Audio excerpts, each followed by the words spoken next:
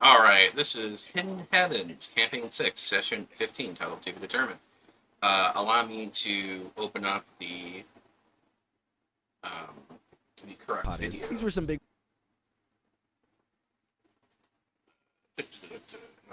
I will stream it momentarily. Oh, there it is.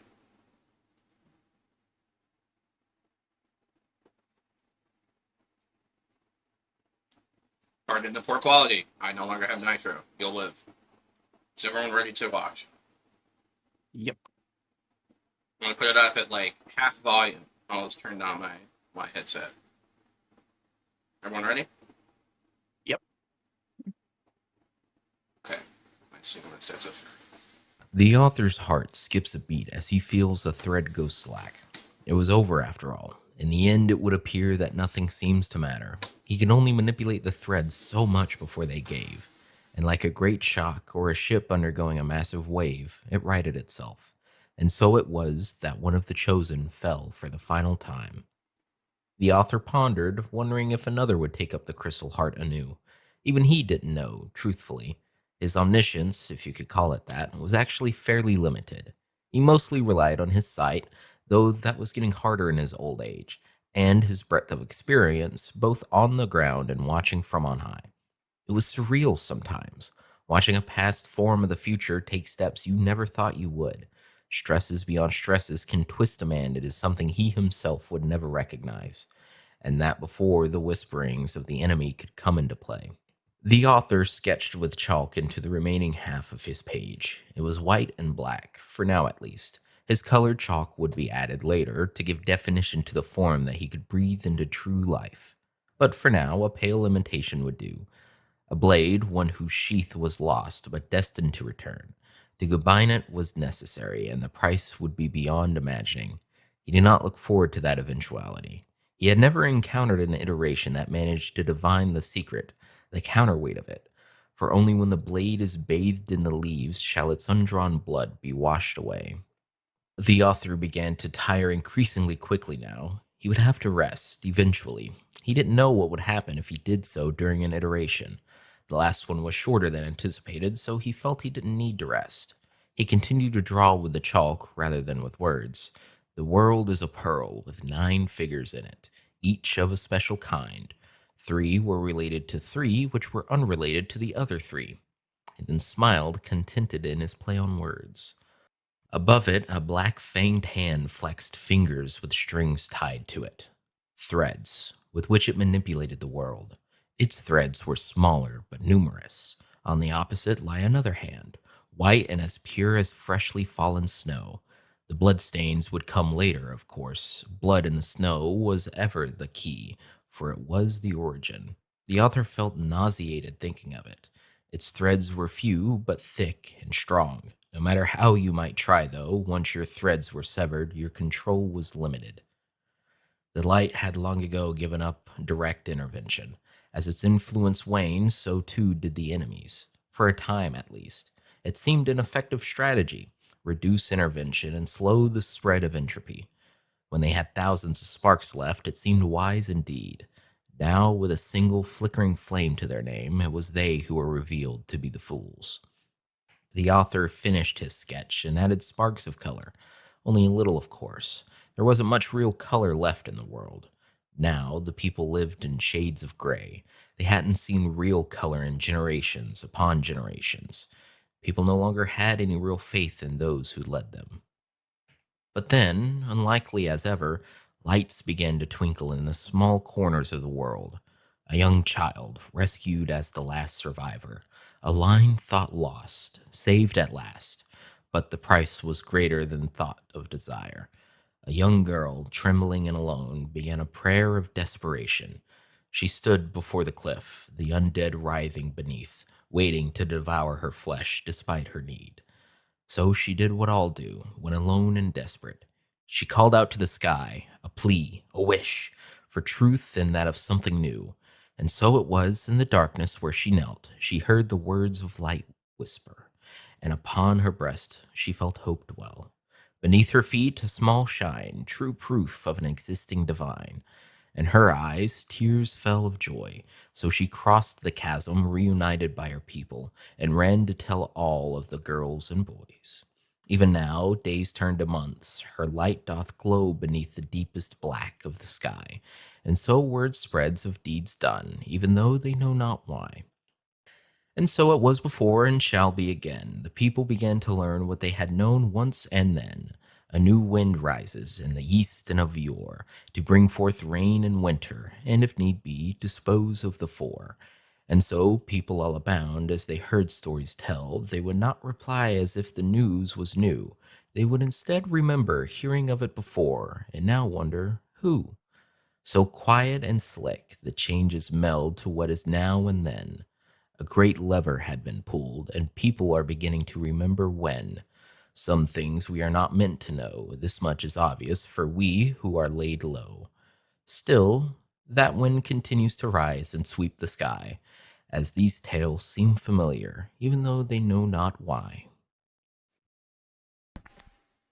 All right.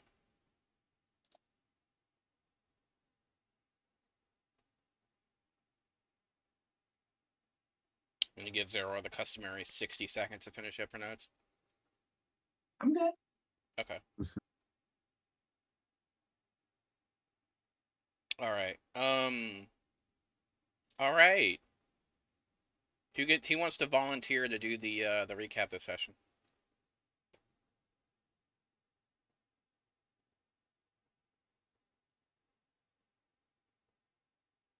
I did it last time, just saying.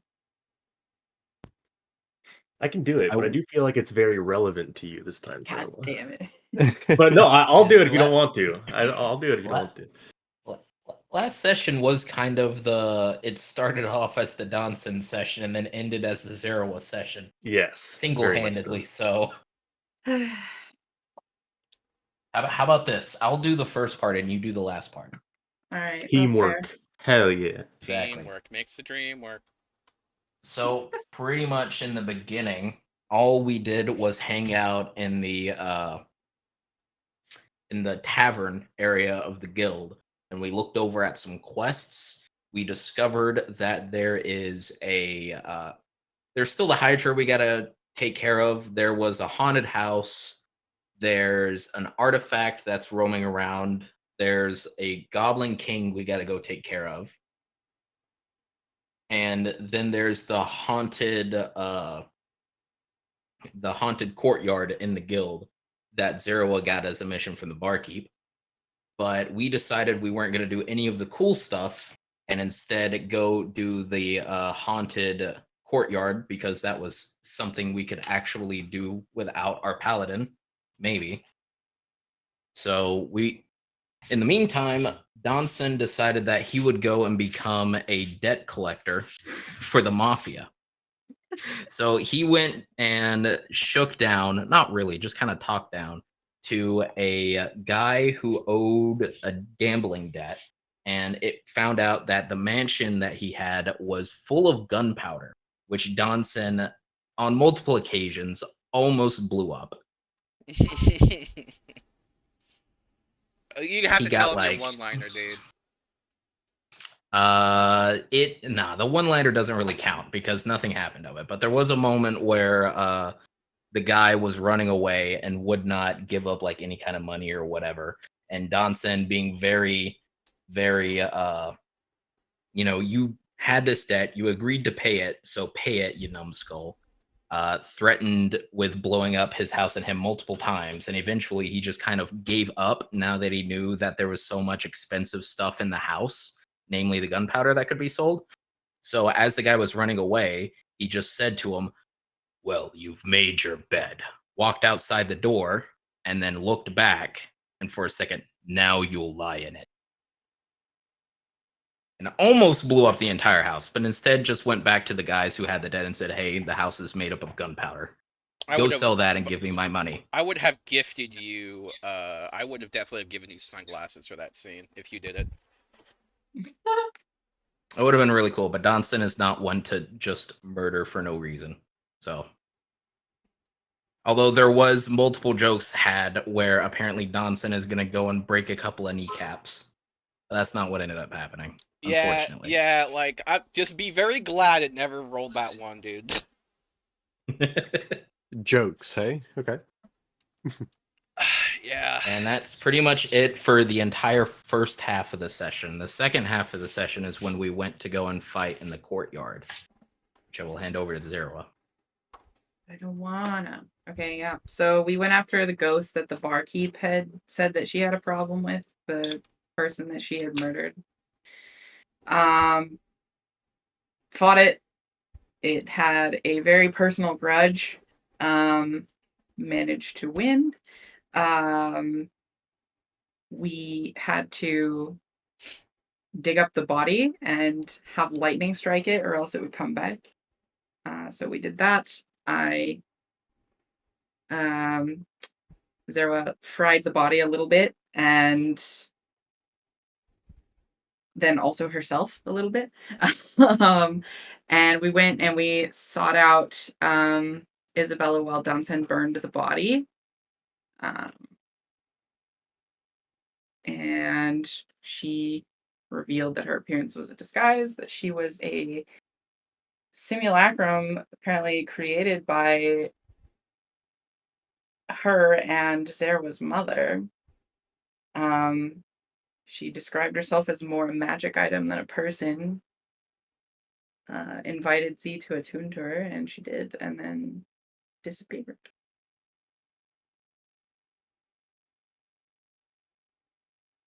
And they got a kick-ass magic item.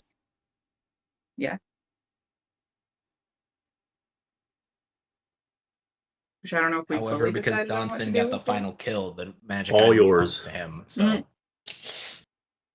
although Yeah. he True, also true. does not need it, so he'll probably give it up to someone who wants it. But Not to All mention, Zerwa. you forgot to mention the obnoxious slurping sounds the ghost made. I didn't forget. I chose. Blocked it from No, we didn't memory. forget. We Yeah. wanted to forget. We just haven't got there yet. Yeah, it was basically Working on draining your it. strength, and every time it did so, it made like a straw slurping sound. Trying to Yep. get that last boba at the bottom of the cup. Oh my god. Could be like that. Yeah. You're End of the night Reaper, with and it's a small 3 to child. my strength score. Seems good. Yeah, it that's goes where away we're after a long rest. Yeah, which I think we ended on, right? Yeah. Are we good to mark that? long rest? Yeah, that's fine. Okay. Normally I would let you, but you also like had over half your strength stolen, so I mean, I would be if that happened to me, I'd be pretty tired. Mm-hmm. Yeah. All right. I mean, I think we left her passed out on the floor, squeezed between dogs, if I recall correctly. Yes. Is my thing working? I can't see it. Hold on. Discord! Why? Whatever. Just see it loading. Yeah, it seems like it's just hanging on loading. Do you have it like hooked up still and everything? Yeah, it's the light's on. Does it work in other programs, or is it Yeah, it just... definitely works in other programs. I mean, I would test the scene that has it, but I'm recording with OBS, so I can't do that. Hmm. Oh, is my fat ass gonna be all over the internet? Oh, it already is. Let's be real, but still.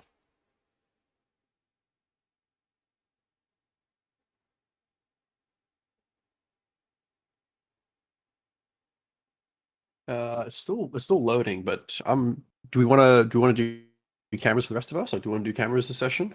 It's the vibe check. If I I'm down had if one, I like the would. majority do, basically. Does mine count for the majority, Zero? Well, I mean, you made it work last time, so I wonder what, like, if you open the camera app, just like the Windows camera app, does it pick you up? Okay, I'll try.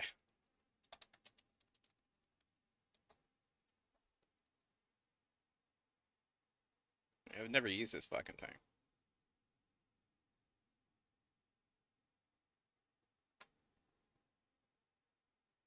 I mean, it's not like a difficult one, I don't think. I don't know what might why have it's. happened. I don't know why it's refusing. Because it worked last time. Like I saw you last time. So Now, hold on. Let me. You know what it is? I bet it's OBS using the camera. Yeah. that makes sense. Yeah. So if you go into like, I don't know how you would do it while it's running if you don't want it to show, but if you go into that scene and just disable the camera. It's fine. It's only up for like all of 2 seconds. Okay. There it is. Hey, Yay. we made it work. I'll do mine too. Hello. I knocked my shit over earlier. It's like not at the correct angle anymore. Good enough. Ugh. I love the Critical Role art. Thanks. I have a friend who's the person who like got me into it, and we live overseas, so it's kind of hard to like ship things. So we buy each other shit on Etsy, and Oh, that's helps a cool. lot. That's hella cool. The whole wall of Final Fantasy stuff is back there though, and there's a couple things. All right. Feel like I need to pull up a. Oh, you know what I need to do? I need to add a filter to this. I wonder if I can. I'm gonna wonder if I can figure out how to set that up later. Where it's gonna have just my face popping over a fake DM screen. You could definitely do that. I think. Yeah. I wonder if Discord lets you do like custom ones, I wonder if it does. It's a good question. because it obviously lets you do like the blur and stuff. Uh-huh.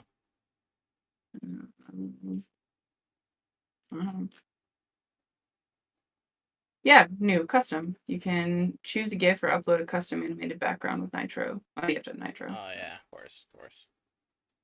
Might be worth. Shame. You could do this one. How do I set it? It's so Yeah. dumb. I love it. Bug Yeah, hunt. I decided to do the blur. That way people can understand I live in a house, but not see how dirty it is. Relatable. And that way it doesn't like it does because it will cut out like my headset sometimes, and it just looks weird. I'm a creature because I have like a mattress behind me at the moment for a couple of reasons. I'm in trouble and I'm sleeping on the floor because my partner kicked me out. I'm kidding. I just have like a mattress behind me at the moment, so it's not the most aesthetically pleasing back. You know, you may not have facial hair, but your voice does. No, what's sorry? What a comment. God Oh, thank you. damn. No, All right. I shaved the other day. No, That's where I it went. Gotcha. my shit goes too scraggly. As much as I'd like the idea of it, All I doesn't can work for me. fucking grow is a neck beard. It's so horrible, and it looks terrible. It really does, but I can't be fucked to like shave it constantly. So I only shave it when I go out. Yeah, Which is- same. Which is like once. Yeah, right. Do that the hair moustache. Yeah. I gave up on trying to have a clean face. It's too much effort. Yeah. It also doesn't help that I just use a beard trimmer. Because I'm too lazy to actually like shave. So Yeah, I same. just do this for like 60 seconds. Alright. Let's get into the game. Okay, so let me send you a message, Brayden. Dun, dun, dun. I do not have a message. I'm sending you one right now. Why isn't it instant? I don't understand. Well, I do have to type. Why can't you Amateur. use the Neuralink to instantly send it to me? Gosh, the Neuralink. No. It's happening. It's only a matter of time.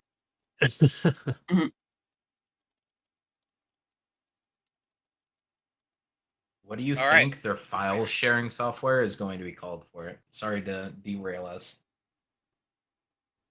What file sharing? Discord? Like, okay, so there's a meme going around of people zip bombing each other because they have their Neuralinks. And I was like, you know how you have like FaceTime and like AirDrop and everything? What would Neuralink's version of that be?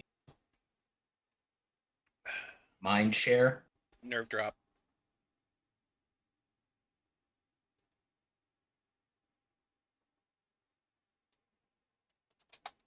Anyways, back to the game. Yeah.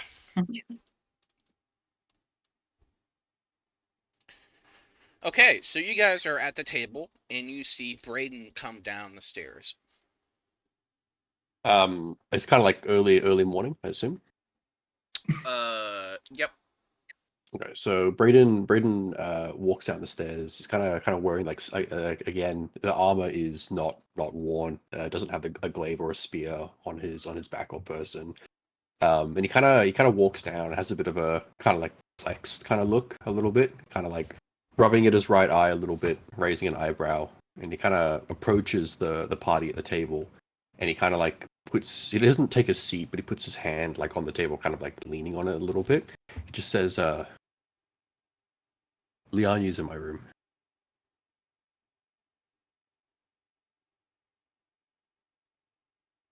Kind of look up like dumbfounded. Uh, What do you mean? Yeah, he's just sitting there, glazed over. Did something happen? I don't think so. He just wasn't responsive. He just Did you doesn't. talk to him? He didn't say anything back. Oh, I know sometimes he goes into these trances. He didn't want to. He was just sitting there. He wasn't slumped over or anything. Did you just find him like that, or did he walk in and sit down without a word? I woke up and he was there. Well, pretty heavy sleeper. I don't know. I just thought I'd maybe give him a little bit of privacy. Out of character quickly, because obviously I wasn't here last session. Was Lianyu like around the party as everything was kind of going down? No. He was not here last session either, so no. Okay. Mm-hmm. The character. So I guess just to kind of confirm, Braden and Lianyu, were they with the party when they were doing things, or that's like just the characters? They were with them, resting or in they? their rooms. Mm-hmm. Okay. Yeah. So I think I'll take some liberties out of character then. I think Braden's just going to say, yeah, look, we're just catching up on some rest, talking some shit, nothing too out of the ordinary. Yeah, it just seems kind of off. I mean, a lot has happened to him the last couple days. I'd probably feel a little off too. Yeah, maybe maybe let's just give him a little bit of space. We'll bring some food up to him a little bit later or something. I don't know, just kind of get some off juju about it. How did everyone else sleep? How did you guys go yesterday? I slept okay, and then I'll look over to Zerawa. You? Slept great. Floor's great.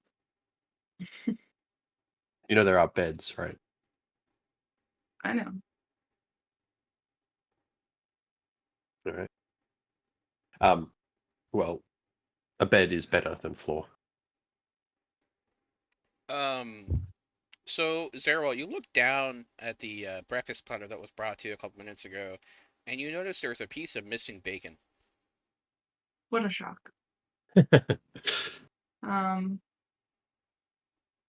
We just get the first little like hint of a smile that I on camera will not be able to stop doing. Yeah, I think she kind of just acknowledge it and let it be, and maybe take another one and just like drop it. You hear, I need you to make me a dexterity save. Oh god. Wait, where's the here it is. Nat 20. Okay, so here's what happens. Three large dogs suddenly barge up from beneath your shadow, and like your chair rides the dog a little bit, and you kind of like lean backwards, and you manage to like hop on one chair, like one leg, and then kind of like slam it back down, and you manage not to fall. Well, like there are three dogs currently biting up a huge piece of bacon. Amazing. How much more bacon is there? That is the last I slice will of give bacon. it all of them. There is 2 more slices of bacon on Noah's plate. Not gonna take No, one. we'll look over, pick one up. I'm not really gonna eat it right now. I'll give you one, and then I'm going to use my invisible mage hand to pick up the other one and kind of like float it around the dogs in a circle and like have them chase after it. They do so. Just kind of play with them with this invisible or this floating piece of bacon. suddenly your hand winks out as the light of Soul Forge's eyes glow blue, and it lands right in his face, and he eats it. Oh, didn't know he could do that. I'll give him a little scratch on the head. He appreciates it. I need you to roll me a medicine check, Braden. Yeah. 9.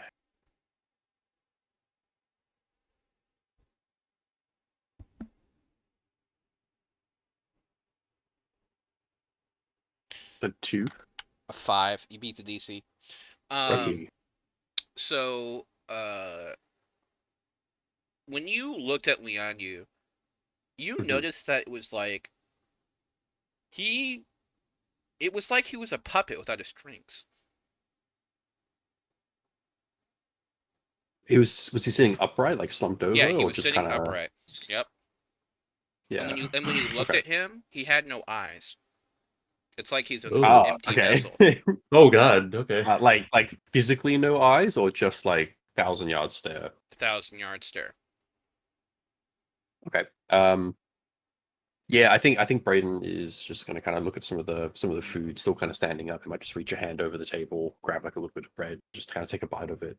Just kind of say, I don't know, maybe I did say maybe we should leave Leon to just maybe trance or whatever the hell it is he does for a little bit, but maybe seeing some familiar faces might do him some good. Sharing a room with me, seeing my face every day might be getting to him. Maybe some others can help bring him back. Shall we? Kind of take a crunch of the bread. Might as well try. Sounds good to me. Perfect. So what did you guys all get up to yesterday? Brandon's just kind of asked, just taking a bite of the bread, and yeah, we'll just kind of make his way back towards the room. Well, about that, I'm gonna take out a little pouch of coins, and I'm gonna give you your little share of money we made last night. We took a bit of a side job, I guess. Well, Brandon kind of looks at the bag, kind of raises an eyebrow a little bit. He says, "I didn't take a side job." I mean, yeah, but we're kind of a team, right? I don't. He kind of like looks a little bit kind of confused. He kind of looks at the bag, and I think he'll just kind of like put a hand towards it and just kind of like push the hand in the bag back towards you to take another bite of his bread. Like he's just pretty indifferent to it. And he's just going to keep on walking to the room. Okay. Um, We'll just stash it away for now. Glad to hear you all made it. And yeah, I guess eventually approaching the door, and Brain will kind of reach out and yeah, give a knock first, just to behind you. Coming in, bud. Heads up. Just kind of open the door. Check there's no sock out front or anything, and yeah. God. No sock. Thankfully. And Yeah. so you open the door and you see him in the exact same pose. This is how he was when I woke up. I think being a little bit more, having just recently woken up myself, being a little bit more awake now. There's some food, which I think Braden's gonna kind of clear his throat, trying to catch Leon's attention, and maybe take a few paces towards him. We had our rest day yesterday, Leon. We got shit to do. He doesn't move. Hey, you feeling okay? Well, No, everyone lots roll been me happening. perception. You want me to re-roll or Yes. use what I? Okay. 5. Nat 1 for 6. Yeah. 2 for a 1. 21. Okay. Yay! Yay! That's Someone not can rest. see. Someone has Yes! eyeballs. Dunstan just walking into the room holding a piece of bacon and seeing something. So he is currently slumped over. In his hand, there is the mirror, and he's just staring at it. But looking closer, you can kind of see he still has eyes, but his eyes are like a faded shade of clay. There is no light behind them.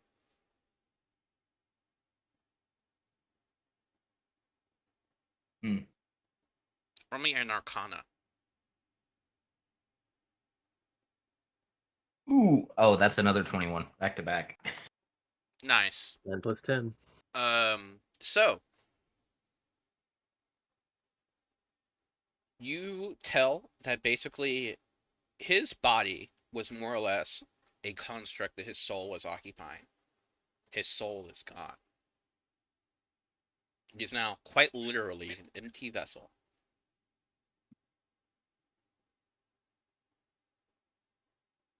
I guess Donson walking into the room, dropping the piece of bacon behind his scarf and eating it, goes up to Leonu, kind of taps him on the head and looks in the mirror and just looks up and goes, "He's gone." What do you mean gone? He's right here. That body is here, but he is not. Think of it as the bottle has no liquid.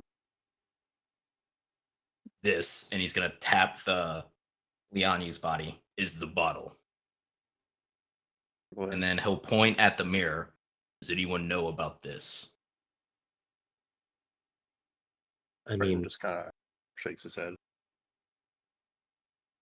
that's, I think, where his sister is currently trapped. It's kind of what he's working towards, or was working towards. Maybe And it's possible he's also in there if he's looking at it like that. can Donson pick up the mirror and look in it?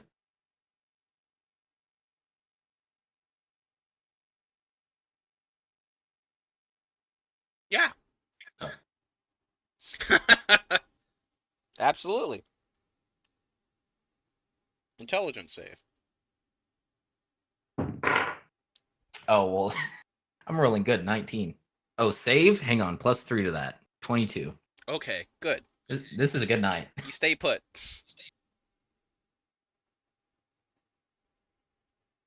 Well, if the bottle's empty, how the fuck do we refill it?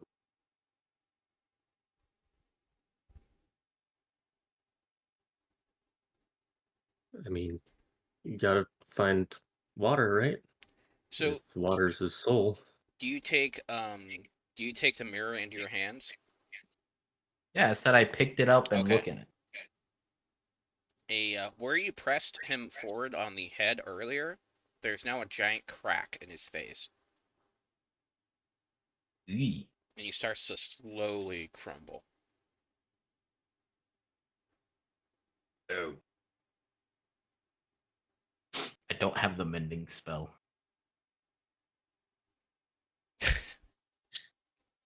I wished him back.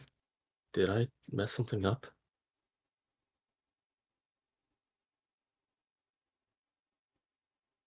Maybe something else wished him back. Brayden kind of looks very, very kind of confused. It's kind of move a bit closer to where Leonu's, like towards the bed a little bit, just kind of like narrow eyes towards him. I think Brayden's just probably not able to do a lot in this situation. He's just going to kind of take a deep breath, and exhale. He's going to use a divine sense to see if there's anything he can pick up or vibe check. You have a piercing headache coming from a specific direction, underneath his blankets.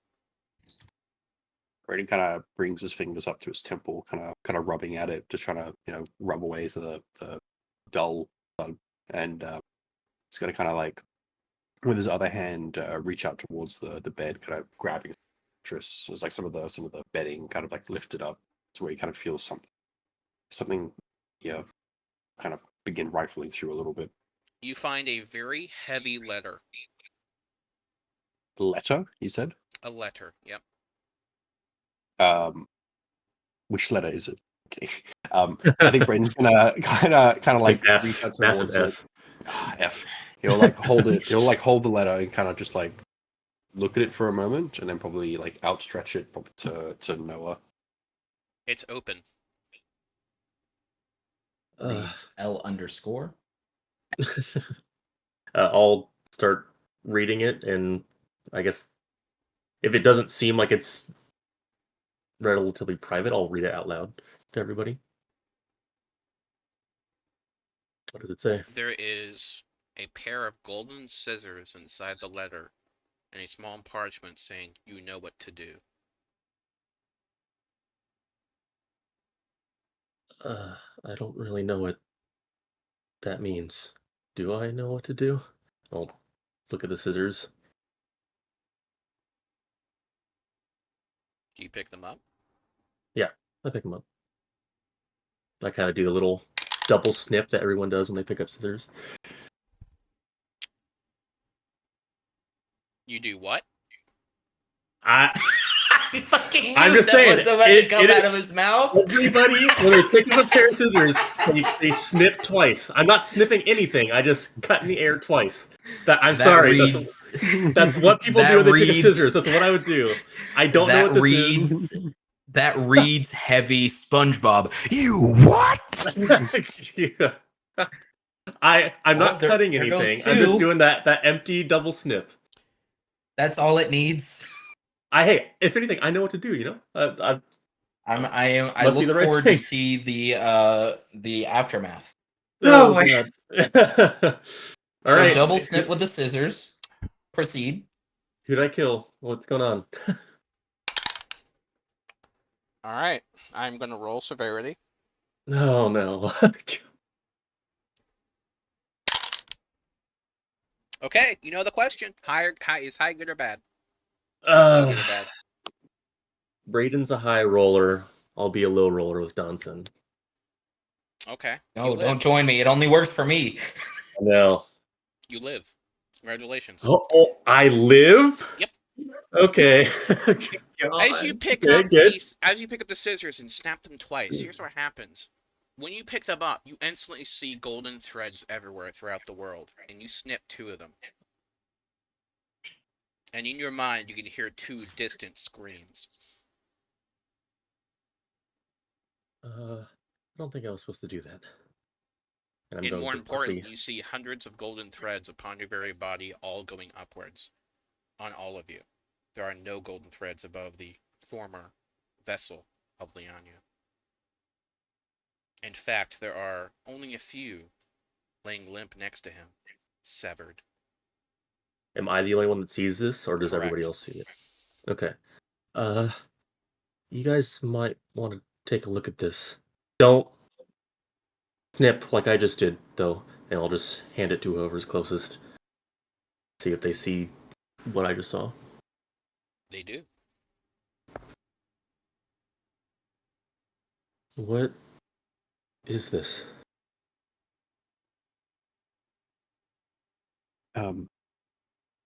Braden's gonna take a few paces away from the bed, kind of turning to, like you mentioned, Braden and Leon, you were like sharing a room. So I think Braden's gonna go towards his bed, where like some of his armor and belongings are at the like end of the bed, and he'll kind of go through a bag and pull out a drawing that Belinda did a little while ago that had like yellow lines like over the depiction, and he'll kind of like offer it out. Looks a bit like these, no? Yeah. Yeah, it does. Do you think she'd know about this? Probably more than us. Is she still in the place between places? Maybe we should go talk to her. Technically, Well, you she never left me that brought her rock. there. Yeah, I'm pretty sure we didn't actually. No, didn't we? We got up to the rooms and like, You said you were Fine. going to, but we didn't do that. yeah. Okay. Mostly because we didn't have 2 people that next session, so.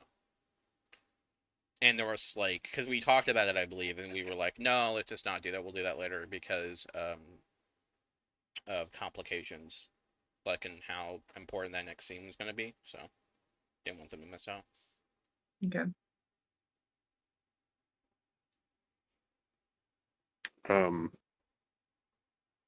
So is Belinda in the room? She's not. Do we know where she is? She is in a designated play area. There is a dog with a costume on of a nurse watching her. Checks out. I think Braden's gonna say I might go get Belinda. another. We're in an adventuring group right now. Like, surely there's some people who might You cut off have there. some idea or some experience. Oh, is that okay? Yeah. Oh, Okay, sorry. we go. I think Brendan's going to say, well, I mean, look, we're in a fucking adventuring guild. Surely there's some people with more screwed on heads than us that might know a few things as well. But maybe we shouldn't go around saying there's something upstairs in the room. I don't know. It's no secret that Leon, you wanted to find his sister, but it just seems odd. He would do. He kind of looks towards the scissors, something like that, without telling us. Yeah, it seems kind of out of the blue. And I definitely think we should talk to Belinda first, which I think is the plan. And I know we're in an adventuring guild, and there's a lot of people that might know some things, but I mean, I don't. There's a lot of stuff we're dealing with that way beyond a lot of people's heads, and I don't know how many people we should be telling about it. We might want to keep some of that close to our chest until we know who we can actually trust. Well, this might sound a bit stupid. Brendan kind of looks around a bit sheepishly, but when we were, and I imagine at this point we've all held the scissors, right? Did anyone not touch the scissors? I will refuse to touch them. Zara at Okay. this point, she was like just standing in the doorway, and as like the clay figure started to crumble a little bit, she would have just like slid down the doorway and just sat in the middle and absolutely balls. refused to touch the scissors. So Okay. I think Braden's gonna say when you're holding the scissors, you could see fucking strings. You kind of like gestures up and down. Maybe if you're holding the scissors, you might find some other people here with strings going up and down. You hear a deep rumbling growl from beneath the Zerwa. Yeah, I don't think Braden pays it much mind. I think he's gonna kind of like look and cast like a bit of a lingering gaze towards the crumbled spot on the end of the bed, and kind of like look at it for a moment. Definitely kind of like it's a bit kind of surreal. I think he'll take a few paces to the door, going to get Belinda. He might look at Zora, say, "You want to come help me get Belinda?" yeah. She'll kind of force her way up and maybe like lean down and try to like coax the dog out from the like as a response to the growl, basically.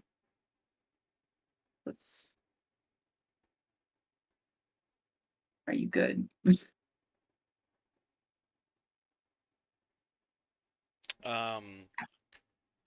It will do a small bark, like a small like in the direction of the scissors. Yeah, but it's fucked up, isn't it? Braden, do you still have the scissors at this point in time? I imagine if Braden was the last person, he probably would have put it back on the bed. But Okay.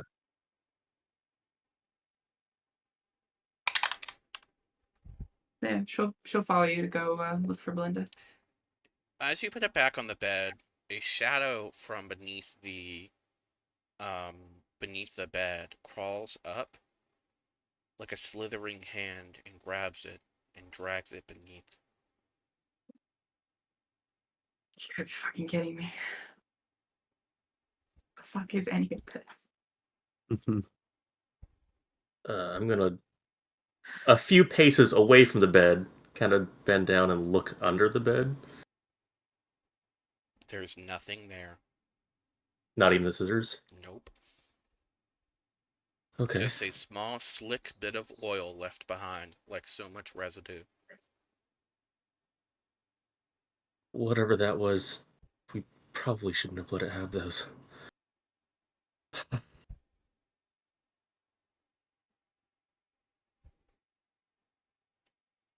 I think taking a few paces outside the room, Braden's going to stop, kind of say, 1 second. And he's going to go back into the room and grab his glaive and just kind of put it over his back. All right. It's going to be one of those days. Yeah, let's get Belinda. I think Braden's going to look to Danson. You ever seen anything like that before? You seem to know the look. The look? Braden's going to kind of say the bottle with no liquid.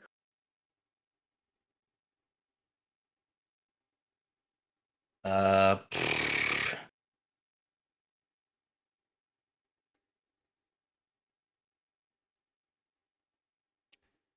I went ahead and got myself lost. Donson will probably just say, "It's not that I know a lot. I can just recognize what I see."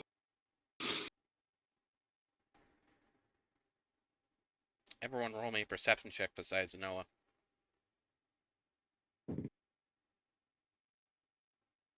23. Oh boy. It doesn't happen often.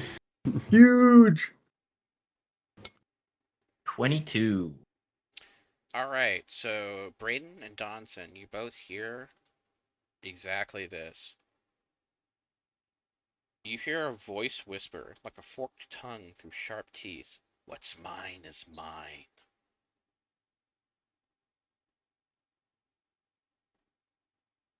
Does the voice ring any kind of bells? You've heard it before. Do we know from where? I don't believe you've given it a name yet. Okay. Is this reminiscent guess- of the same voice we heard in our original meeting with each other? Yes. Okay. And who exactly are I you? think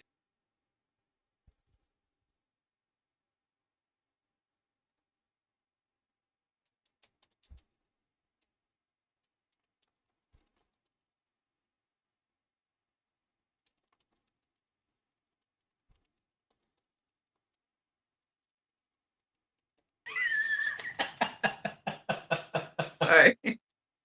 I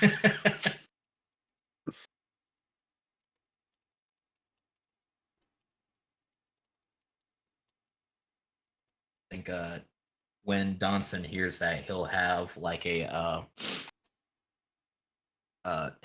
basically ready a frostbite because he has confirmed not ever heard this before. And just kind of hold his hand up like he's ready to fire it and then say out loud, "Again with the lies. You're not getting out." And then I guess turn to the group at large and say, "Where did that voice come from?" Or I guess, or not really that, but like, "You've heard the voice before. What is it?" I guess recognizing that everyone but him has heard it before. Because he's not been with any of the prophecies. I think Braden gives a bit of a kind of confused shrug. There's no name to it. It's just something we've heard before. I can't tell you shit about it. Are you hearing it again? Didn't hear shit. Yeah. It's talking to us again. Again. What's mine is mine, it says. Leaving me out. Is it something you've stolen from then? Taken? I mean, it took the scissors, and I don't think I've ever seen those before. You hear it sing. Come with me, and we'll be in a world of pure obliteration.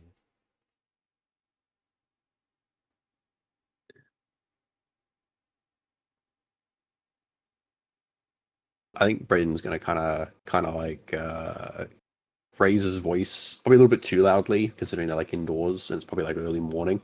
I think he'll kind of like turn around, kind of like parting his arms, will say, it's hard to go with you. We can't fucking see you.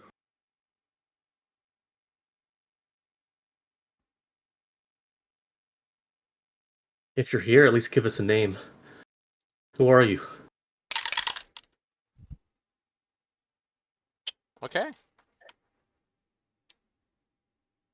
Roll severity. I did.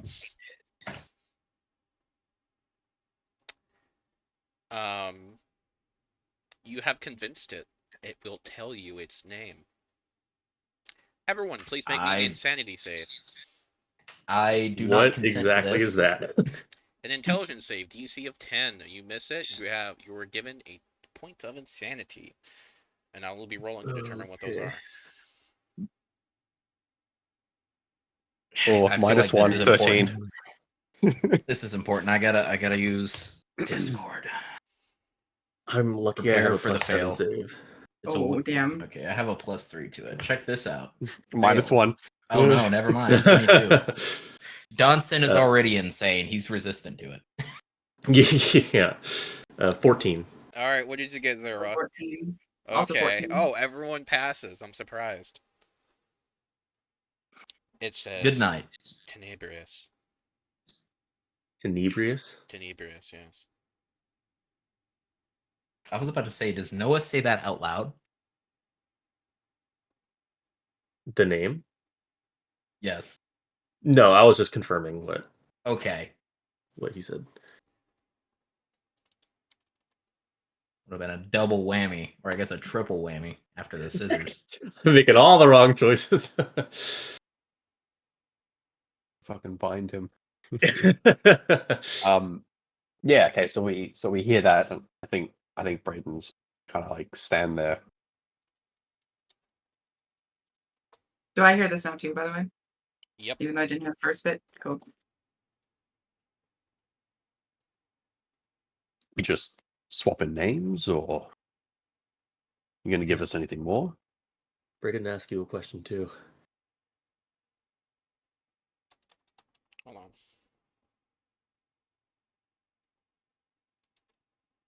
I will send you the spelling of the name, by the way. Zero for your notes. Cool. Damn it, I got it wrong. To be fair, modern pronunciation includes a U in that, so. This makes me think that the spelling has importance to it. Nah! It does if you write it down in game. It's not Fair like it's enough. 9 letters or anything. The modern spelling. Yeah, but not in the way that you just spelled it, so. Correct. I always spell it with a U, but apparently I that's incorrect. wrote it down with an OU because that, as is, does not have the fourth syllable. Like, it sounds wrong to me, but as opposed to archaic, who knows? Yeah. So what did you say, Braden? I said, I'm trying to think what exactly I said. I'm pretty sure Braden said, if you want us to follow you, we have to be able to see you. Or something along those lines.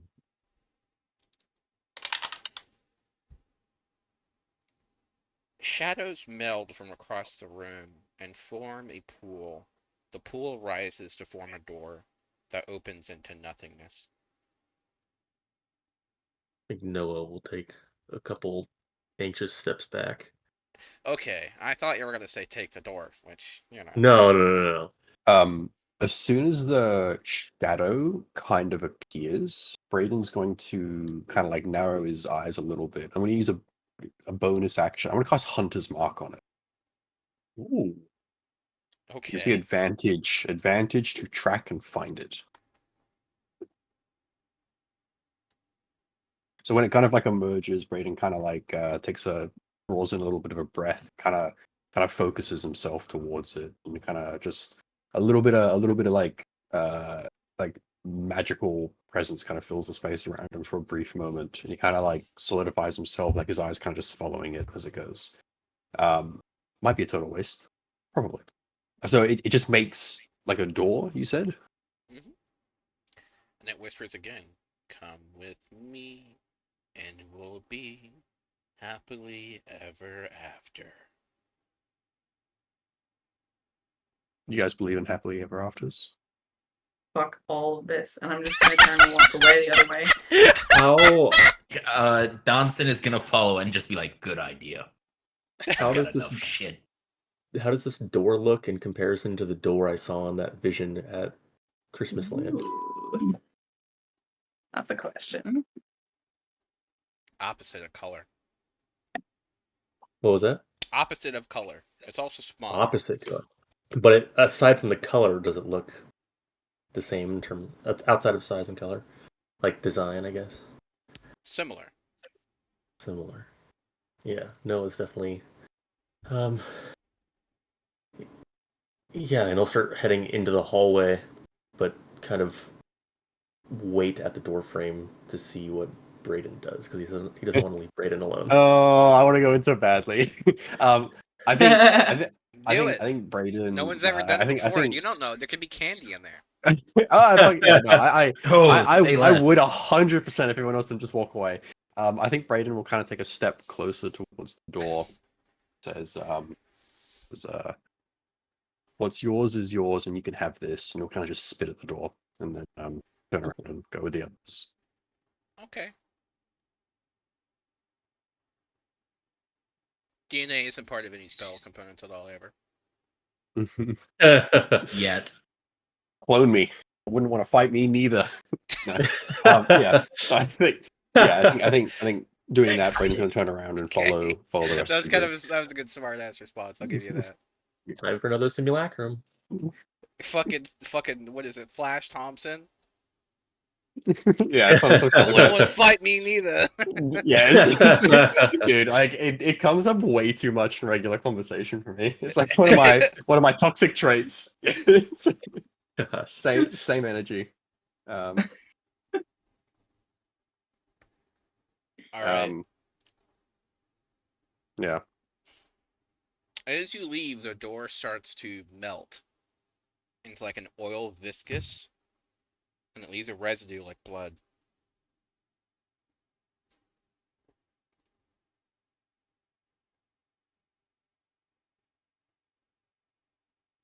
Make me a religion check, by the way, now, Brayden. I don't have very good religion. For a paladin? Nat 20, 19. Nice. That room I is have now, a better religion. That room is now on holy God. ground. The room my room. What Yep. I'm It has- staying at. It has been desecrated. Let's go. Hell yeah. Woo. Yeah, okay. Noted. I think Brayden will kind of just give it a bit of a lingering gaze. So kind of just yeah. I think Brayden's gonna kind of turn to Noah. Just says, but before we get Belinda, I think maybe we can move maybe what's left of Lianyu into your room. Is like There's nothing left. is it like dust or something, or like tangible? Or is it just totally all gone? He began to fall into dust, and you look down, like kind of like looking at him as you mentioned that, and you see the remnants of his body being sucked up into the darkness like a whirlpool. Brayden's just gonna close the. If fuck, if I see Lianyu's, I mean, I guess it's just a clay doll, but I don't entirely know that myself. You're like, I made that. If I see that getting sucked into this pool of dust, I will probably run to it and try to save some of it, even if it's just like a handful of whatever this dust is, and I will just try to put it in a container. Okay. You have one vial of golem dust. Okay. Add it to your sheet. Okay. There is also a pouch of 86 gold. Oh, okay.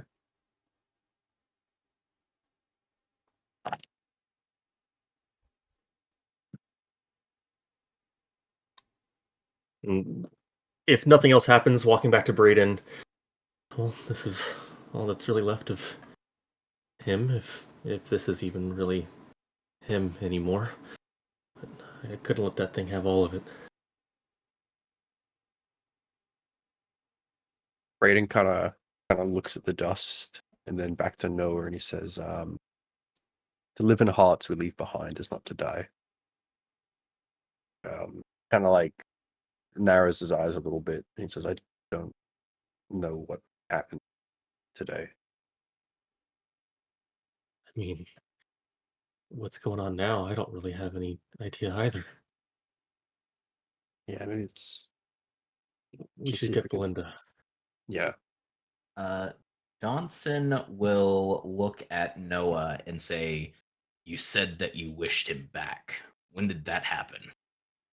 When we were all up in the sky after the music box, we all kind of I don't Per- wished things, willed things, and that Perhaps was that power was only temporary. maybe. Something else is bugging me. That thing said, "What's mine is mine." Think that was the god of death taking back Lianyu? It said that when it took the scissors, though. It also And- took the body. That's true. Again, I think Belinda would know more. She seems to have an idea of what these threads are. You On don't, the mention of Belinda, Donson is definitely gonna like get goosebumps, just like tense up. That child is. I loathe to say unholy, but I don't have another word for it. I mean, if she also knows about the threads and this thing says these scissors that lets you cut these threads are it's whoever they are Belinda and whatever that thing is related in some way.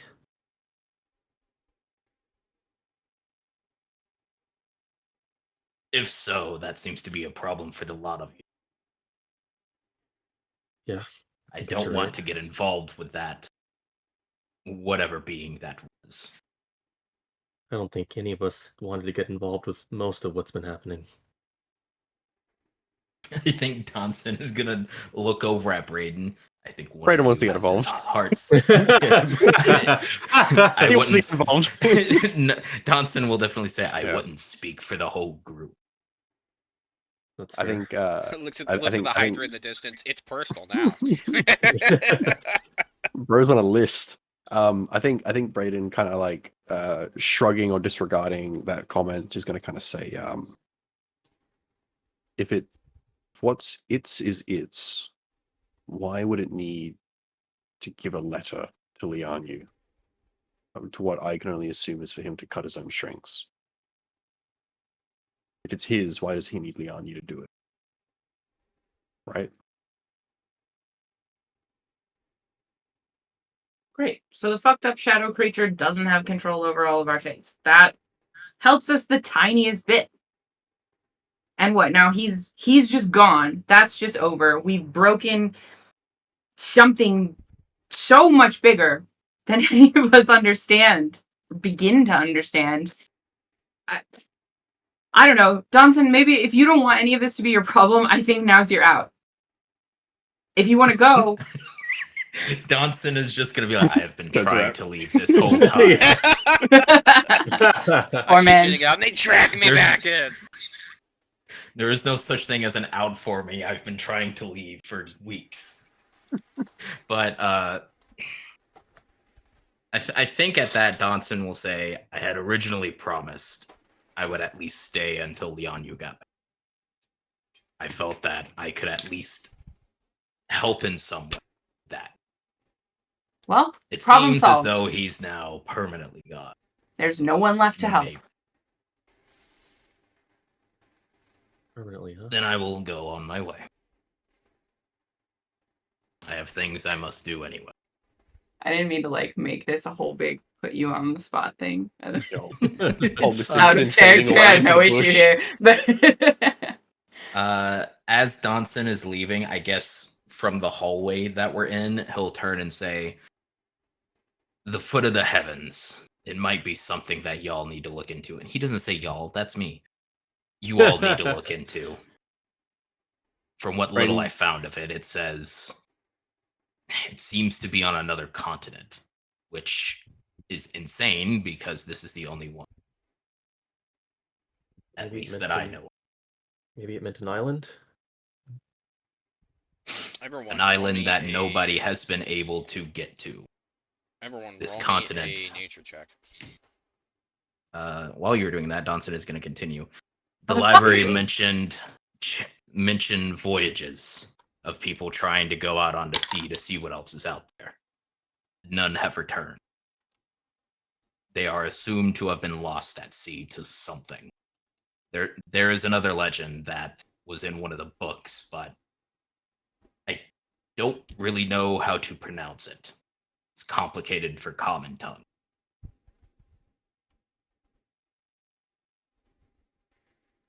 I mean, A giant sea monster that's keeping everything away. you're trying to get to this place too, right?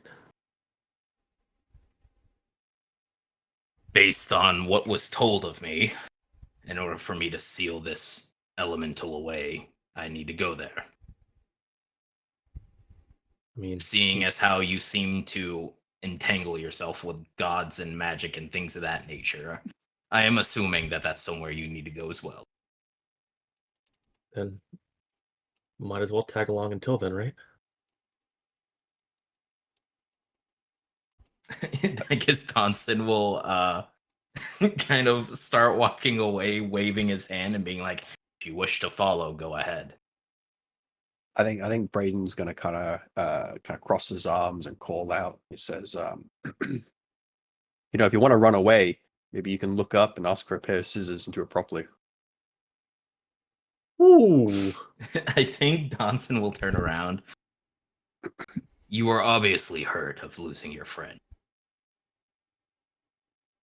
I will forgive you for that comment. You know where to find me. And then he'll continue off. Roll me a wisdom save, Donson. Oh, wait, a wisdom? I don't. This is a +8. That's easy. 19. Turns out the DC was 25.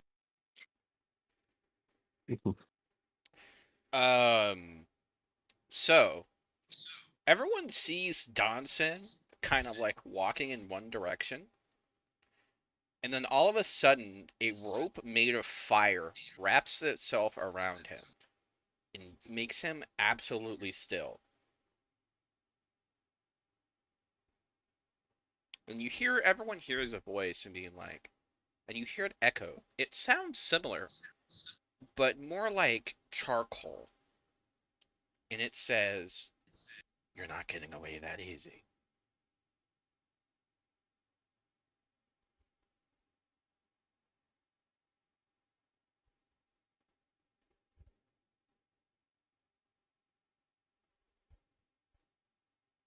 Can we all hear that? Mm-hmm. Johnson, are you alright? I'm more so giving everyone else a chance to react before I say anything. I think Braden. I guess something I'm going to say. It's probably not going to be a good thing. I think Braden is just going to kind of say, like after maybe a few seconds pass, he says, "Maybe management's upset with your piss fucking work ethic."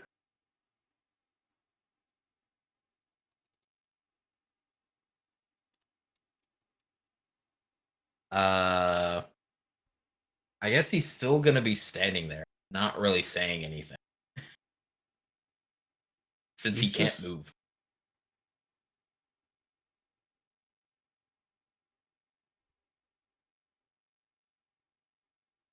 All right, check your DMs.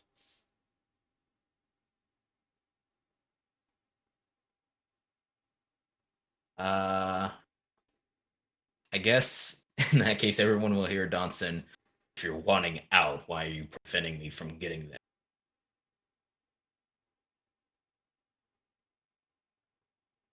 You hear a chuckle as the hold is released. I'm having an echo from somebody. It's probably me. I'm leaning in on my mic.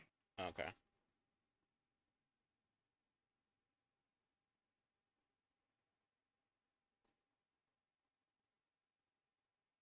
I don't see my mic lighting up, but I did turn my fan on high because it's fucking hot in here.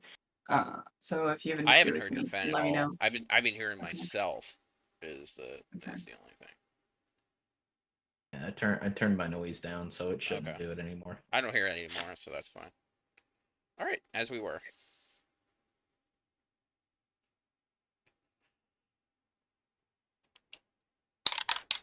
So what's that? Your boss think you're stuck with us now? I loathe to call it as something higher. All right, your parasite think you're stuck here now? I guess that's a good way of calling it. Not inaccurate, but very rude. You just hear a message in the corner, and it's just like the name is censored, but then it says, "We'll remember that." Good. Okay. You hear a very large commotion downstairs. So we have another problem. Well, welcome. I guess you're one of us now. Poor fucks who have no choices. And I'm going to turn around and go down the stairs toward the noise. I think Brayden casts a lingering gaze back to the room, like for a moment contemplating the thought of putting on some armor and grabbing his shield, and he just kind of shrugs it off. And he's just going to go down following the stairs. On one of the tables, there are two unconscious men. Does this look like the bar fight or like there's something serious going on? There are 4 or 5 people hovering over them. There appears to be a Hovering cleric, like literally hovering or like no. okay. And there appears to be like a cleric who's like opening up their eyes and trying to get them to respond, like having a light on their finger and getting them and doing all these things. And it seems like they're completely out of it. And the cleric says, "I don't know what's wrong. It's like they just suddenly fell over." Oh. Fuck. Brayden doesn't probably put 2 and 2 together. And I think he might kind of maybe take a few kind of steps towards it and might kind of put a hand out, maybe trying to get the bodies. I don't know if it's like a bit of a crowd around them or what. I'm sure there's probably other people that are attempting some kind of healing. Brayden's going to throw his own into the mix, just try and do something. Doesn't like to be on the sidelines. How? I guess Donson coming down would look to one of the clerics and just go, "How long has he been out?" Oh, about 15 minutes.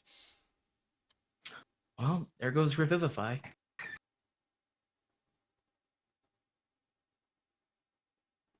And he just collapsed.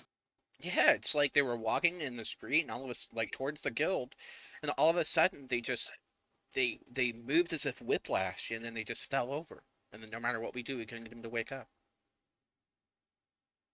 Noah's going to be kind of hovering on the staircase, looking at a distance and not fully committing to walking down to the bodies.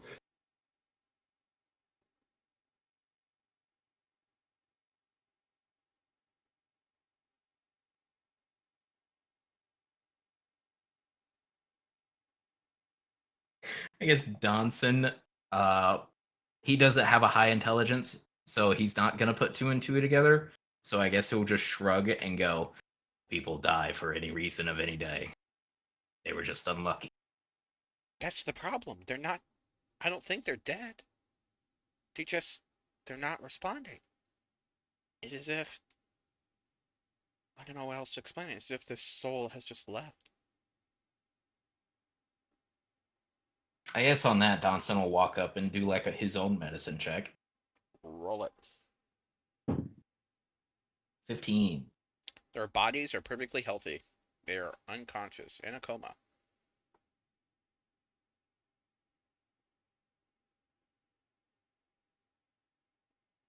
But even as you stare, you notice that like it's as if something, whatever normally prevents someone from decaying, has stopped. They may be healthy for the moment, but in any amount of time, they'll start rotting away.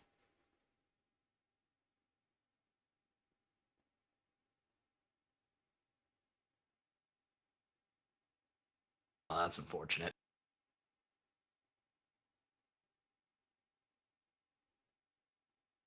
They were walking by the guild, you said? Yes. They're not part of it in any way. I believe they were attempting to sign up. I guess he'll just point to him and just call it, anyone know these people? Have Okay, names? I thought you were gonna say they didn't make the cut, and I was gonna.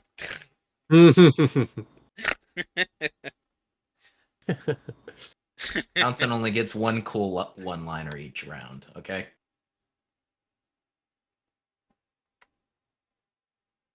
Save it for later. Basically, what Donson is just trying to do is trying to get bodies, like names to them, so that way they can like go to their family and get proper burial rites. Basically, what he's going to attempt to do.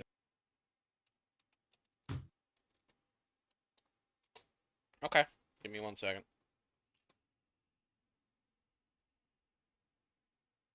Time for the druid to do druid things.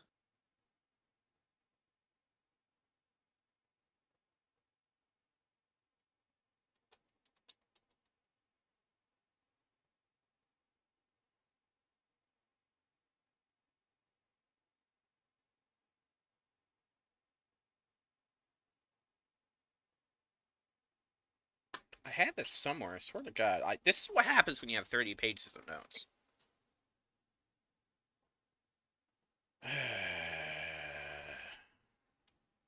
Alright, let's do this.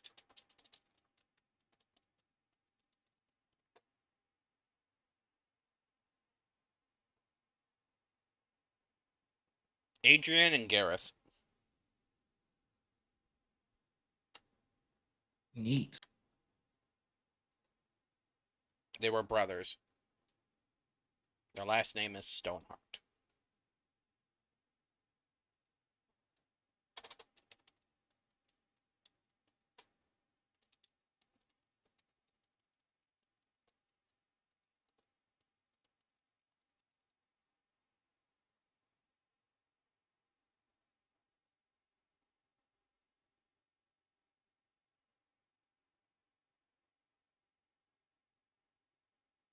One carries a harp and one carries a wand.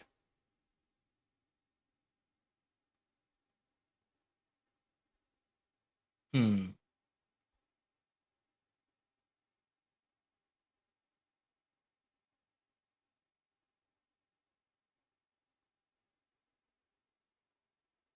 What do you guys do?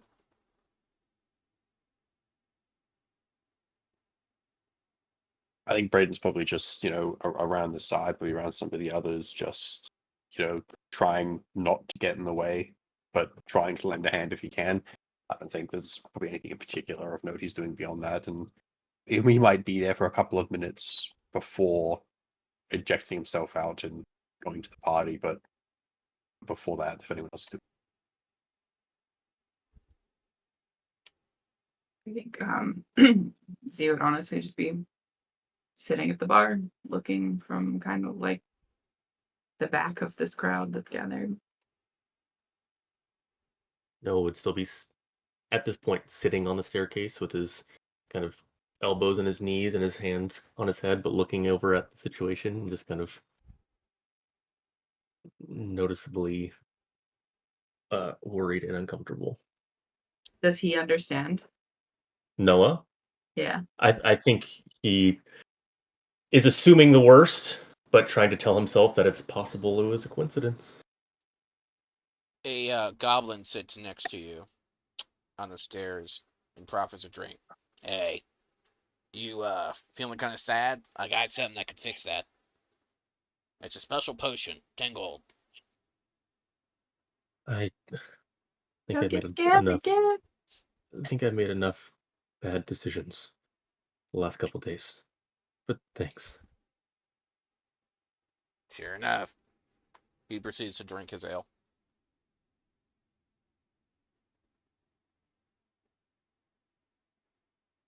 So, oh, by the way, in case you weren't aware, there were several jobs on the job board, Braden, and one of them was a backroom poker game.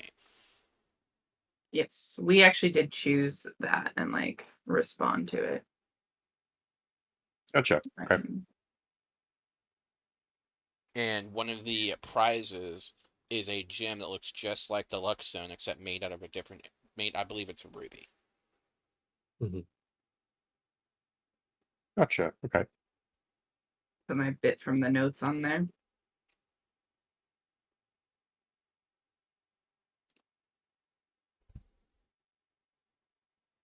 That covers the job board stuff. Okay. Anything else?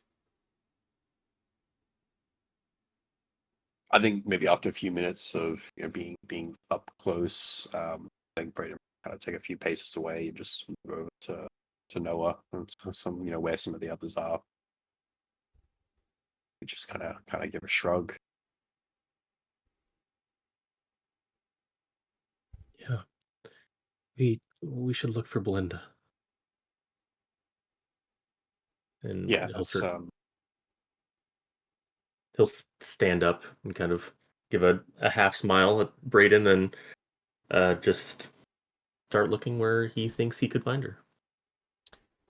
You notice there is what appears to be a requisition double-wide walk-in closet that has been turned into a playroom. And there's art all along the walls, and there are two very desperate-looking dogs who have been thoroughly groomed against their will. someone's having a good morning. Okay. I will say this: you notice Soul Forger is not being looked at like he needs a bow in his hair. Are we all gathered together for this, or? Yep. He looks up at Zerwa desperately.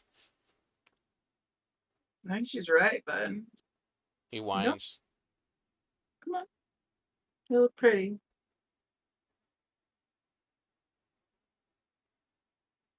He tries to like run away, and she like grabs both of his hind legs and kind of just drags him in. Gosh, in horror movie. That's pretty fucked. I love it. She's Everyone's like, got to "It's take one for the okay. team. You'll smell so good." He will. I'm sure he will. And she gets him into a copper bathtub that she had put inside there, and it's like and he plops in, and there's like water and bubbles fly into the air. He just looks miserable while she's washing him. Just gonna sit and watch with a little smile on her face the whole time, like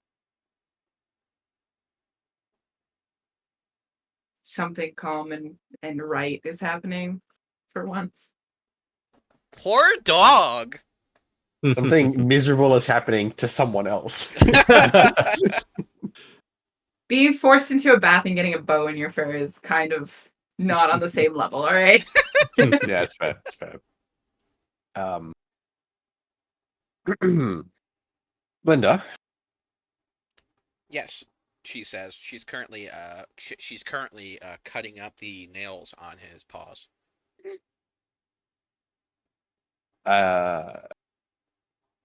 Braden's probably gonna look to Danson and Noah, like not really sure how to ask. Hey, Belinda. Mhm. How are you? What have you been up to the last couple days? Oh, nothing much. Can you hand me those scissors? She points to a couple of small scissors next to you. Yeah, Noah kind of freezes up for half second at that line, and then, yeah. Speaking of scissors, actually, have you ever seen gold scissors before? She kind of like slows down slightly, and she just kind of refocuses her effort on the dog and says, "No." Okay. How You ever obvious seen? is that a lie? Yeah, Well, definitely she's insight 12, check. so pretty obvious. Okay. Okay. And what about gold threads? I saw the picture you made. What are those? She kind of just goes silent, looks down while she's like kind of petting the paw a little bit and poking the beams of the dog paw, and then kind of just says silent, like kind of quietly, "I don't know, I just see them sometimes." There's nothing wrong with seeing them, and if you don't want to talk about it, I'm not going to press the situation right now, but it would be wonderful to hear about them. Can you share with us?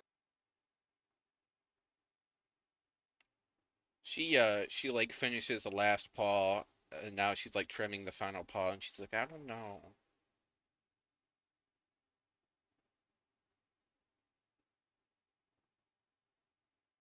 I mean, they seemed really pretty in the picture.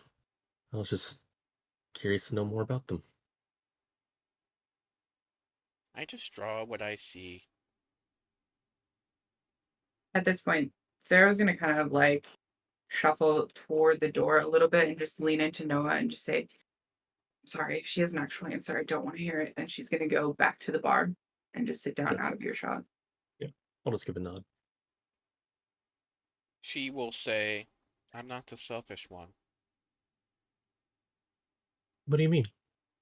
I don't think you're selfish. I don't think any of us here think you're selfish, though I'll only speak for myself.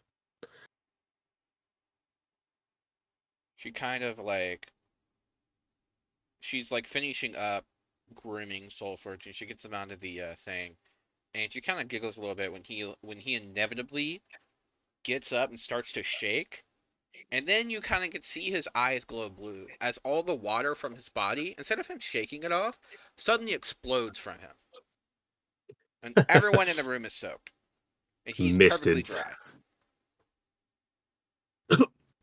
Zara's in the corner being like, "Yeah!" Dodge the bullet. Oh And gosh. she will like hold him close and like just kind of like hold him close and be like, "It's not easy knowing how your story ends." What do you mean by that?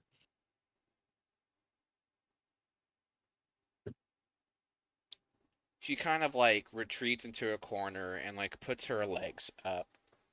And seeing this, like the dog will come over and kind of like take both paws and put it around her and like kind of just smother her.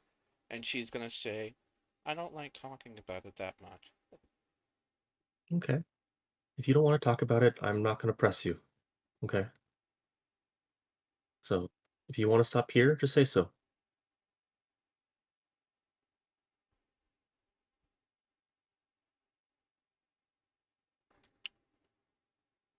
Um, so she will say, "I can't tell you, but I could."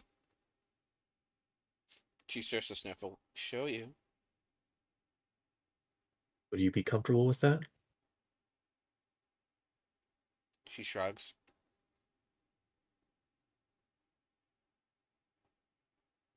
I would love to see if you're okay with it. She offers out a single finger for you to touch. No reciprocate. ET phone home. Everything goes white, and you feel an overwhelming sense of nausea as you're in a field of white, of snow, and blood in the snow. And then you see yourself on a comet surrounded by stars, in the center of the world, or a giant statue in a pool of water. Suddenly your vision shifts, and you see yourself on top of a creature. Give me 1 second.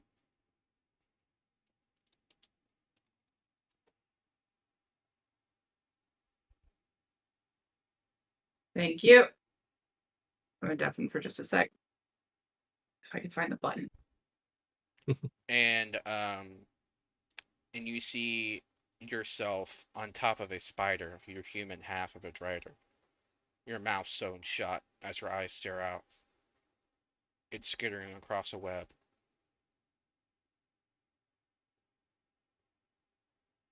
And the vision fades. Thank What you. exactly was that, Linda? She shrugs. It's how it ends.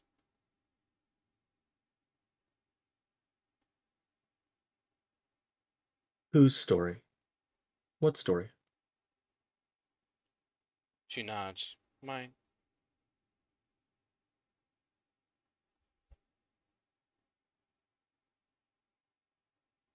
How do you feel about that ending? She shrugs. Not really my choice, is it? Have you tried rewriting it?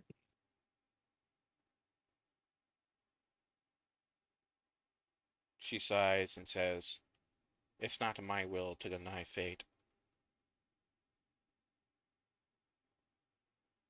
Yeah, fate seems to really have its grip on some people, huh? But that doesn't mean you have to blindly obey.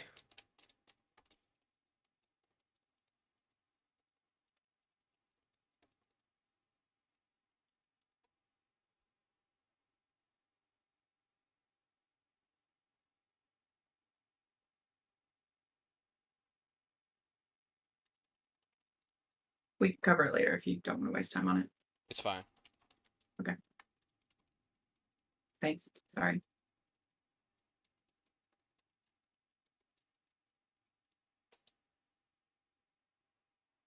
Got it. Thank you.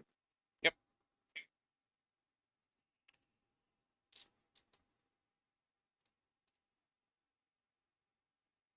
And so, sorry, what were you saying, Noah? I said something along the lines of uh, fate has its grip on a lot of people, but you don't always have to blindly obey. Something like that.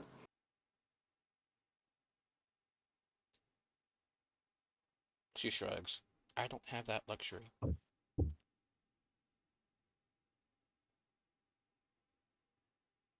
If I don't do it, worse things will happen.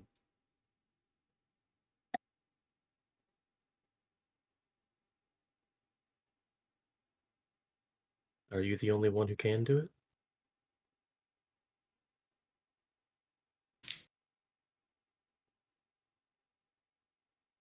She looks down. I'm selfless.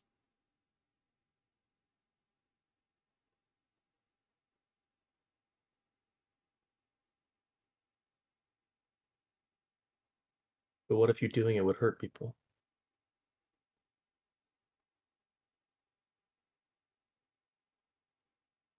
It's the only chance any of us have, I think.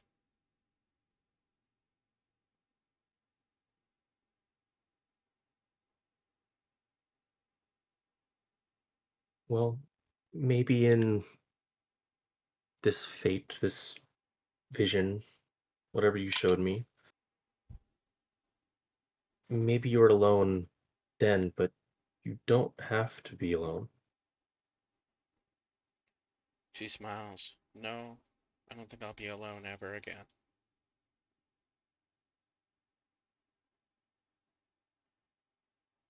And she smiles, but you can kind of see this slight amount of fear in her eyes.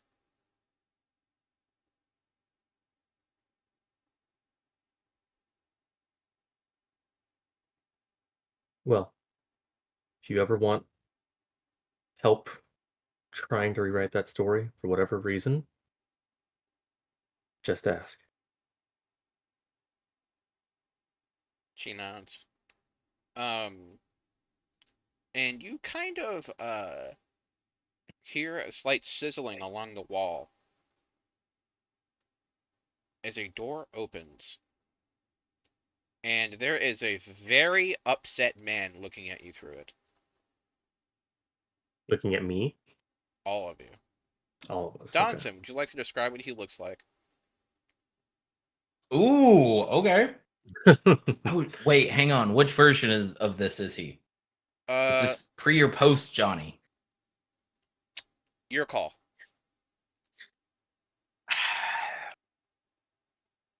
I'm gonna go with post because of the ramifications of what happened with that event. So, what you see before you is it's going to be a very tall, like on the upper edge of like 6 foot, uh, very buff, not really very buff, but well athletic build man.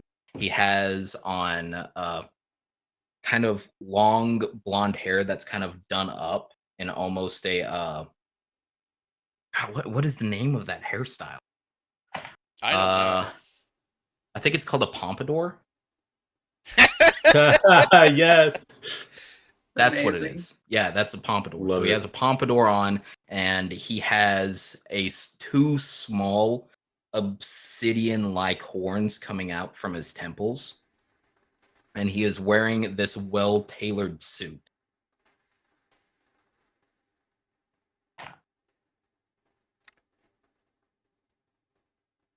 And Zerwa, you're like sitting at a table, and you can kind of see this happening at the edge of your eye. Hmm.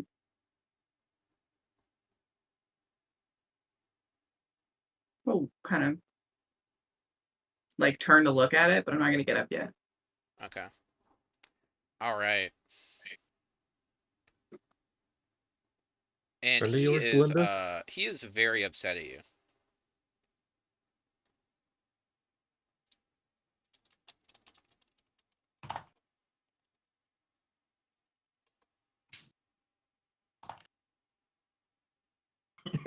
I guess what he'll do is he's just looking at the group, and then he's going to look down at Belinda. Just be like, "Young lady, Uh-oh. you do you know how worried I was about you?" The answer is yes, and both of them know it's yes. Because she has the ability to literally sense the worry of others. I do believe this is the second time you've snuck out without permission. She shrugs. My count is 3. There was a third one. No.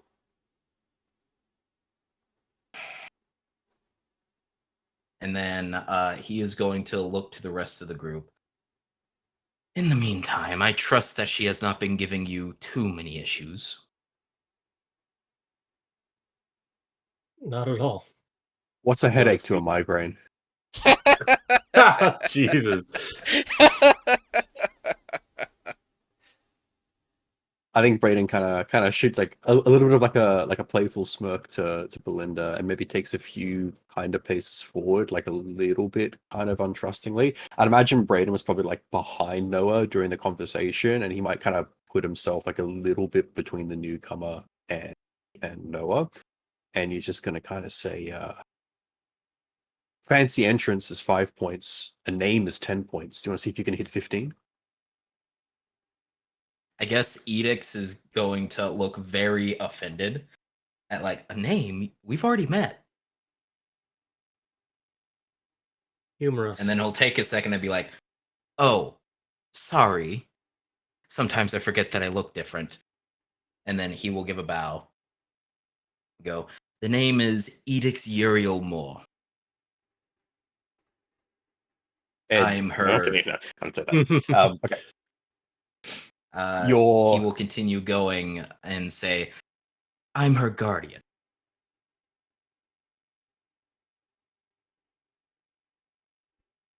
then why is she here? He will kind of look a little bit perturbed and just say, "Well, there are certain loopholes in the contract that I've signed that give her certain freedoms that we have discussed that it might be good idea she doesn't have." Belinda closes Looking her at eyes Belinda. and sticks her tongue out.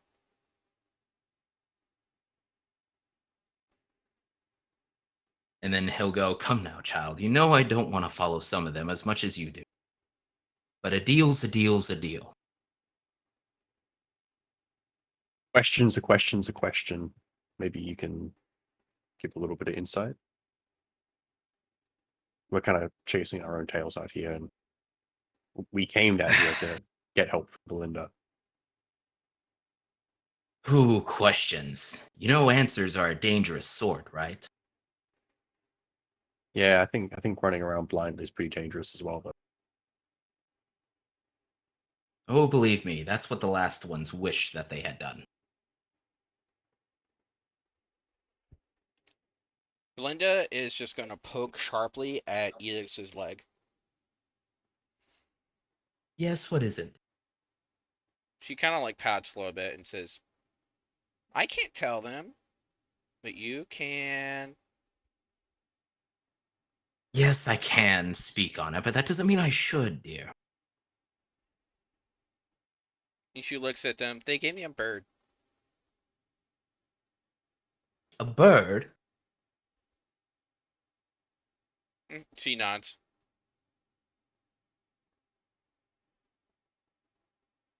The bird's been keeping her company and keeping her safe.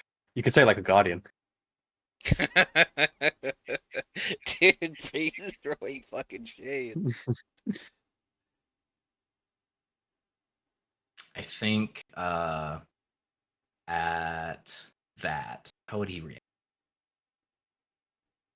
I'm just fucking pushing buttons on this fucking control panel. I just want to see if that button does something. You're like on That's the what- ride. that's You're kind like, of okay, weird. what buttons If can I I fuck push- with? This button, maybe something will happen. It's kind of the headspace he's in at the moment. I have a question. Through all of this, is the like door that he came through still open? Is he still in the door? Has he He's stepped in away the from it? doorway. He's in the doorway. Okay. How far away is Belinda from him? Has she gone right up to him? Yeah, she's like within 5 feet of him. Okay. I guess at that, Edix is gonna like ruffle Belinda's hair, give a smile to Brayden, and just say, I would be careful with their words. They have more power than you think they do. It is my job to help as much as I can. There are many things my hands are tied with. You see, contracts are very important to devils.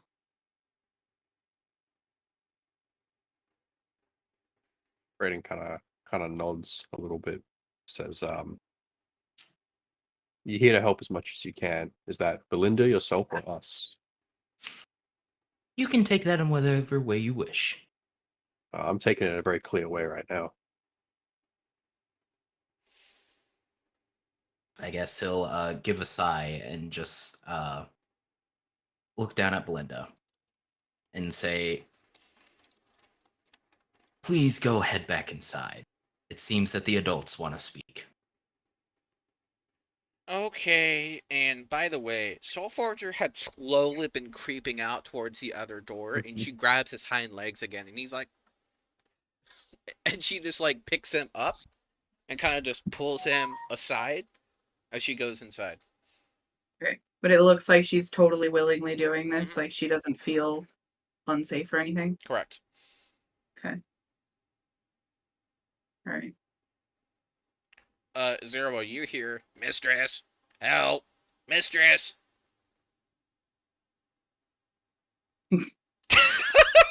Damn, you cold. Seems Soulforger has chosen a interesting master this time around. I can think of the last one would not have been very... No, actually, it was Belinda. She would have been fine.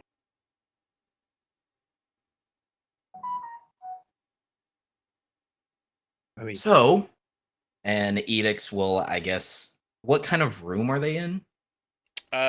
Basically think of it as like a double wide, walk-in closet that's been converted to an right. impromptu playroom. Okay. in my mind, we're Uh, standing in a ball pit. That's just where my head's at. For so everyone knows, Yes. I'm a little deep at the moment. Yeah, that's- How Yeah. how much power am I allowed to assume Edix has? Like, is this like when he His ended the current last his campaign, or the maximum level he had achieved when you last played him. okay? I assume you still In have that that sheet laying case, around. I still do. I just need to pull it up.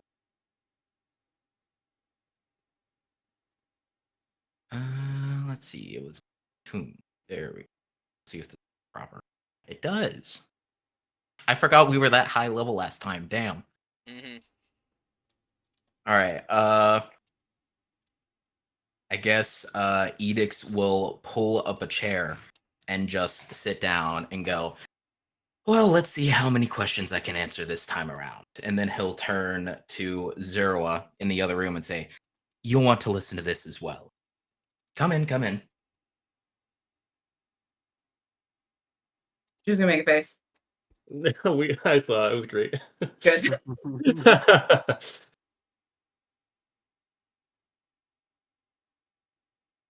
Zero stay over there. That's a good question. What does it look like everybody else is doing? Like, is anybody else looking at her and acting like they would want her to come closer, or is she going to like? Cause Soul Forger is still going, Mistress! Mistress! through the door, I think Noah would give a look and kind of like a questioning side tilt, like gesturing with his hands, like, you want to come over here or stay? I think she'll roll her eyes, get up, and walk over. She's gonna let Soul Forger go, and out of character, I want to say that's because she doesn't believe that where Belinda's going is necessarily safe by herself. If she takes the dog, that's a good thing. He's like, I'm gonna have So so many everyone's in the room? rivets! Mm-hmm. All right. Once everyone gets in the room, Edix is going to magically close the door and lock it. And then just go, better that others that don't need to hear don't hear. Ask away. It's good being on this side of the door for once. And he kind of chuckles a little bit and kind of looks to the other three within the party around him. Says, the last couple of times we've gone through asking questions, it's always kind of been a bit of a headache. Do you have a question for us? Oh no, at one point I probably would have, but I've seen enough of this to have them all answered by this point. I will remind you that answers don't help.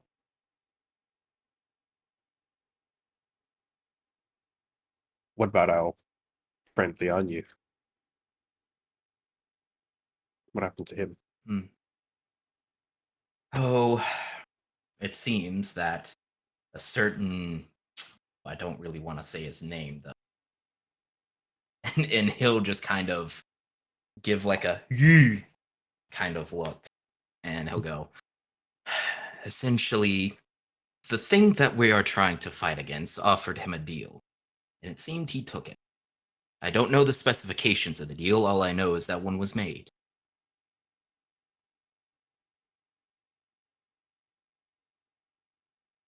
And one of the chosen fell for it.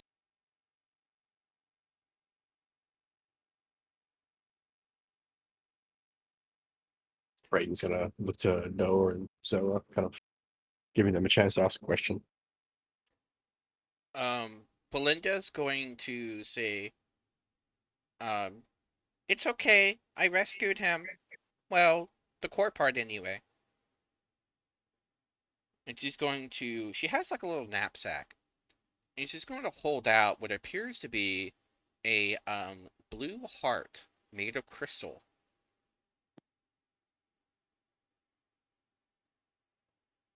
Now, how did you manage to get that on such short notice?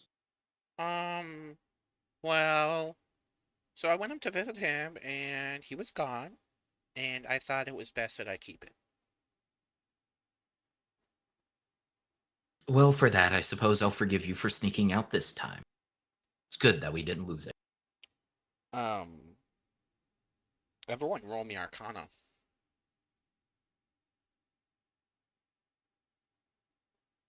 1. 23. Shiny rock. Roll me religion. Noah all of us and again. Zerua.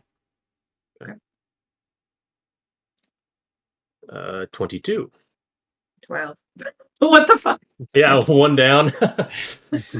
Noah, this is a divine heart. Okay. What exactly does that mean? It is what makes you special. Okay.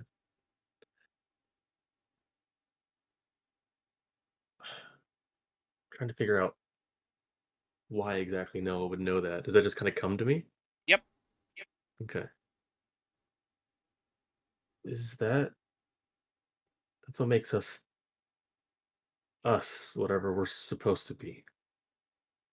So is Correct.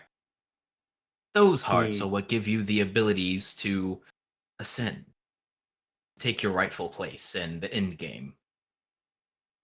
okay, so by the important part, do you just mean his abilities, or is he also connected to that? That is a tricky question to answer. I suppose Answer it it would be anyway. best said that the yes, he's connected to it, but not in the way that you think, as others are connected to it as well. I suppose past lives would be the most adequate term. The ones who came before, and who will come after, if we're lucky.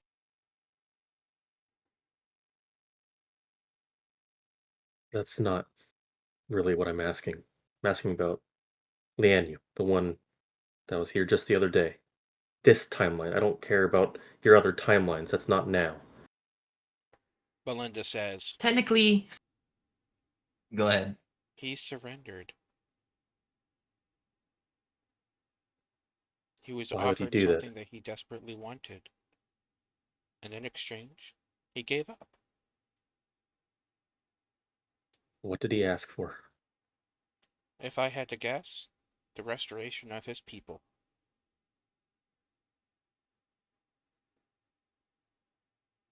Anything for what happened with Lian Yu on why he would have said yes and to what, that's something only he would be able to answer. And unfortunately, he won't be able to anymore.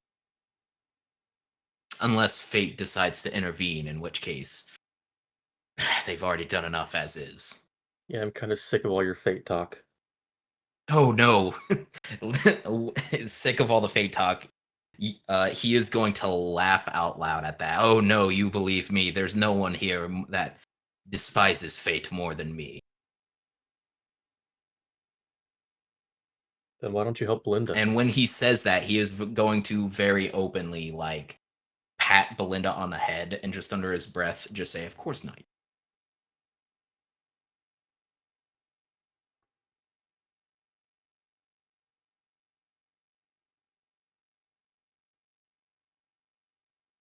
You hate fate, but you'll still willingly follow it and push it on to a little girl.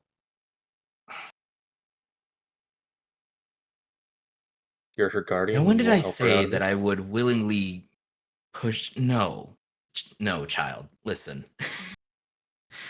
Let me Stop get one thing straight. fucking condescending.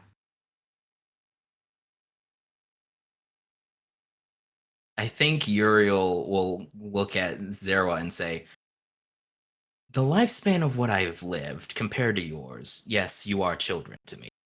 I don't But care. if you wish, I will not use it. In regards to what you said, no, my goal is to kill Fate and the sisters entirely. They've played enough in my life and the fate of others that everyone should be able to have free will. I, however, am not able to accomplish that yet. I can only go so far by myself. Then why does The Belinda feel Sisters trapped? 3 are stronger than anything we have currently. Even with the power of Destiny's Bane, the Knights of Fate can only do so much against it.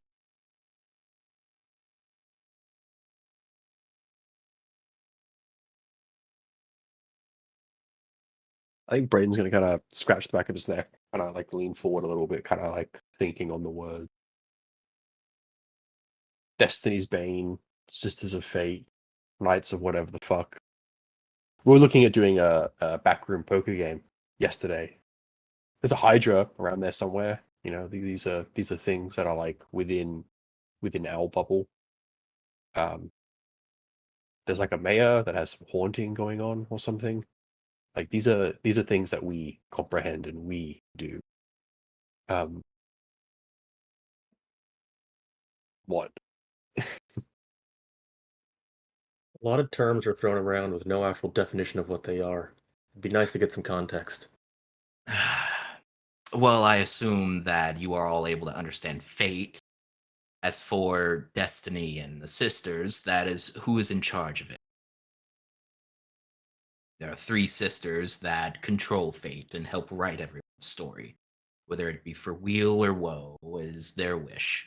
Of course, they are beholden to their own contracts and have to do certain things in a certain way, as is the deal that was made in order to keep us alive, but they're still very annoying with how they decide some things.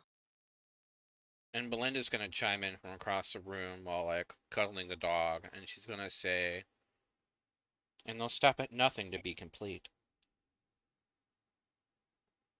I mean, this might just sound ignorant, which I probably am.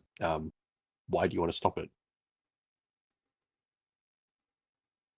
Like I was saying before, I am someone of the belief that each individual person should have control of what they do with life, and no one should really be able to tell them what to do.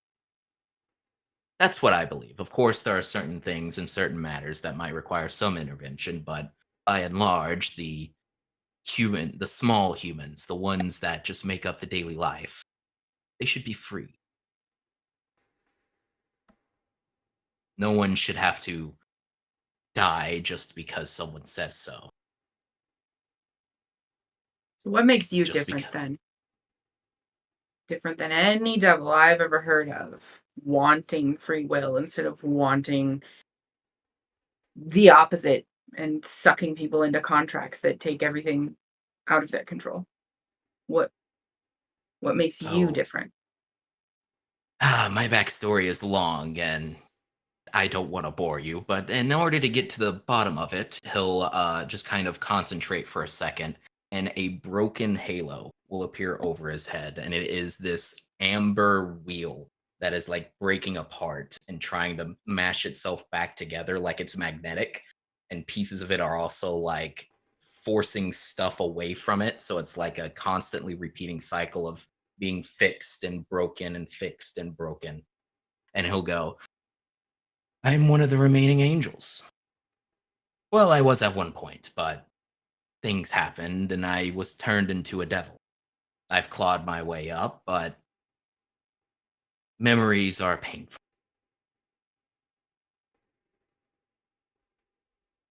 Uriel was my original name. Moore was the given name of my wife, and Edix is the name that I inherited when I became a devil.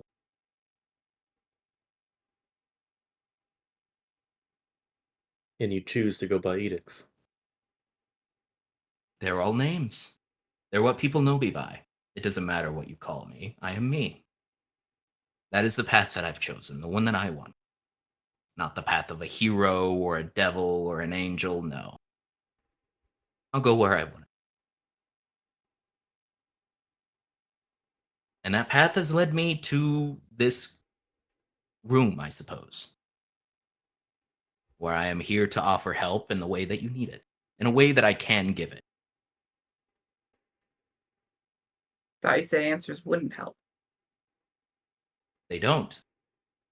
But if you feel that they would help you, then I will help, Okay. and I will answer any. So then what's the tangible help you think you're offering?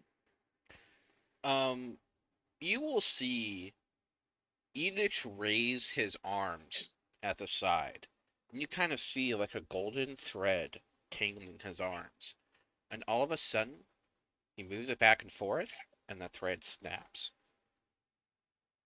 It begins to slowly reform. You have 3 questions you may ask where he can answer unrestricted.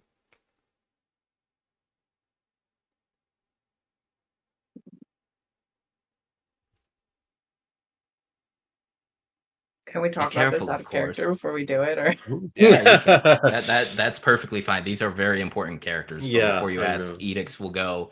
It is very important that you choose the correct questions that you want answered. Some questions you think you might want to know, but you definitely don't need to know. Things like where you're going and what you need to do. Well, those only matter for the moment. Think of the bigger picture.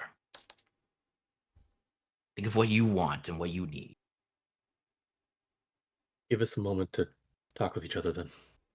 Yep, you have all the time you need.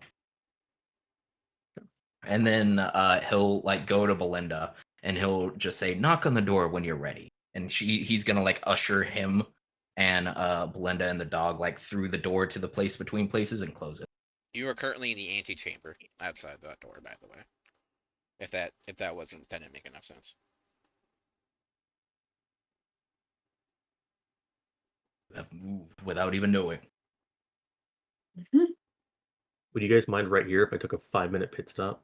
That's fine. Okay. I wouldn't mind a super quick break too. Yeah, if we can 5-minute do bio break. Go, go, go. All right, be right back. Some more coffee. This was not where I was expecting this session to go. Me either, dude.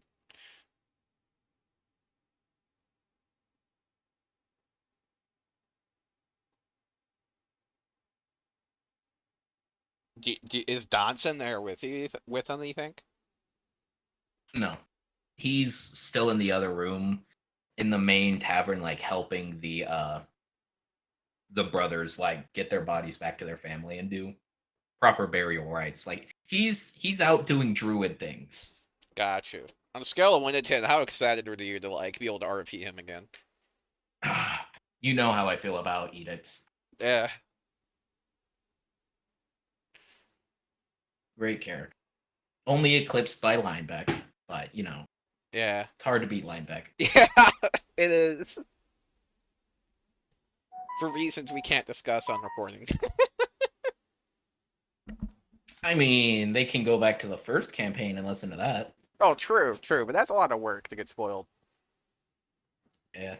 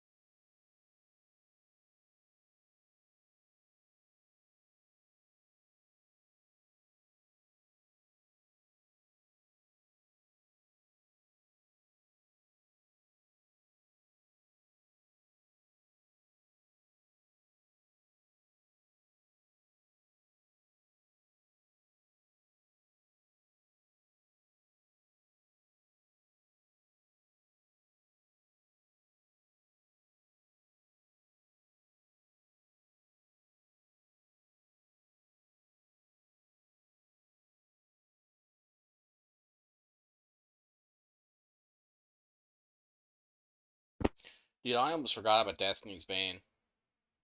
I never forgot. Yeah, well, it was I'm like so really sad that that's just going to be lost forever because the entire thing behind it is that only one person can use it. Yeah. The only weapon cooler than that is fucking the shark tooth sword. Mm-hmm. I've already forgotten what it's called. Gienza. There we go. Gizinsha. Zinsha. Where was that sword last? What, Gizinsha? Yeah, wasn't it like with the original party when everything ended? So originally it was with Linebeck, and then in the second campaign, well, I guess the third campaign, we rediscovered it through the Dragonborn that I played, and then it went over to Natalia to use, and they had a chance to rebuild it. So they kind of almost rebuilt it because they gave like that the star. They built that into it. So Mm-hmm. that was the last thing that happened with it. I've been debating how canon I want that last campaign to be. Yeah, I mean, Edix is here, so Yeah, but canonically there could have been as many as 1,000 or more iterations since then. I mean, yeah, that's fine. That's the whole point behind Edix.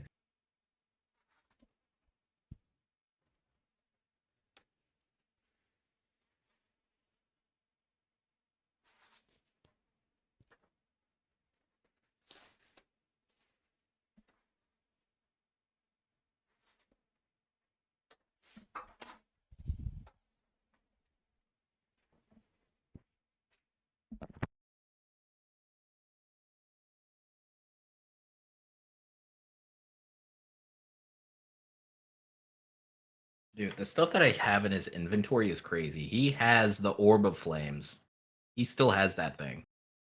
That's probably not canon in this story anymore, but it's still funny that he has one of the 9 just chilling in his inventory. Like, oh yeah, I'll give this when you guys are ready. Don't worry. The easiest collection of an artifact ever. They form back into the ether between cycles, so Of course. I didn't expect him to actually have it. I just found it funny. But he still has the Ethereal Spider Clasp, the Necklace of Strings, the Barbarian Horn, the Goblin Banjo, the Angel Skull, and then, of course, his book on manners. And then he has the 2 rings that are like paradoxes.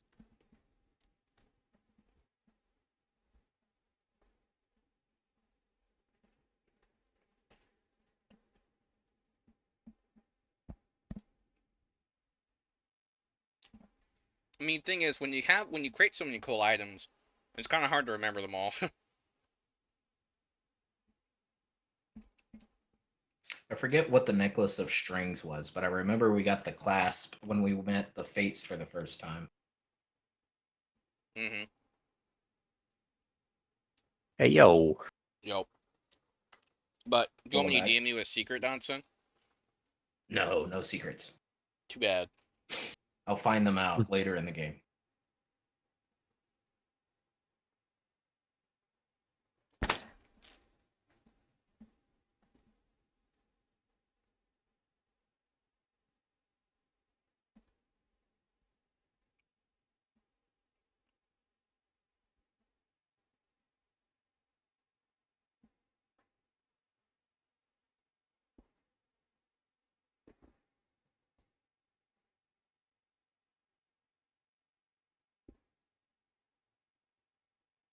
Currently taking the intermission to eat some of my chicken.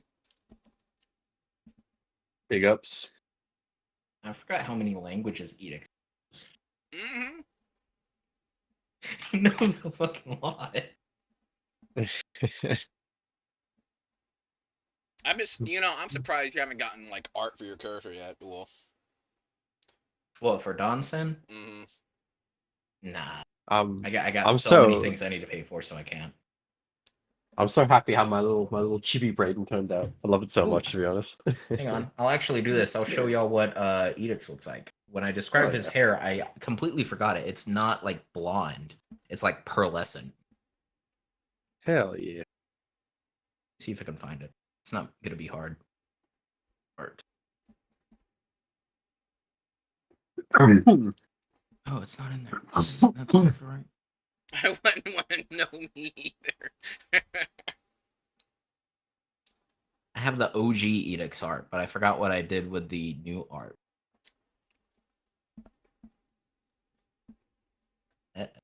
Probably.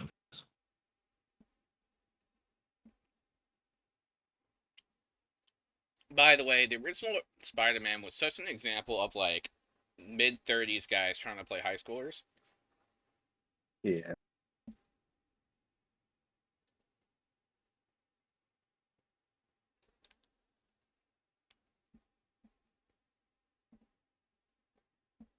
Oh no, what the hell did I do with it?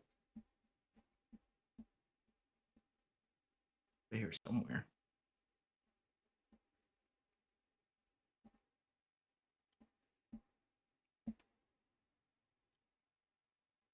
Dude, this chicken I made is so fucking good. I think it's better than Chick-fil-A. Really? Yeah. Bold claim.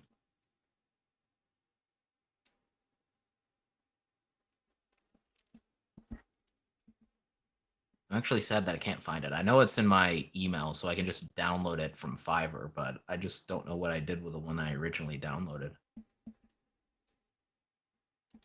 Huh.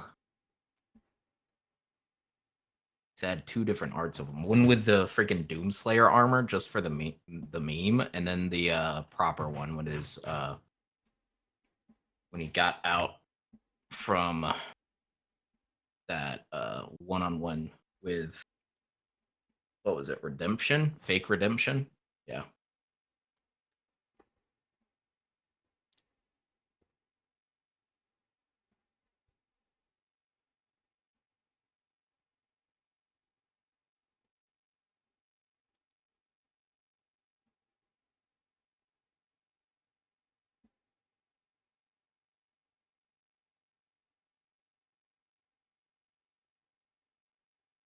Yeah.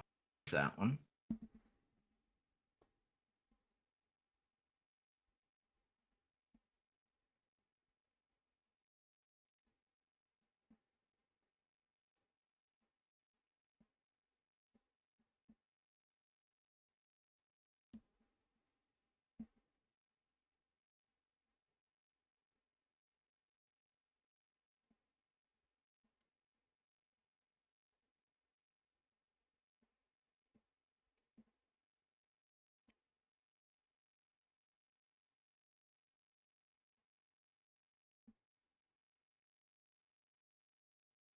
Is everyone back? I have Maybe. returned. Excellent. Yeah, I'm back. Uh-oh. I'll at least post this one. Temporary. This one. What he looked like after he became Cool. Johnny. But one that I need to find. I will find it while y'all are discussing what happens. Okay. Should we talk about what questions we want to ask? Yeah. I mean, one that Noah wants to ask that I don't actually know if you guys in character would know about is the door. It What's depends if you what told us. I don't think I have. Mhm. Or are other I think I might have like loosely mentioned it. Like I saw a door or whatever when it first happened, but I don't think I've like gone a whole lot into depth about it. Maybe. But I do want to I know what's think behind that door. when you say the door, what door are you referring to? Because what The door at I the center of the world. yeah, that was the question that I was thinking would probably be like one to ask, like as Mhm. yeah, that's probably the one that I really kind of came to mind with. Okay. From like a tactical standpoint and like a player standpoint, I think that the question that I'm thinking of is like, what is the common point of failure between all the iterations of whoever we have been? Okay. In character, I think the more interesting question would be, is there meaning to doing this over and over? And what is the meaning to doing this over and over? I tell you what I'll do is I'll answer the three questions and I'll let Donson in his character answer those how he likes.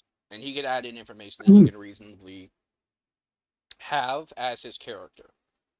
Okay. This all has the drawback that whatever gets said by this character is not going to be believed. By the way. Not by you anyway. Yeah. You have every reason to hate him. Yeah. What did he do? It's basically justified racism. Wow. This again, huh? Well, you did say you were a devil. Yep, that's how it was introduced. Yeah, but he was originally an angel. How do I believe that? Yeah, So- so was Satan. So yeah, I mean, In most mythologies say he's at least kind of a dick. Okay, well that's Satan, not Yuri. Also, while we're on the topic of character art, I was thinking of waiting until the artist posted it, but I got a character design done, so Ooh. Whoop whoop. I'm very excited Um, about it. It's cool. So there It's a is big file. actually good news. There is a so last campaign, one of my players had a staff, and Uhl knows what I'm talking about. Let's just say it was rather important, and it was custom made for her. And here's the thing: is she commissioned, but then later ghosted and didn't want to finish paying for it. But my sister built it for her in real life. That's a really shitty thing to do as a commissioner. Yeah. I'm really sorry to hear that. The session exploded, Yeah. and she didn't want anything to do with the situation anymore. So whether or not you like it, that's what happened. And Yeah.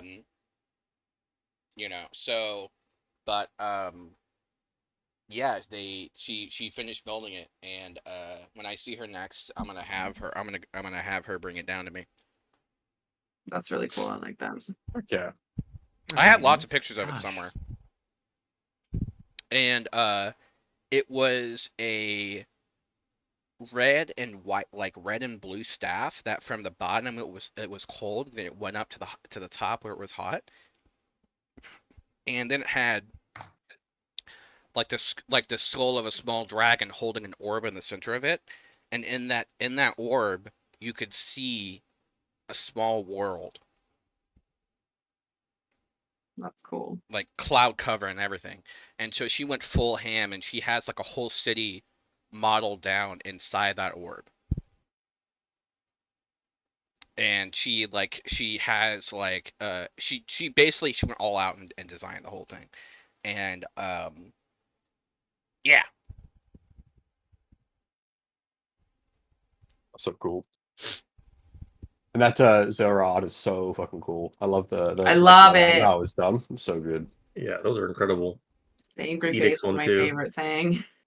Yeah, that's what Uriel would look like if he has armor on. His armor Okay. on. Nice. All right, so we've decided for sure something about the door, right? Hmm. Okay, I guess to specify, what do we want to know about the door? What it is, what's behind it, what we're supposed to do with it? Well, like, I mean, we kind of already know it was probably put there. It was kind of hinted, and we're kind of softly told that it was to keep something on the other side of it. Mhm. Like, if we ask what's on the other side of it, it doesn't really matter to us, I don't think, right? Because it'd be like something incomprehensible that we can't deal with, no matter what. So I feel like knowing what it is probably doesn't really give us Okay, much information. so what are we supposed to do about it then? Well, like, how do we find it? Could be a good place, or Okay. like how do we advance? How do we continue towards it? Would be my kind of gut feeling. I just think the idea if we're like fated to do something with it, it shouldn't really matter what's on the other side of it, because it's probably going to be beyond us no matter what. So it makes sense. It'd be like how to get there. So my thing is, we, from some sort of information, I'm not sure from who, we know that a past iteration of us has made it there several times. The Hmm. issue is where they failed is at that deciding moment. So I guess the information I'd like to try and know is what's the choice that needs to be made there to not fail. Yeah. Which 'Cause we kind know- of plays into the thing that I was talking about. Yeah. What's the common point of failure? Yeah, because if we found it So- before, I'm more confident in us finding it again, but we've never made the right choice at that door. So that's the Mhm. part where I'm worried. Yeah, that makes a whole bunch of sense. I'm sure for that. More or less. So what are we supposed to do with it, or what choice do we need to make at the door? Okay. This is going to be the Yeah, whole rest of the session, isn't it? Phrasing is hope very so. important with these kinds of questions. It's like a genie's wish. So You're also talking to a devil, so true. or at least an angel turned devil turned something. Zero did not like look at her face was like, uh-huh. Yeah, no guarantee Noah will actually believe him, but okay. And then the second one was why are we doing this? What point is it? Exactly how do you want to phrase it, Zerwa? Or what was your I was idea? thinking, what is the greater meaning and purpose behind all of this? Basically boils down to, is there a point and what is the point? But Okay. not in like esoteric or like grand ways. Like, I don't want the answer to be save the world. I want the answer to be like, is there personal meaning to be gained from not also cutting the strings, basically? So, like, is there personal meaning to be gained from us continuing down this path? Yeah. Kind of? Okay. Yeah. Does And that what sound is like it it would? specifically? Because I don't want it to just be a Okay. yes or no question. Okay. So, So I guess what is the meaning to us continuing yeah. along this path? What is the meaning to be gained? Okay. Should we Okay. be more specific with what we mean by path? Because I feel like it's going to be like, well, you could just walk to wherever you want to go. There's whatever path you So take. continuing down the path toward this door. By the Okay. way, look at that Zero art, and it looks really nice. And by the way, damn, girl got thighs. Isn't it fucking good? They did such a good job on it. They did. I don't even want to know how much that cost. I love It the actually wasn't very scowl. much. I feel like I really underpaid, honestly. The Really? scowl is And it incredible. only took like a week as well. So That's awesome. That's really high quality work. yeah. Yeah.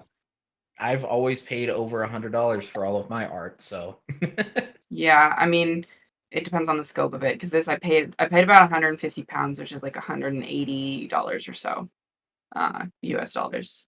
And Mhm. I would expect much more because I have other art of lesser scope that generally tends to come from like, more well-known artists who have like a larger list of potential commissioners that can raise their prices that I've paid more for. So Mhm.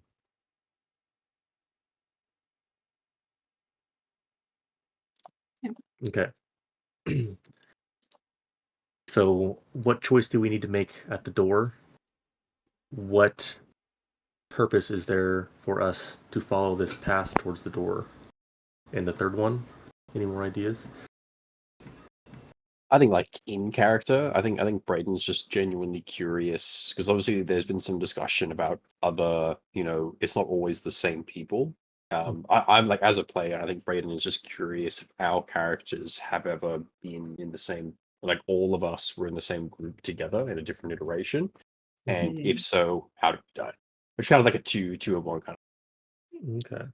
I mean, like it's So, not necessarily important at all. I'm just curious to know. I think it's honestly plenty important. I would yeah. also be comfortable with this being there are three of us and we each get one question kind of thing. hmm So if he would want to ask that, I'm fully on board. Yeah. I'm fine with that.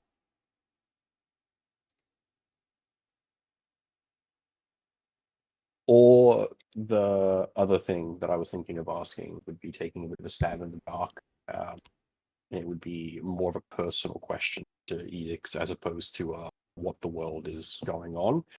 It'd be something along the lines of like, how did you fall? Where did you like more about him as a character? But I don't like I don't do think that. Braden would. Do that. Yeah, I love like, talking about Edicts. He's my favorite character. Ask that. Yeah, like How do it's you kind how of do you kind of spell like his name, by the way? So INDIX. it's spelled INDIX, Got it. and then MOORE is his last name, and then Uriel is spelled like the angel Uriel. That I got. You're good. Yeah, it's not pronounced like it's spelled, so thanks. I feel like you need to write a bot so it looks at this document and updates the amount of question marks in it. I mean, you can also just control F. Oh, I It's know that's the 128. joke, but I want a bot to be able to have a pinned post so it'll automatically edit the image to exactly how many question marks are in there. Might be a thing, but anyway. I'm not putting bots in my Google Drive, sorry. Fuck that. No, you can't have those permissions, actually. No, it would just read the document. It wouldn't need any other permissions. Don't care. Don't want it. No AI, no Skynet. Don't get me started. All right. I feel like there's Anyway. a story there that has been rather negative. We can talk about it another time if we Okay. want. I think it's kind of tough because like I think I'm kind of pulled in two parts, where I think it's kind of like two separate questions that I want to ask. I'm not sure what. The first one would be like, has our party been in a group together before? And like I can't really add the and how did we come to fail, because it kind of sounds like a two-part question. The other one that I would probably want to know is, how did Edix become Belinda's guardian? Would be the second question, which I think is probably more pertaining to Brayden, because I think in some capacity he probably saw himself a little bit like that, especially earlier on. So I think he's just curious. I would also, as another question to throw in there, what is Belinda? I would also like to know that. Exactly. Not just who she is, but what her purpose is, what she is. That's an interesting one too, actually. Choose So many wisely. questions. I think Noah will probably go with the door. Mhm. What is the correct choice to make at the door? Whether we get a good answer or not.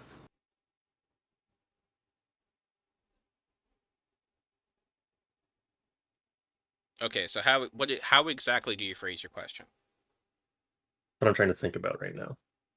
I think he would start by doing a bit of setup statements, like, there's a door at the center of the world that we are supposed to find. It's the purpose of whatever journey we're set on. Apparently we have failed in the past when we have made it to this door. What is the correct choice and path to take when we reach it?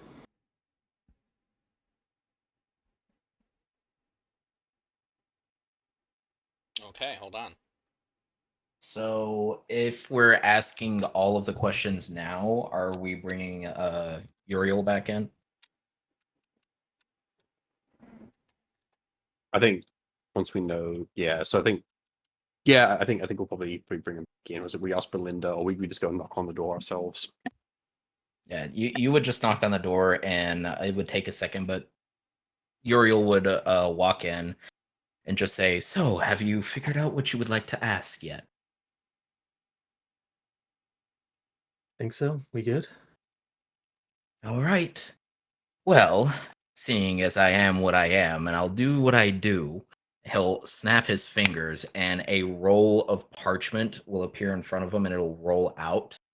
And basically, it reads in Infernal and Celestial, but in big letters at the top, it'll just say like the truth in common, and then he'll say, according to the contract, the 3 questions that I answer will be of the truth as best as I can answer.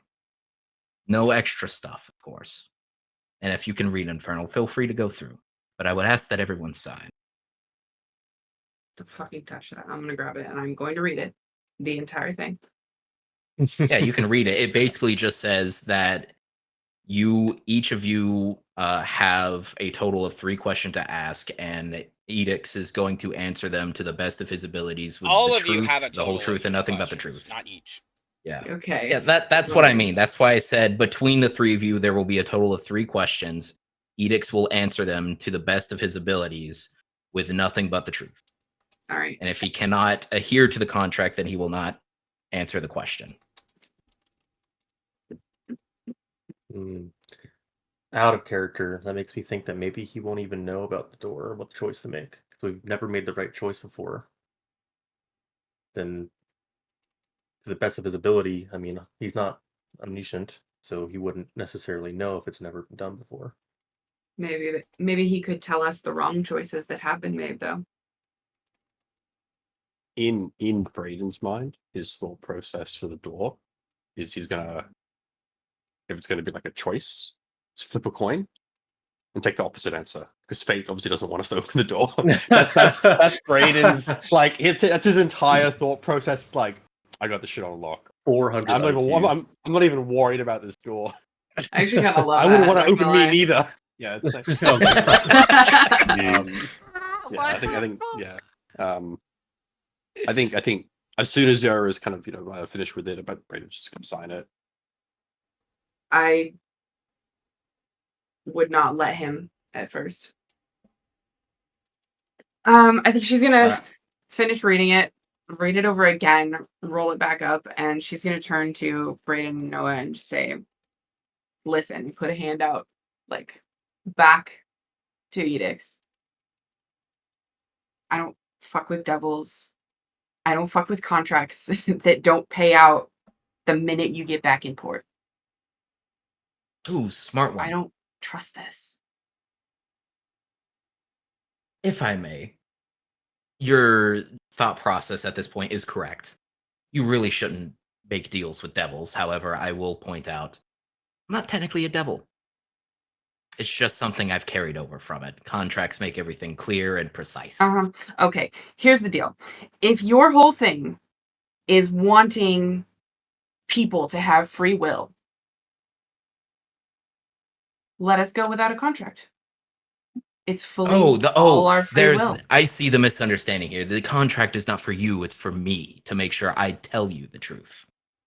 And why aren't you signing it? I will. My name is already on it, and when you look at it, at the sign, the first one is Edicts. Edicts Uriel Moore, signed out. Mm-hmm. You just need to sign as the contractees. Okay, and if you break it, what happens? What do we get? My death.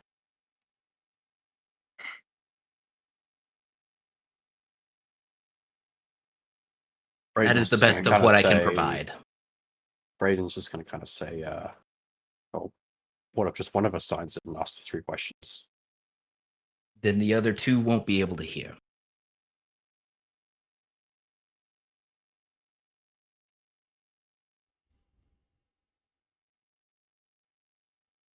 Brayden gives a shrug.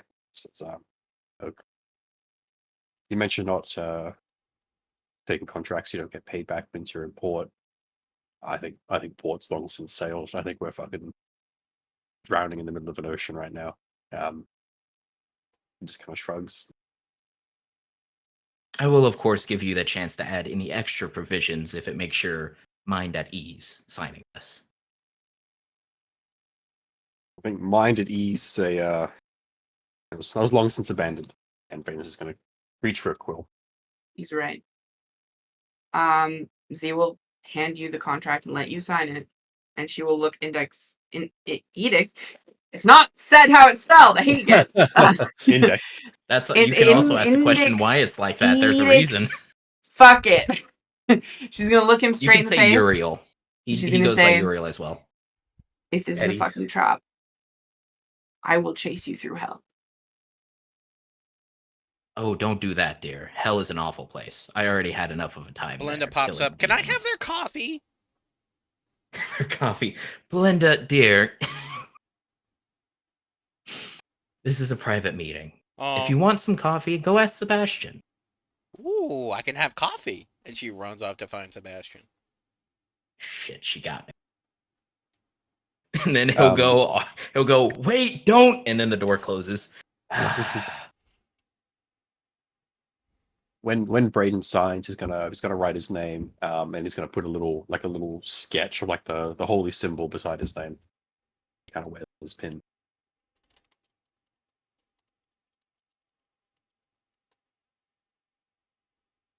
If I'm signing this, I'm gonna be the last one. Okay. Maximum precautions. Yeah, I'll sign it next then. Give her a nod and reach out to Quill. Eye contact with Edicts the whole time, but she'll sign it. All right. When it is signed, the letters on the contract will actually disperse into the air, and they will go on to Uriel as like tattoos that wrap around his entire body and then disappear. And all that is left is there will be a slight singe on like the back of your left hand, and on it will be a like tattoo of a sun rising, and then it'll disappear. The contract is signed, and a deal's a deal's a deal. And then he'll take his seat. Now, your questions. Give me 1 minute for you guys to do that. Talk among yourselves. Okay. I'm almost done. Okay. So am I with the door? Am I going with what previous renditions of us? What did they do at the door that caused them to fail? Because that would be more likely to be known, I would think. That seems good. Okay. I think Braden's probably going to ask, how did he become Belinda's guardian? That's a good one too. Okay.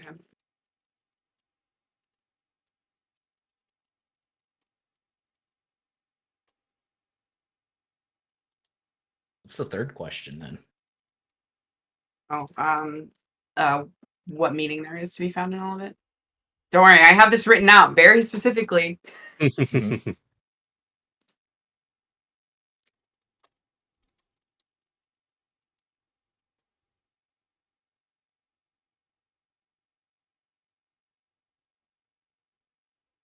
Hold on. Ooh, well, these questions very important. I forgot what his fucking name was. Oh no.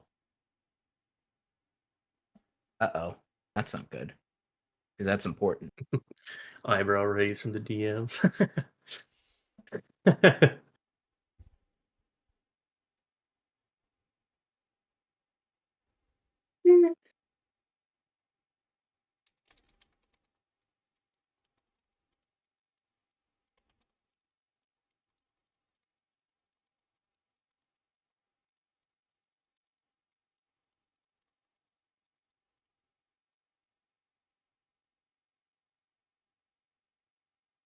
Theo's like, talks amongst yourself.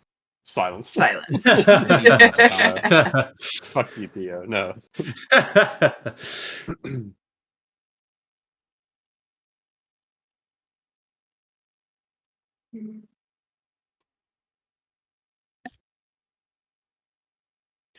Oh, this damn lingering cough is the worst. Yeah, that does not sound pleasant. That's not good. You're not gonna make me look that up, are you, dude? Do you have any idea how many notes I have from that fucking campaign? Don't do Hang this on, to I might me, be able to man. find it. Don't. I might be able to find it. Alright. I'll be able to find it. I was just like, I didn't know if you somehow managed to remember that.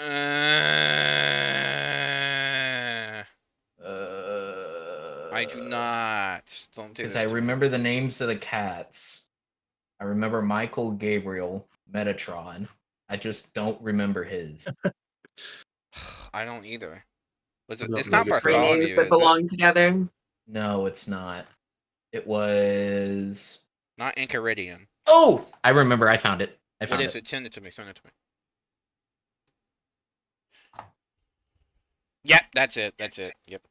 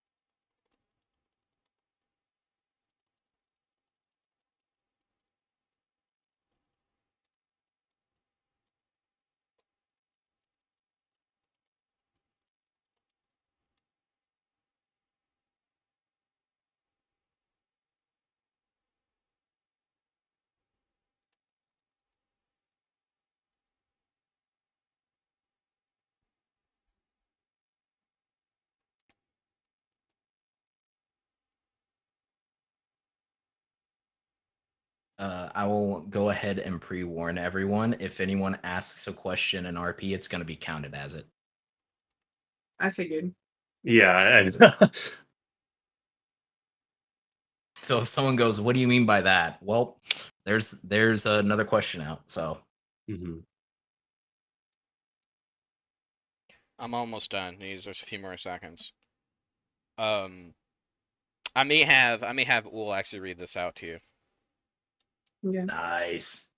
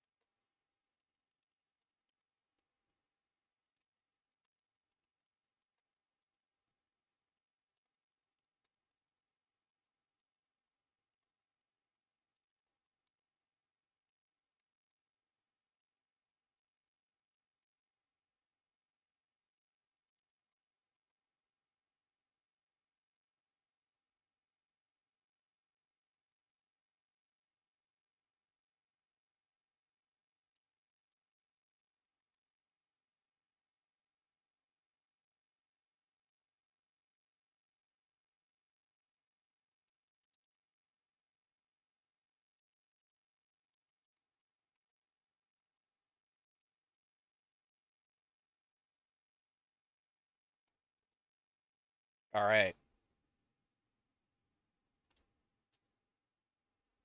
Are you ready for this, Ool? Yeah. Okay. So, which is the first question you guys are answering? You're asking? Do you want me to put Uh, down what I wrote in notes, like in the general chat, by the way? Yeah, that's fine. I'm not gonna be Noah's super question duper first? duper hard ass about it, by the way. You don't have to say it exactly word for word. Like just, you know. I'm doing it anyway.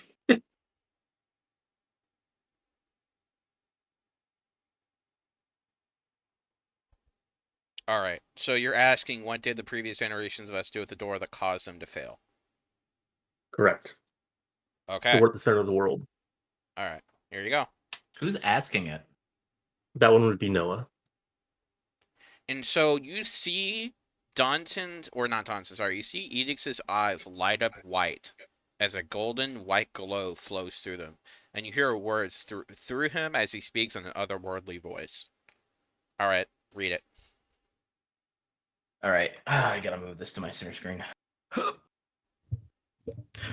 The door to the center, where a statue lies in power. You enter the keys, and as a result, all of you cower.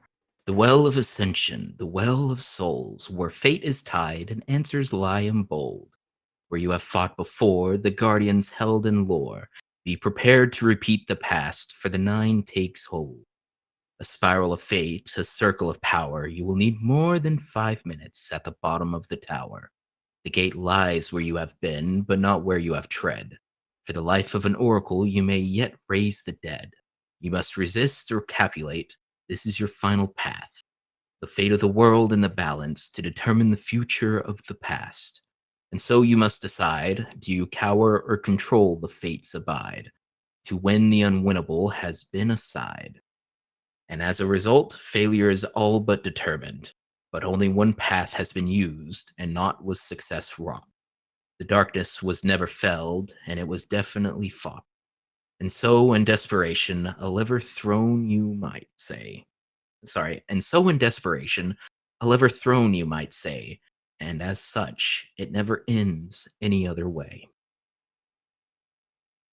Okay. And on saying that, finishing that, Uriel is just gonna kind of like cough. Sorry. God, prophecies always bring out the angel in me, I guess. Noah's going to give a pretty stern-looking nod and then look to the other two. Whoever's next. I think ahead. Braden's just going to kind of say, how did you become Belinda's guardian? Another long story. Things like this would be done better over drinks, I think. And he's going to snap his fingers, and everyone will have before them a glass of their preferred drink. And Uriel is going to have something that's like a golden liquid, and he's going to down it like a shot and go, I suppose it all begins with my brother, Ezekiel. He descended to Earth before I did. And he went on to have a family in the city of Osriel.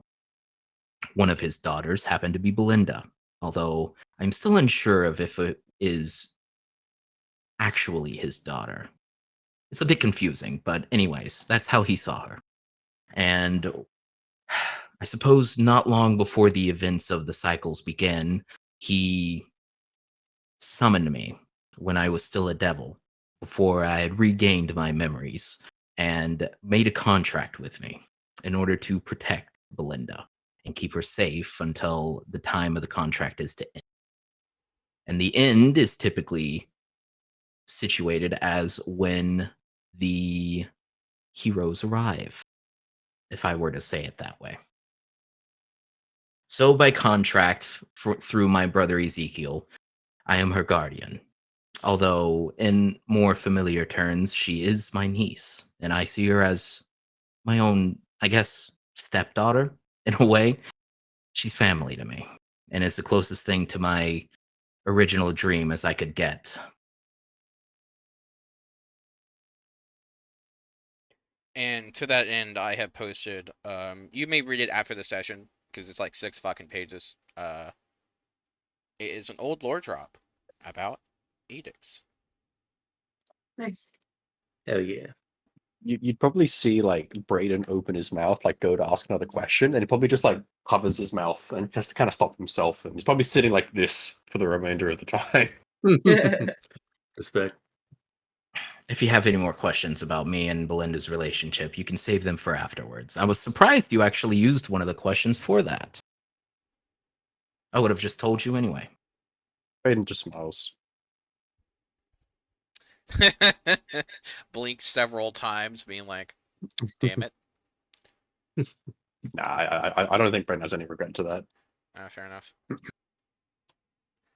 All right, next question. Okay. She's gonna kind of like stand there with her arms crossed, like the most sour scowl on her face the entire time. Think through the words very, very carefully, like commit them to memory over and over and over before actually speaking them. And then she'll just say exactly what I've written there. What meaning is there to be found in having copies of us continuing to walk the path toward this door and supposedly saving the world?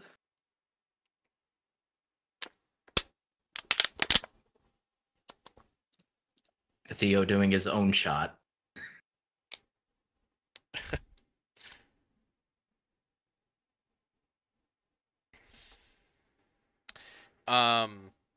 So you asked what meaning is there to be found in having iterations of us continuing to walk the path towards this door and the world's supposed salvation? Mhm.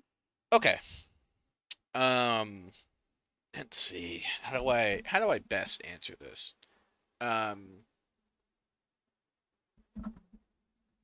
Do you want to answer it, or you want me to? Cool. You message me what your answer is, and then I'll tell you whether or not it is, because I think I might be thinking of something completely different than what you're thinking. Well, fair enough. Okay. Um.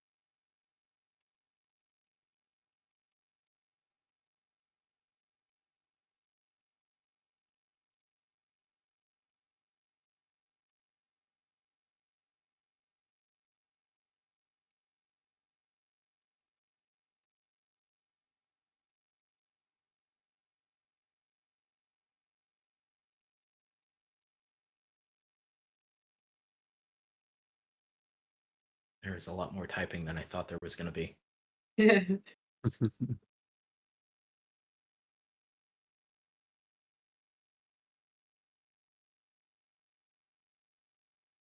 Hold on.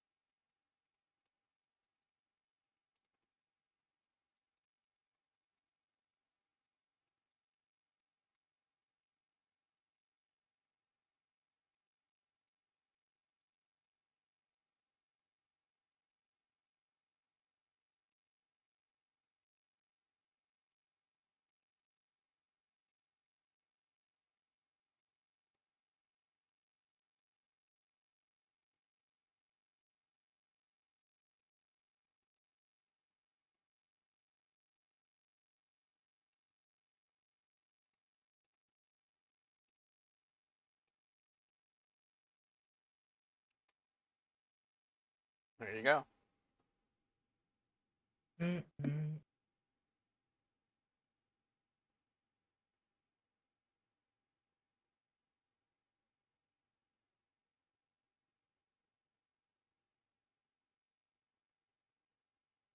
What?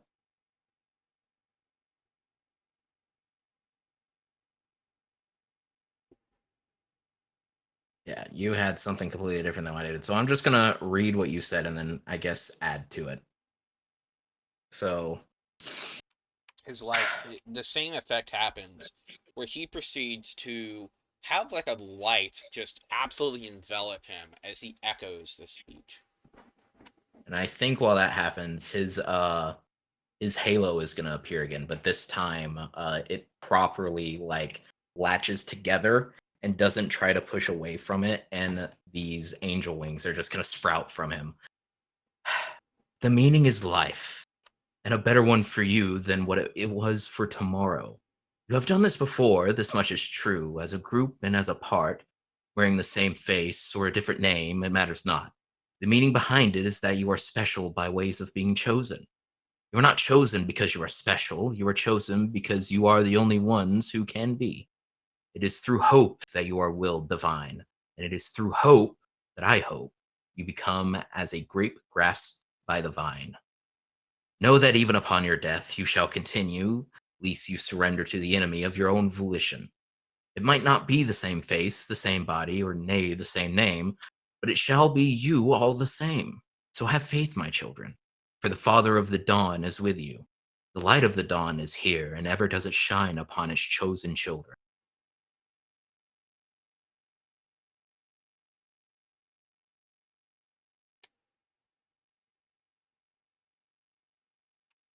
Copying it fucking down.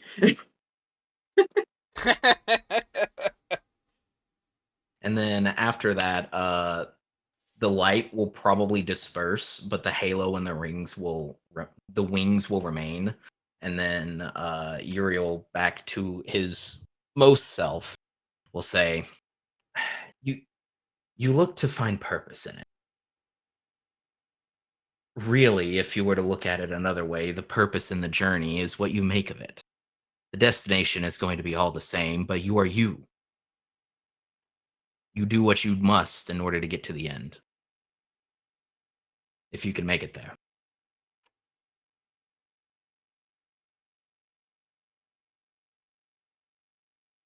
There have been many iterations, all the same person, but not the same, if you can think about it that way.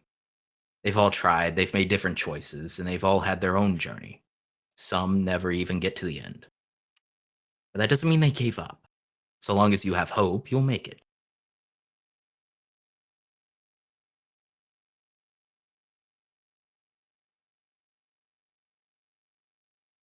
Fine.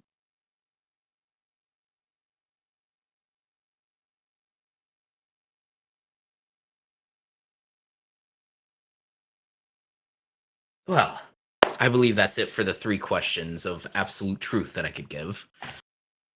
I can answer other questions, but I won't be able to give the same amount of information, if that makes sense. Do you My have any questions powers for us? only go so far.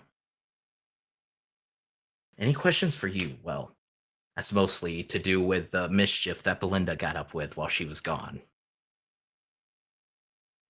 Speaking of, Belinda runs through the room and she starts running in a circle. What is it, dear? What has you in a tizzy? Oh, nothing. I feel great. That's the coffee. It tastes good. Lots of sugar. And she starts chasing the dogs around.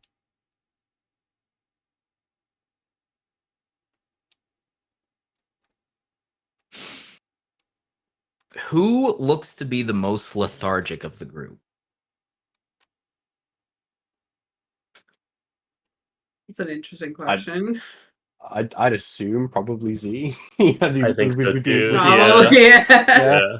So you'll watch Edix kind of clap his hands, and between them as he pulls them apart, this purple miasma form, and with it, he takes a small string from it, and like a dart, he throws it at Belinda, and the other string attaches to Zerawa. And the energy that Belinda has from the coffee gets transferred to Zerawa Aww. as Edix rewrites the fate of the coffee. It's a weird way to put that. I mean, I don't. That's basically what the ability is. Fated exchange. Interesting. So Belinda's now moving around Jeez. somewhat lethargically. Sarah's gonna kind of stumble backward and just say, "The fuck did you do to me?" To her. all I did was take the coffee out of her system and give it to you. Seemed a little bit tired. And that's not her healing thing. What do you No, guys? no. No, that's something that she has as being tied to fate. Mm. All I've done was make it so you drank the coffee instead of her. You now realize it was closer to like a cappuccino than normal coffee. Very chocolatey. Weird. Manipulative shit. Zero seems to be in like a foul mood character. What do you said?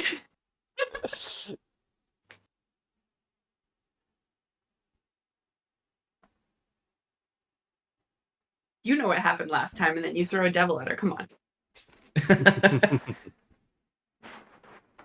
Okay, but this is a good aligned devil, not a evil aligned devil. There are I don't differences. think it matters. Anyways, We does don't know that, anyone have technically. any questions for Edix for him to answer? Behind other than the absolute truth ones?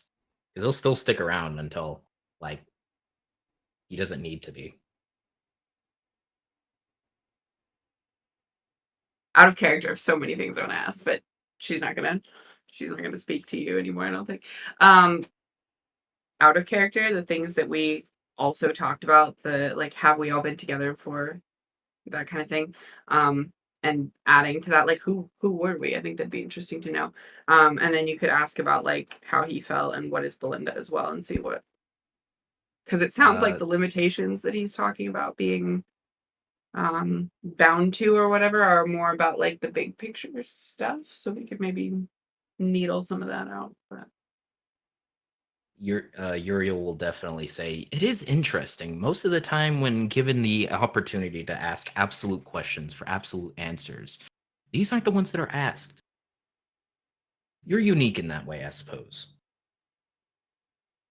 I do believe last time it was asked, they wondered what originally caused all of this.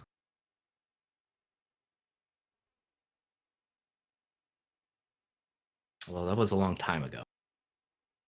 I don't know how many iterations that's been. Most of the time, they don't get a chance to answer questions. I think Braden's just going to kind of say, I think if we ask that, we will be given a name of someone that might have caused it. And that name won't mean shit to us. Yes, probably, but I don't know the names myself.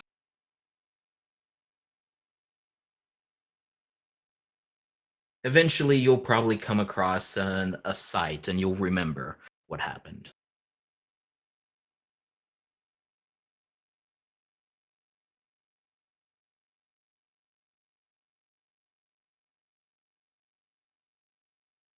Hopefully sooner rather than later, right?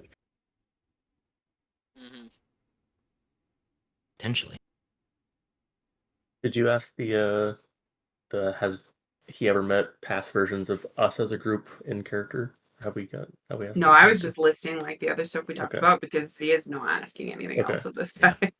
Yeah, just feel free to ask any questions Yeah. regardless. I wanna know. So somebody be there was yeah. Well, with all these past iterations, I know it seems like not every time they were us, but also were us at the same time. Was there ever a moment or a time where it was essentially us who's standing here before you, but just in a different iteration?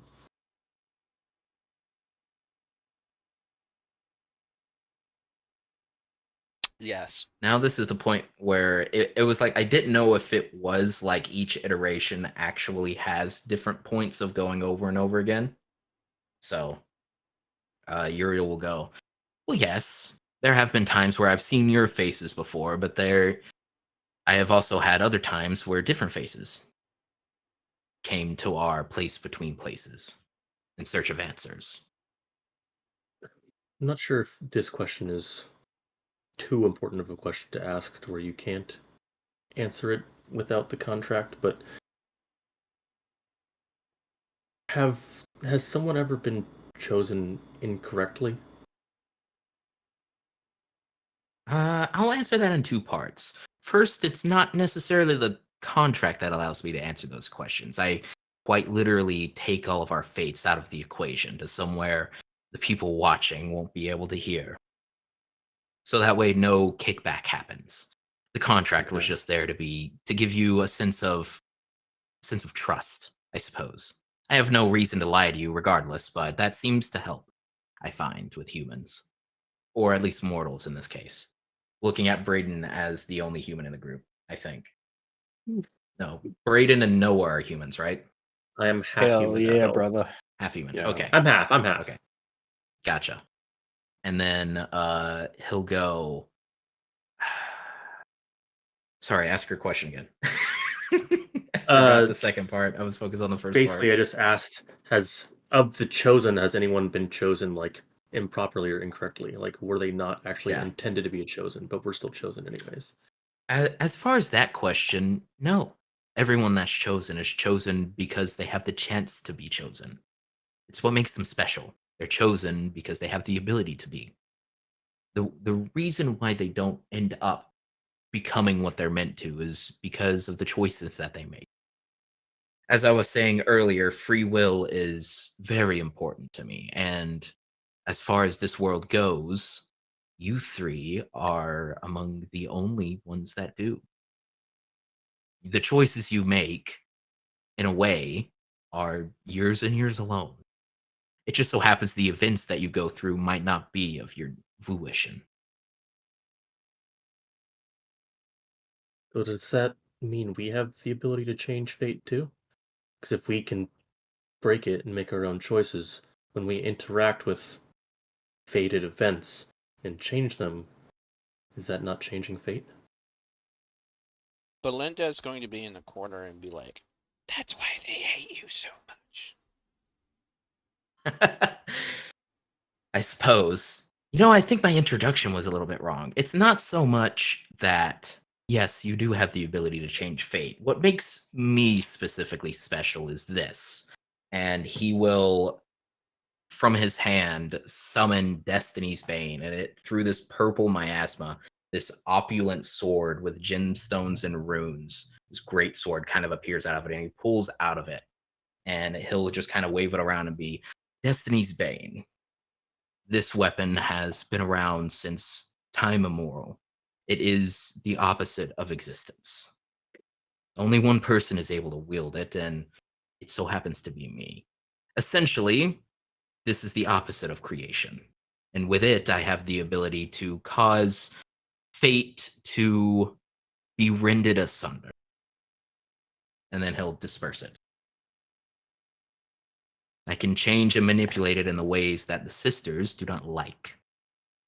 I'm their opposite if you think about it that way. If What that's they the make, opposite, I intend to destroy. so obliteration. That's one word you could use. I don't like it, though. That is You- the realm of another. The one you fight against. Is there anything you can tell us about them? Unfortunately, no. I think that's as much as I can do. That's fair.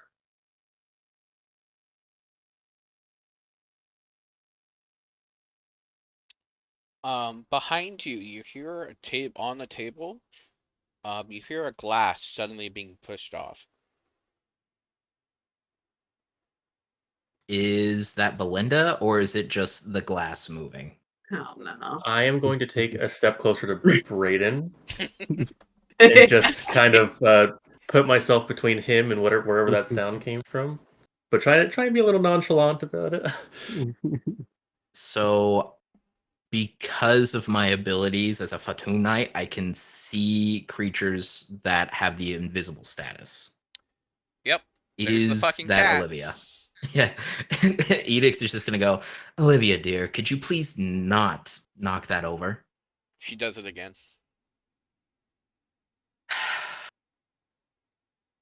Noah's going to be staring at Brayden. I think Brayden's probably gonna go to turn around hearing the sound. Probably not like piecing it together straight away. But I imagine if it's invisible, however that kind of played out.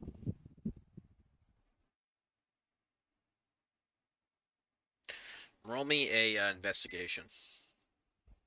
Brayden.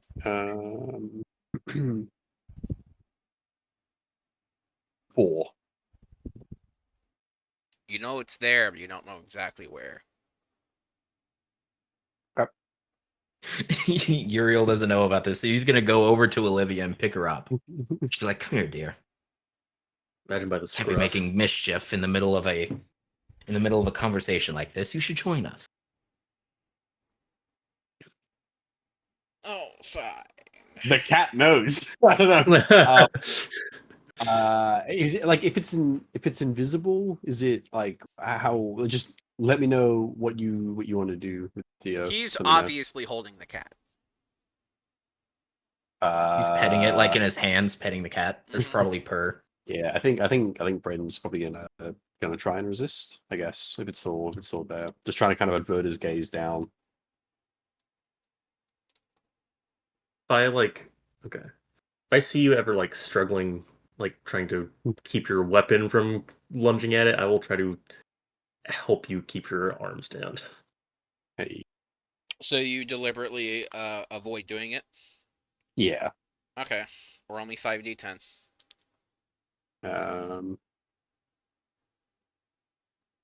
10, 2, 3, 4, 5. Roll. Hey, that's a pretty high roll. Actually, that's not too bad. 32. You take 32 damage. Damn. Kind of like. So, imagine if what we're, does like, it look sitting, like? The reaction, or is there something physical to it? I think what Brayden does is he kind of like if he's like sitting down, he'll kind of like instinctively his hand will kind of reach to the blade that might be propped up beside the table, and I think as he does that, he's just going to kind of like push it kind of away from himself and kind of just like turn his hands and kind of like grip onto. If the chairs we have like armrests, or if they're just like on the either like gripping at the armrests or just gripping on the side of the table, kind of like averting his gaze and looking down at the table. And maybe just like rising a little bit. Uriel will walk over to Brandon and just say, "Are you all right? Yeah, You're not allergic to cats, are you?" I think Brayden kind of goes to open his mouth and kind of speak, and kind of just like bites down on his lip, just trying to kind of like not like distract himself from the grip he has on the table / chair. Just trying to kind of focus through the sensation, the psychic damage. Can someone please roll me a d8? 8.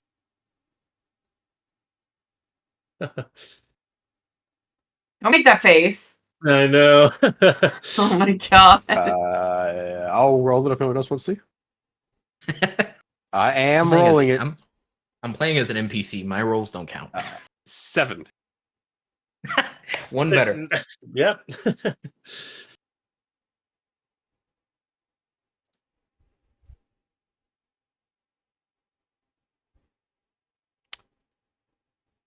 Let's see.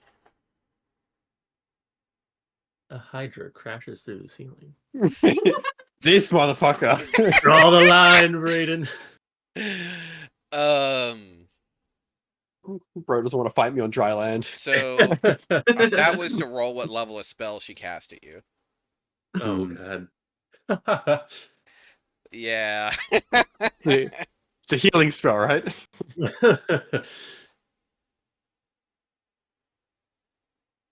Not exactly. Good. What kind of answer is that? I'm trying to pick what Disintegrate. spell. I could just roll them Oh, fucking, let's see. no.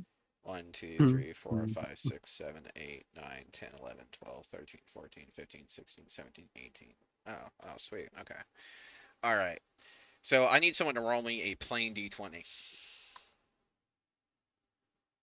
Someone Someone that has else not want? rolled yet. I mean, they're casting on you, right, Brayden? I say Go. it's your fate in your hands. Yeah. Alrighty, roll. 19. Okay. Dude, Stop you making really those are a faces. high roller. We gotta play that poker game here. Stop Yeah. making those faces. Oh my god.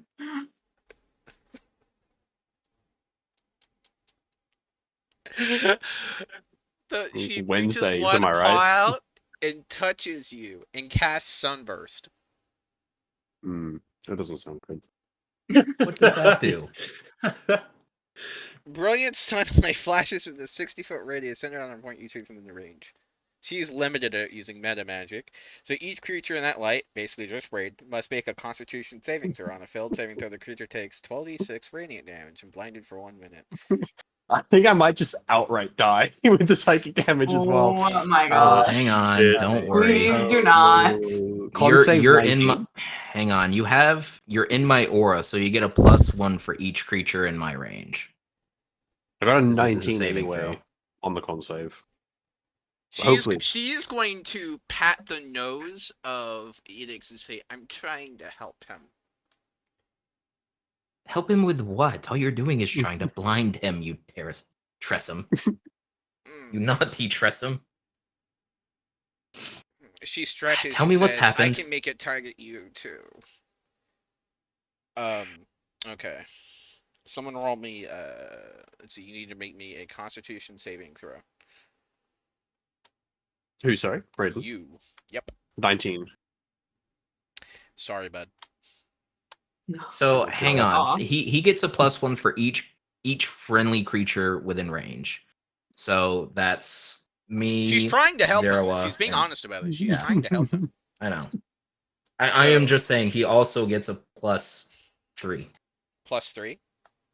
Yeah. That face. So Say I again, need someone sorry? to roll me Yeah. 12d6. Anyone else want to do this time? I think Zero is the only one that hasn't rolled yet. Yeah, go on. How do I make it do a certain number of them on Just keep okay. clicking on the D6 on I got it. Hey. So these like dice set that I have on D&D Beyond makes a really satisfying noise. 46. That's a fair bit. I'm not minus max, at least.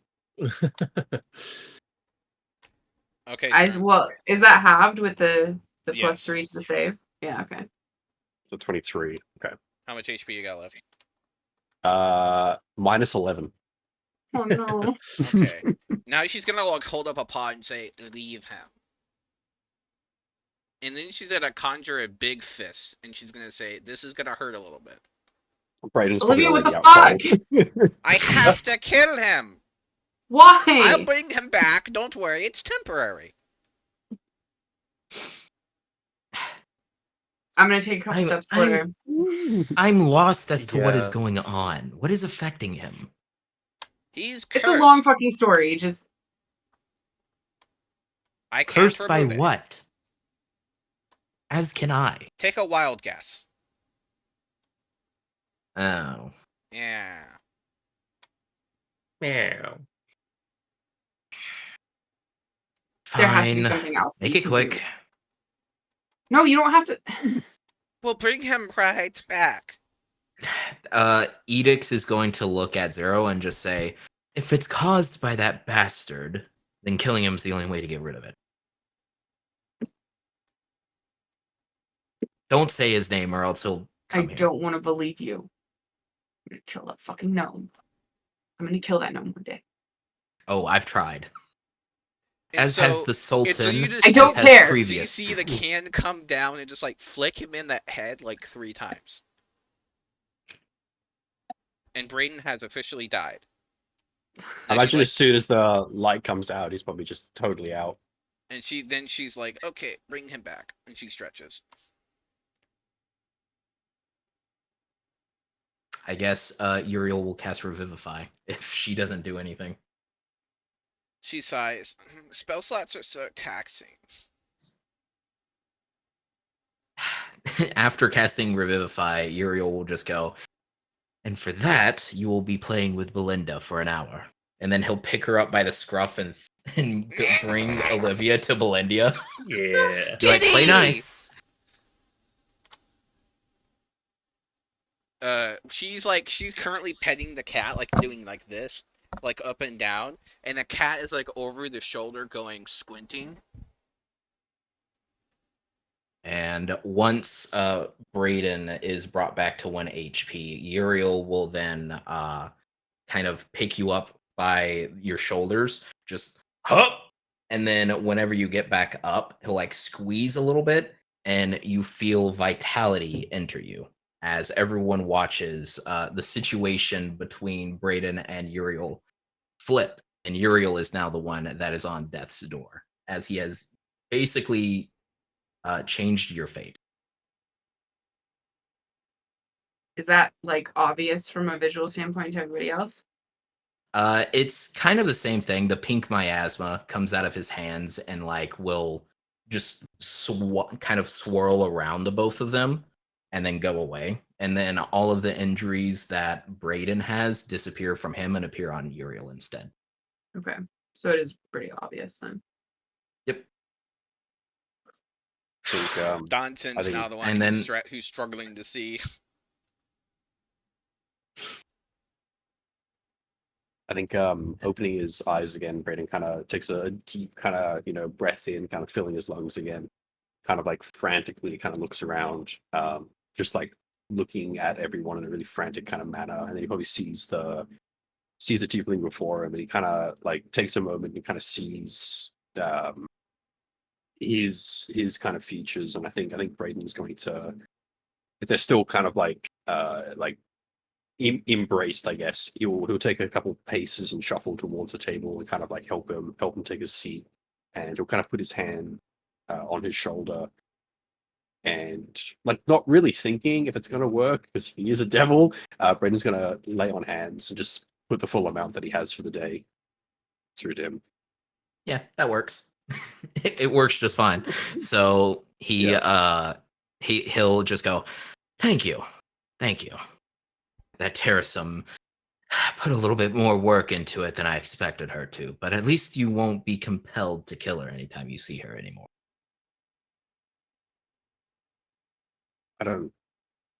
Brayden kind of just looks really kind of confused and just says, I don't know why she didn't do that the first 2 or 3 times. But She thank you. tried. I don't know if you guys remember that. She got yelled at. Yeah. Yeah, I think Brayden kind of just looks to woman, just kind of thank you. Of course, anytime. I'm here to help after all. Anyway, speaking of help, he will kind of reach into an ephemeral space through like a hole made with a purple miasma, and he'll like reach around like it's a bag of holding trying to search for something. Where did I put that? And he'll just look back. I know that you're going to have more questions later, and I have a feeling that we won't have much time left for today. There it is. And he will pull out this crystal skull, and he'll just kind of toss it to Zerwa. Okay. She'll attempt to catch it at least. And just glare at it the whole time. If you have any questions, ask that. I'll be able to answer whatever I can, but it only works once a week. An old angelic artifact. Not one of the ones you're looking for, but an artifact nonetheless.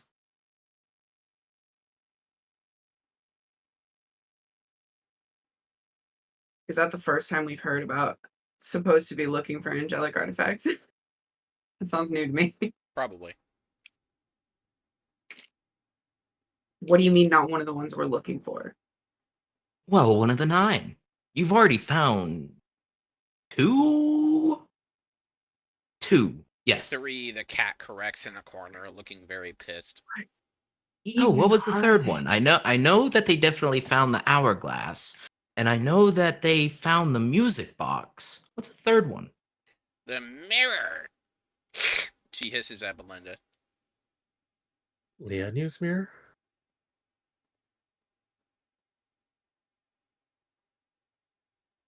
I see. Well, you've definitely made it further than most. I hate Voids! Magic doesn't work on them! Oh, you'll be fine. You know, Belinda, why don't you show her around some of your other friends you've made? I don't think Olivia's had a chance to meet them. No, don't you? Come on, kitty, let's go meet the doggies. Rest in peace. Belinda goes through and the cat is like clawing on the side of the door. Gosh. Alright. I'm gonna kind of maybe a little bit less than respectfully put the skull like in a bag or something like that. And I'm gonna take a few steps toward Brayden and just like stand at his shoulder, arms crossed. You have any It's more probably bullshit to put Sorry. us through? Go ahead. That's yeah. I've got breath back in my lungs, so yeah, probably. I didn't mean you. I'm sorry. Oh, I thought you were talking to Brayden. No. Sorry, I didn't like. I was gonna stand next to Brayden and be accusatory at edicts. can put Uriel us will through bullshit go. if you want. Any I have to put you through. Oh no, I never have anything to put you through. Not in this iteration or the next. I'm mostly hands off since the last time I interfered. Mm-hmm. The most I do is what most anyone else does anymore. Answer questions, give items, hope for the best. I'd ask been you so what was long. the last time, but I feel like I'd get a riddle in response. The last time. Well, I don't know how long it's been since the last time, but the last time was when I directly interfered with one group. It was Natalia, Queen. There was it's been so long I can hardly remember their faces. We made it pretty far. We managed to I shouldn't say that. That's too much. See? Riddles. Ooh, I have Riddles something and I really want to bullshit. say, but I can't. I'm sorry. You see a dog manage to slink back in, and it's Soul Forger, and he has a ribbon, like a pink ribbon on each ear. I And love he it. s- Soul and he Forger was a part of squints- it. And he squints at you.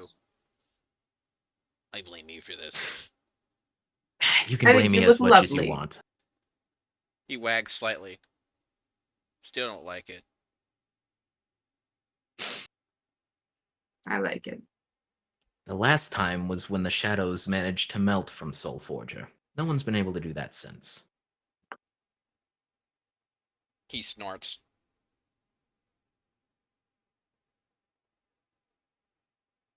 He'll like Um, pet Soul Forger on the head. He is currently sniffing your pocket for sausages. I don't have any. He walks away dejected. Edicts will shrug. Alright, I think that's a great spot to end it if you guys are okay with that. yeah. Yeah, I can go sounds longer good to if me. you guys want, I don't care. But Yeah. I want to make sure I don't. If you have any more questions. I'm enjoying this because this will be like the last time Edicts will probably be able to do anything with the campaign, and it's just going to be Donson the rest of the time. I like Donson, but Edicts is my pride and joy. Next to Lineback.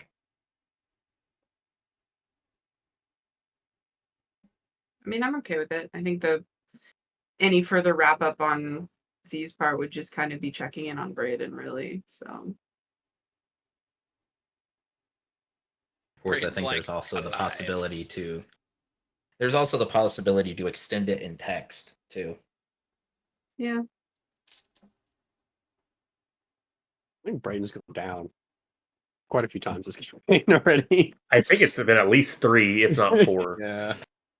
It was only Like, a quick he's- death. Just a little bit. Yeah, you technically now you're the second person to have actually died.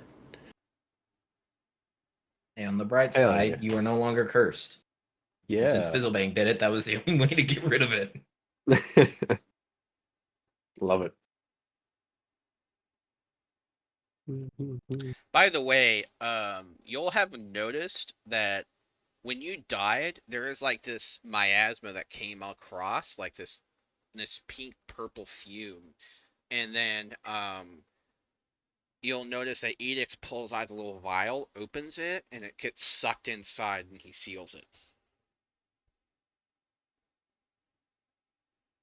Okay. Noted.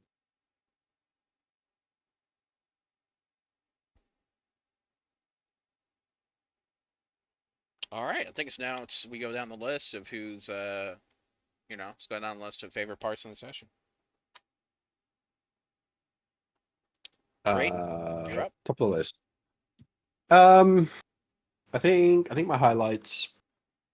I like the I think my highlights are the snappiness, for lack of a better word. I think, and tension between some of the characters. I think everyone's kind of a little bit fed up, which I think is fun.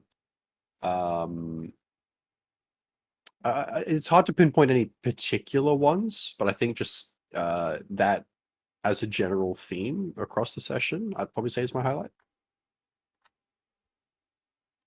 Fair enough. Cool. You already know my favorite part. Everything having to do with Edix. It's always a blast to bring him back, especially being able to re-explain his backstory, even if it was just a little bit. Loved it. Mm. Okay. Noah. I think I'm kind of in line with Brayden here. A lot of the character interactions and snappiness, and being presented with another person that knows a lot about what's going on and actually trying to get answers out of them, and then Him honestly, even just divulging like some juicy bits. yeah, exactly, and actually getting some information, having that out of character kind of like breakdown of what we want, what information we want to try and get was fun. So I don't know, it was kind of solid all around. Nice. Yeah. Pretty much same. I think I had fun cornering Donson. I think that was pretty much like my one highlight if I had to pick one. Hopefully that was like cool with you. I know that we've just been wants kind to of go like home. That's it. bouncing back and forth on like I- purpose of having I- him stay. So I like it. Because Donson is going to stay. It's just trying to have that balance of he very Yeah. obviously does not want to do this. He wants to go home and get rid of this fucker that has hounded Mhm. him for a long time. But like Mhm. he's also going to like help. So yeah, what I was kind of thinking was like we can give an in-character reason to be like a foundation for making that decision to stay, yeah. if that makes sense. So It'll show up. He'll still be drug around and everything, but even I think when he gets the reveal of what is actually happening, he himself, he'll be like, well, I kind of have to help, so I will. Because he hasn't had that yet. Like every sort of reveal has also had a reason for him not understanding it and seeing it for what it is. makes sense. He has even less context than all of our characters do too. Yeah, Yeah. He has effectively 0. Mhm. And you guys have effectively 0.1. Yeah, exactly. Yeah. And I think that's definitely like a point of contention for both our characters and like kind of as a player as well, in terms of like there are just questions being layered upon questions and everybody's dancing around the answer. And I want to get to a point where I can have some sort of like in character explosion about it. I mean, at least Uriel was able to answer them in the context of the DM giving the answers, but there's also like the issue is that some questions can't be answered. You have to Yeah. find them. So Yeah. Yeah. The first real answers that we're getting being from somebody she's never going to trust is special. that's fine. Hey, would it make you feel better that at one point he was a tiefling as well? No. Oh, well, that's a shame. Probably not. Sorry. Sorry, not sorry. Well, technically, the body he was inhabiting was because a devil was inhabiting. So Theo, you got a favorite part? I don't know, man. I will say, like watching like Zero, like in one part having like a reaction that her character is doing, and then the other side is like what she wants to do desperately, but she can't justify it. And I think it was really fun because like um Zero has like every reason to distrust this motherfucker, and every person that has offered answers has offered questions more than answers, and hasn't given anything of concrete value, and has been suspicious as hell. And then the one person who might actually give an answer is for sure the one person she has the least, besides maybe Fizzlebang, the one person she probably trusts the least. I actually think Fizzlebang might be more so. Damn. At this point. I was Damn. my other thing that I was going to ask questions about is the other like outside of the Belinda one was questions about Fizzlebank and Grandma. Was going to be my other lot of questions I was thinking about. Yeah, I had a lot of questions about all these other people that seem to know so Should've much asked about about us. the fucking You can Yeah. go into text RP1 and get as many questions answered as possible. It's just whether or not he is able to answer them is up for debate. Because before, he was able to use his power to answer everything with the utmost truth. But now, fate is stitched back together. And prying eyes are abound once again. Poor Soul Forger. He's been through so much. And Zero is just like living it up. Well, here, the logic that I mentioned before is actually legitimate. Like, he's a little bit of a protector for sending Belinda somewhere that a devil is telling her to go. But also it's cute, so what am I gonna do? Calling him a devil, but he's an angel. I don't care. For my roleplay purposes, he is being filtered through as just a devil. So that's fine. He's more of a hybrid. Yeah. Because from his backstory, he is an angel that was tortured into becoming a devil. And then through the events of the previous campaign, his whole backstory is crazy. I love it. But basically, I actually have a lore drop of that too. Do you guys want that? Yeah, I have entire books of just Edict's lore ready to go. That's cool. But basically, it's like something happened. He was an angel who fell and was tortured and became a devil. And then through the events of the previous campaign, was able to regain his memories and became an angel. However, there are still parts of hell that he is tied to through deals and contracts and things of that nature. And that is why his halo is constantly breaking apart and reforming, because he's not complete. I like that. Like, as a design choice, I think that's really neat. All right, I will share this as well. Cool. Some lore drops to you to read. These are not new. I think I mentioned it before that I had a character whose theme song that I had picked for him specifically since the beginning was Seven's Orange. Edix is that character, if you have not heard the song yet. Mm-hmm. Or if you have. I remember you talking about having gone song first, so yeah.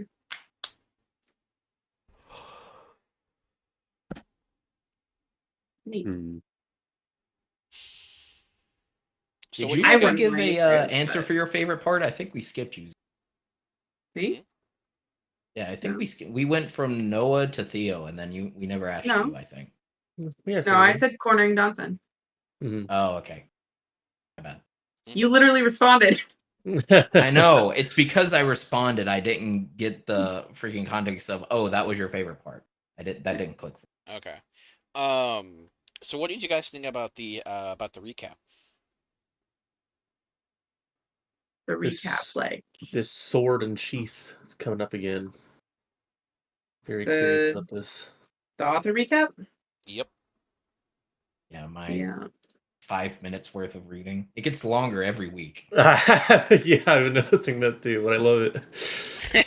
I named told the Theo file- after I read it. He named the file "Why So Many Words." I Amazing. told him after I read it, I was like, at this point in a month or two, I'm just gonna be reading your thesis, monologuing your theses. I mean, I used to unironically write 15 pages in Google Docs for each session. Fortunately, know, I don't do that's that why I anymore. It's brought just, it up. it's not sustainable even for me.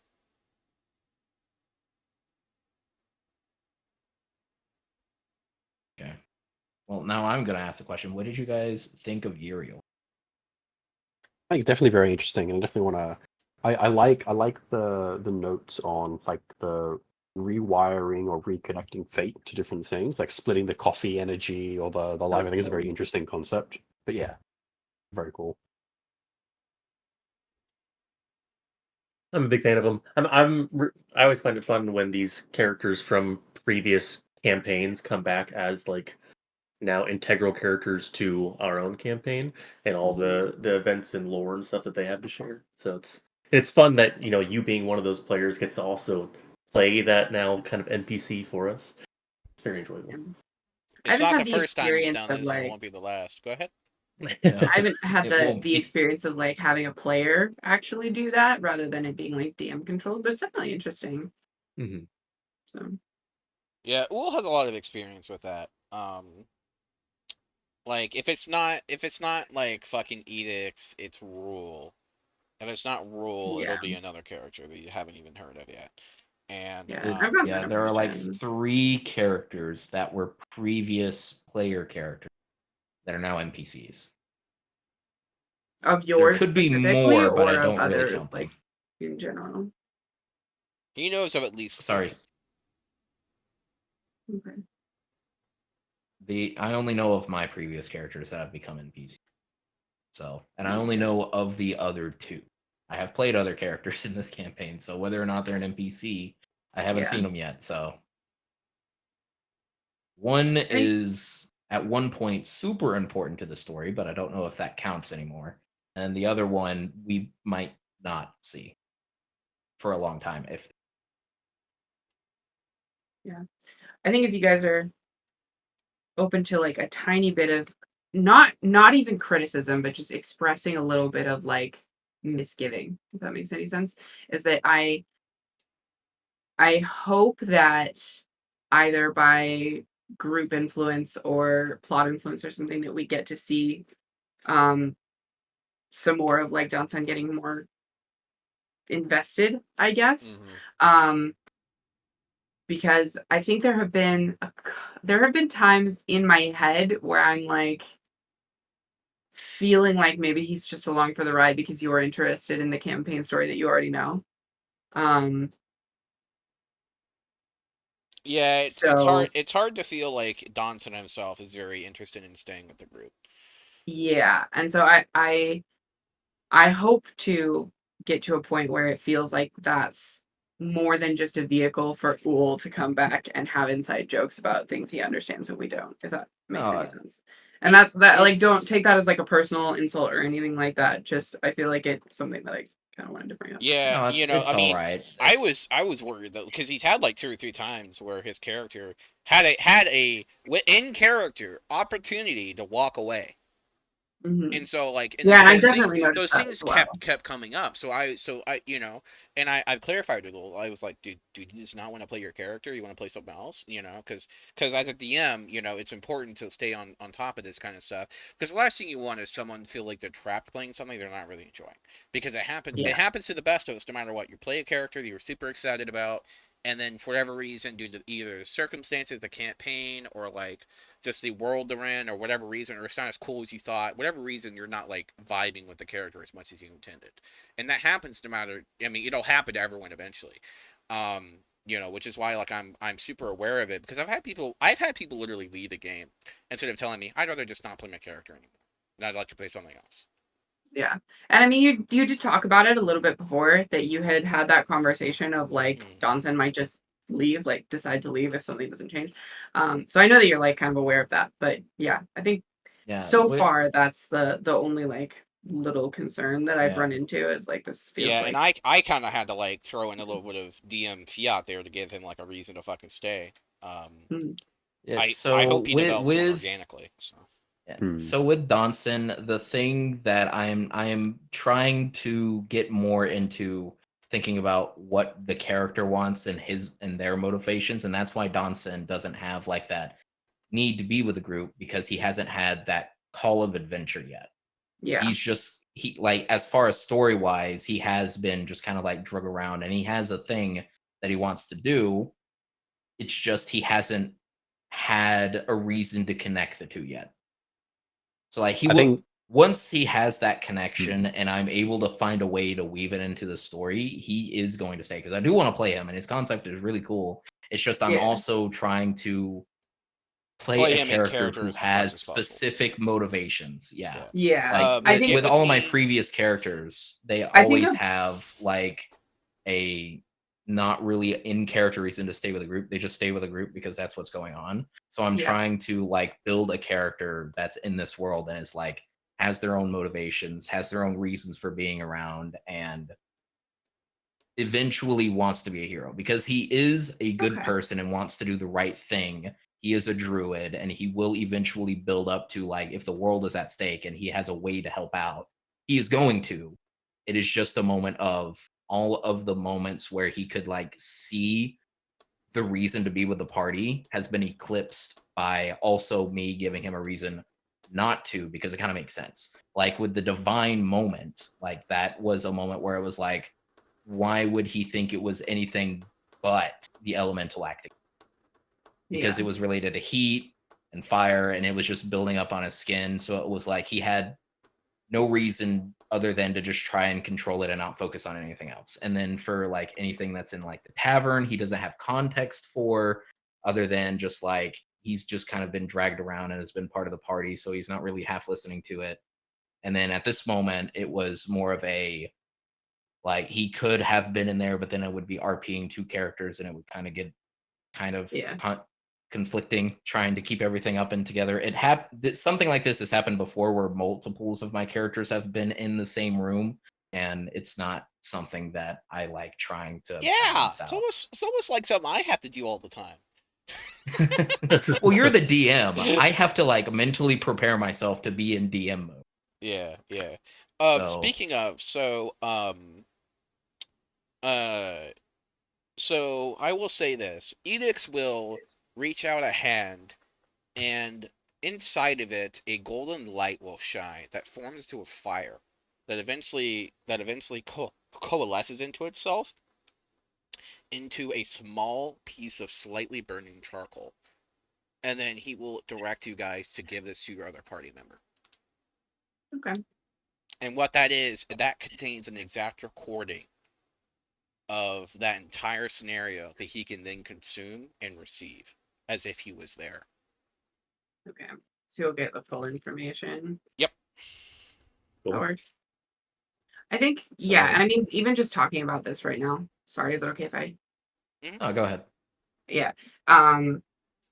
Has sort of like solved the immediate concern that I was having. I guess a more succinct way to put it would be, I had a little bit of a fear that you as a player were using your character as just a vehicle to come in and mess with your other characters in the world and stuff like that, that in a way that like sort of like, I don't want to say meta, because that it doesn't really cover what I'm saying, but derailed a little bit. You get the idea. Yeah. Yeah. And I like understand jumped into something that was more of an inside joke between you and Theo, who know things, than it was participating in the game.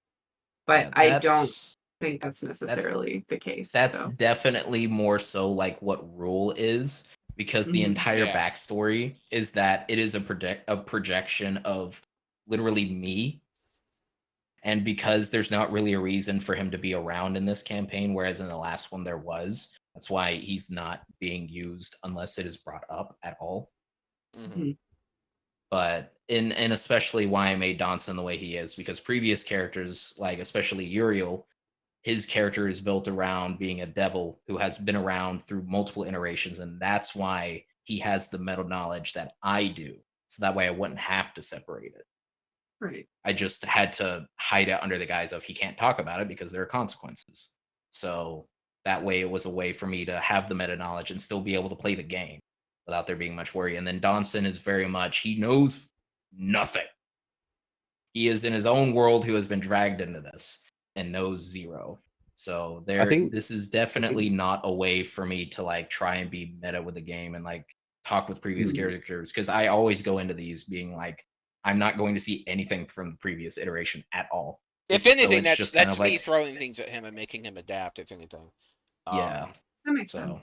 you know. I And think the thing one of is, the yeah, go ahead. I think one of the challenges I'm finding is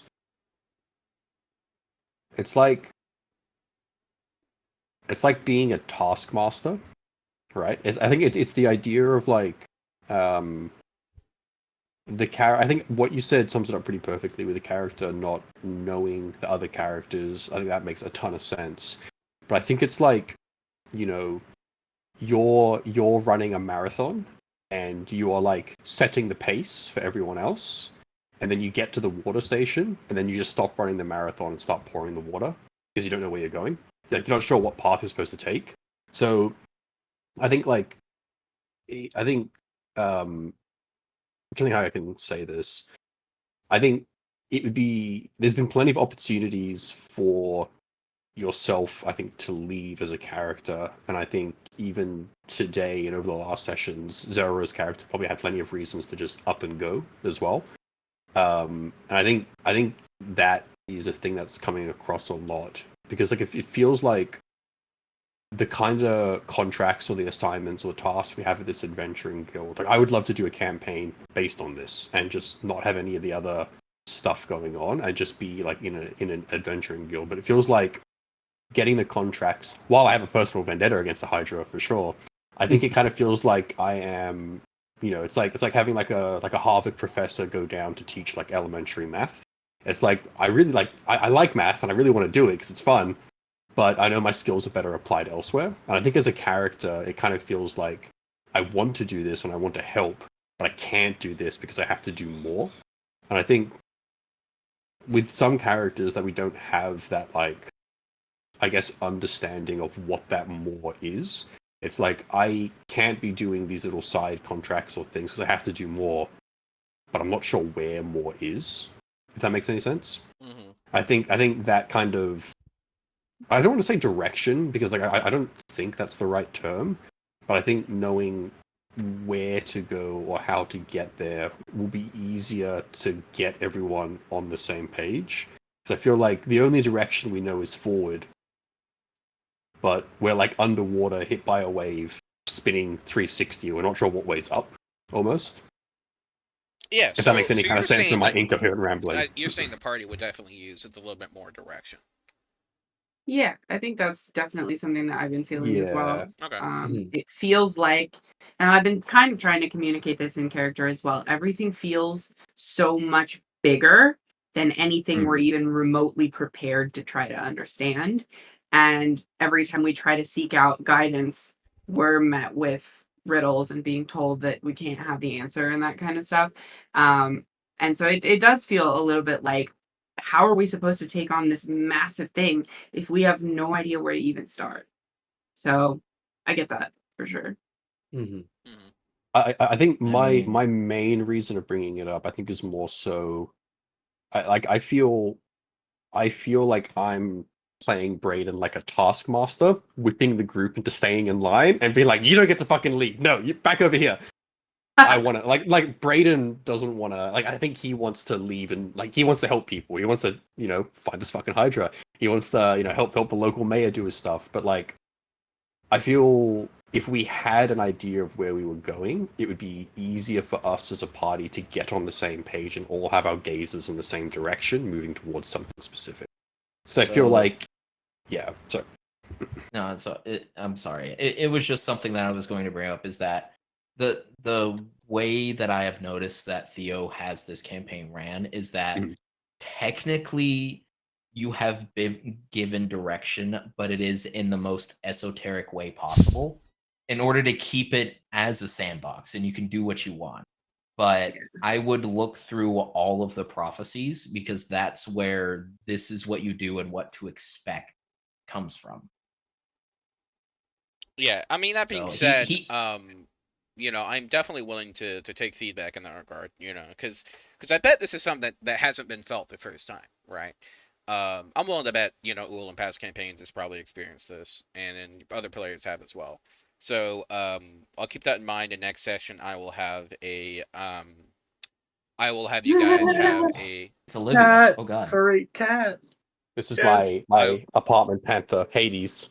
Oh, you're so cute. Oh, look at Nice. those He's eyes. Raven. He's a little I love panther. Oh, I love adorable. him. Perfect. Sorry for he wanted to come off the desk. But I will have I'll try to have you guys have a scene next session. Remind me in case I forget. Hopefully I won't, but just in case I do, I will have you guys meet an NPC that will hopefully give you a kind of guidance. So even all the side activities that you have, everything that you guys do in this campaign contributes. And it's not just giving you experience points, it's not just giving you gold, it's giving you more than that. It's giving you actual resources that are going to matter later on. And I mean that in every instance of the word, resources. Be that people, objects, gold, commodities, whatever. These things matter, and they're going to matter a lot more as the campaign goes along. And that's why I take so many fucking notes, because all this stuff is going to matter later on. And so keep that in mind, and that everything that you guys do, no matter what it is, it may not necessarily be like you getting the thingamajiggers and continue on like that way, but it will impact the game, and it will help you in acquiring the things you need to do. That being said, like I could totally understand, like for example, the relic, right? The relic that isn't actually that just out of character. That's not one of the 9 objects. That's not meant to be like the main quest thing. That's a side quest. Okay. And so I'll You try mean to. the one that's on the board? Yes. So I will try to be Yeah, a bit I more. got that question. Yeah, I'll try to be a little bit more deliberate when it comes to giving you guys kind of like not necessarily guardrails, but give you guys kind of like an image, A road to of walk on. I think a path to walk I on think- if you want to. If you want to go off into the wilderness, by all means. But I think some good clarity is I don't think like you are giving us plenty of options and we can see plenty of options ahead of us. I think the thing is the options that we have don't feel like they contribute to where we want to go. Like I understand, like obviously it all adds up. There's all points being tallied up towards it. But just again, like a different example. If I'm a brain surgeon, I don't want to be spending time putting band-aids on people, right? It's like I have this important task ahead of me to take a tumor out of someone's brain, and some of these tasks, in comparison, might seem much lesser. And it's like rather than spend an hour or 2 days going to do this task, we should be spending these 2 days trying to go after like what we need to do. I guess if that makes sense. Like Yeah, it almost feels like a little bit like doing some of these other tasks. It's still advancing us. Like I can definitely see that, and like I think we can all see the task laid out for us. But I think it's why should we do this task when we have like this is a totally separate. It helps us as characters, but doesn't take us to where. Does that make sense? I think I'm kind of like rambling. Yeah. Yeah, So well- I think a big part of that is like kind of an issue of urgency. This main quest that we're all drawn into feels like urgent, needs to be handled and taken care of as soon as possible and without being sidetracked. So having these other things. Oh, he's so fucking cute. Having these other things that don't feel urgent at all, but we're still kind of being prompted or enticed to go to. While I do want to do and would be fun, it does feel like choosing something that has zero urgency to it over the thing that feels like it is currently urgent at all times feels, I guess, in character as like not a waste of time, but like A it just risk. feels like a risk, or it's not going to benefit anything towards this urgent task that we have been Yeah. granted. I think from previous experience, the best way that I can describe it is episodic in that the main episodes you have to kind of go through and say you want to engage in that, and that you want to find one of the 9 artifacts that your task would try and find. Whereas every episode in between, if you are not actively saying this is what I want to do, then you're on one of the filler episodes where you're doing other things that you can do. And if you think about it in a different way from what I've understood in the ways that I've played before, is that, finding the 9 is the main progress bar. But once you get to the end game, everything else you've done is like a bonus toward it that increases your score and gets you a different end. If we manage to make it that far. I've not been in a campaign where everyone stuck together and made it that far. Yeah, I think finding an in-game way to make our characters feel that same idea, because I feel like that will be coming eventually later on, like you said, with like the Yeah. kingdom building and stuff. But right now, where it feels like, oh, maybe we heard rumors about this, the guy at the manor. Maybe he knows something about a heavenly artifact. Oh, so now we take this side quest, but also maybe get some information to then be like, oh, now we have an idea of where this artifact is at. Now we go on the main quest because we gathered information from doing a side quest. I will definitely point out that we have the location of the next artifact already. And it was discussed in the Goblin King quest. Okay. That king is using some powerful artifact to get the goblins to rise up and revolt or something like that. Okay. So although it's not been actively stated, the only time he uses the word artifact is in regards to the 9. Well, we have the one quest to find an artifact, and he did just say that wasn't one of the 9. Relic. Relic? It is relic. Yep. Oh, is it relic? Relic. Okay, gotcha. Yep. Okay. Well, that also helps for sure. Mhm. I will have, if you guys can be active in Texarchy, I can have it, and it depends. You guys don't have to. If you'd rather do this in session, that's fine. Just keep in mind, if we do this next session, it will take up a lot of this session because you guys are gonna have questions and all this. Whereas if we do this in TextRP, I can kind of give you a TLDR of what's gonna happen, and it will give you guys the in-game motivation you need to put all this together. And so, my next goal is to, when you start your Kingdom Simulator, is basically entirely based on your choices. My goal for next session is to get you guys introduced to the system that you can start to build towards that. So you could say, that you could start earning your keep, as it were. And yeah, okay. Come on, that was funny. That was funny. Clever, yeah, I like it. I like it. And huh? Sorry. I said I smiled. You Oh, get paid. okay, gotcha. Fine. So, I will have you guys meet get you introduced into something that will explain. This is going to be the person that's going to be explaining things to you and how you proceed in a grand scale. And Uhl is very much correct in a lot of ways. Less so others, but very much correct in most other ways. Where each of these things and how many side things you accomplish, right? It's like you're going to different acts, and depending on how much content you do in the previous acts and how many side content, it's going to make the future ones easier or even possible, right? So it's not just that in the past iterations that your characters or these characters or the chosen ones, whatever, may have chosen to do something where it's like, So maybe sometimes they rushed the main quest, as it were. Maybe sometimes they didn't have the resources they needed to in order to actually win, right? I will say this, like there are ways you can level up, and one of the main ways you do that is acquiring an artifact.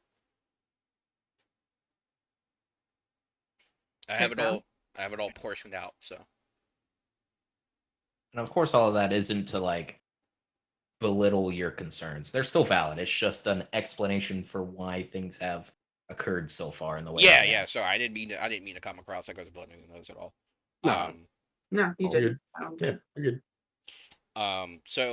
So like I said, if you guys want to do it, and I can either do, well, it depends. If you guys want to be involved in it and have questions asked and things like that, we can do it in text RP.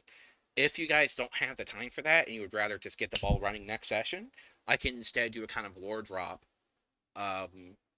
where I can basically have, instead of having an NPC meet you, instead you get it in the form of a dream that would inform you information you need to know to get you on the tracks, the option to follow the path towards the main quest, as it were, if you guys want to do that.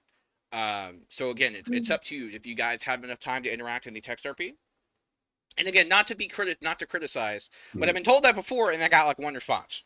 So I'm just saying. No, like No, that's for totally me, for me, I think tail on my face. Time zones are tough because like my time when I finish work and I can sit down like after work or whatever and start, it's like 3 a.m. for everyone else. So like there's no one else on, and I'm like So like sometimes I'll make a reply, and then like I'll have to wait until like I go to sleep or wake up and there's a reply back, and then I have to do work during the day, and then I finish work, and it's basically been like 18 hours.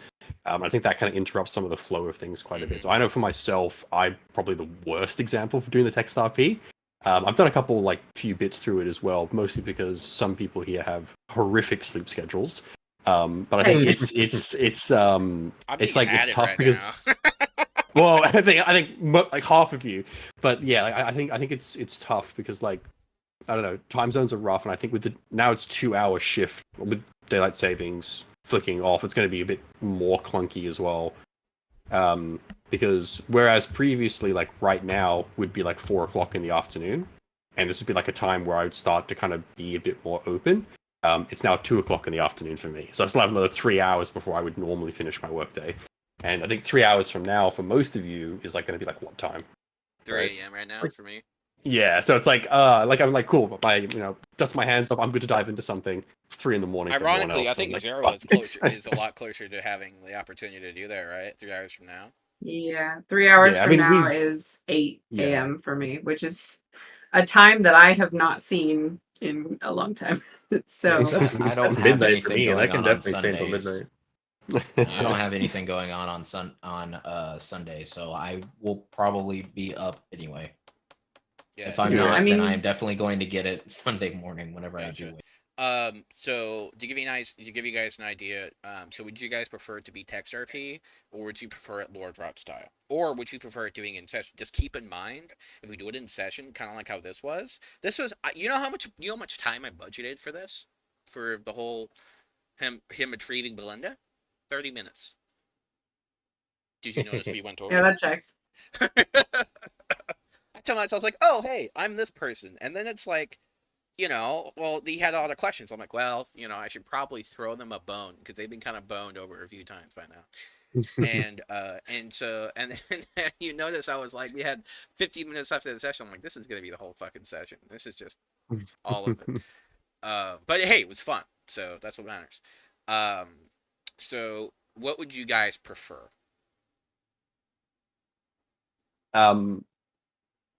I'm happy for text RP, but I know that I myself probably will not be as available into it as the others are. So like I'm happy if you guys want to do the text RP, and I will chime in where I can, but I'm not going I to be get there it. for like if we sit down for like an hour or two and smash it all out, I probably won't be able to make it. Okay.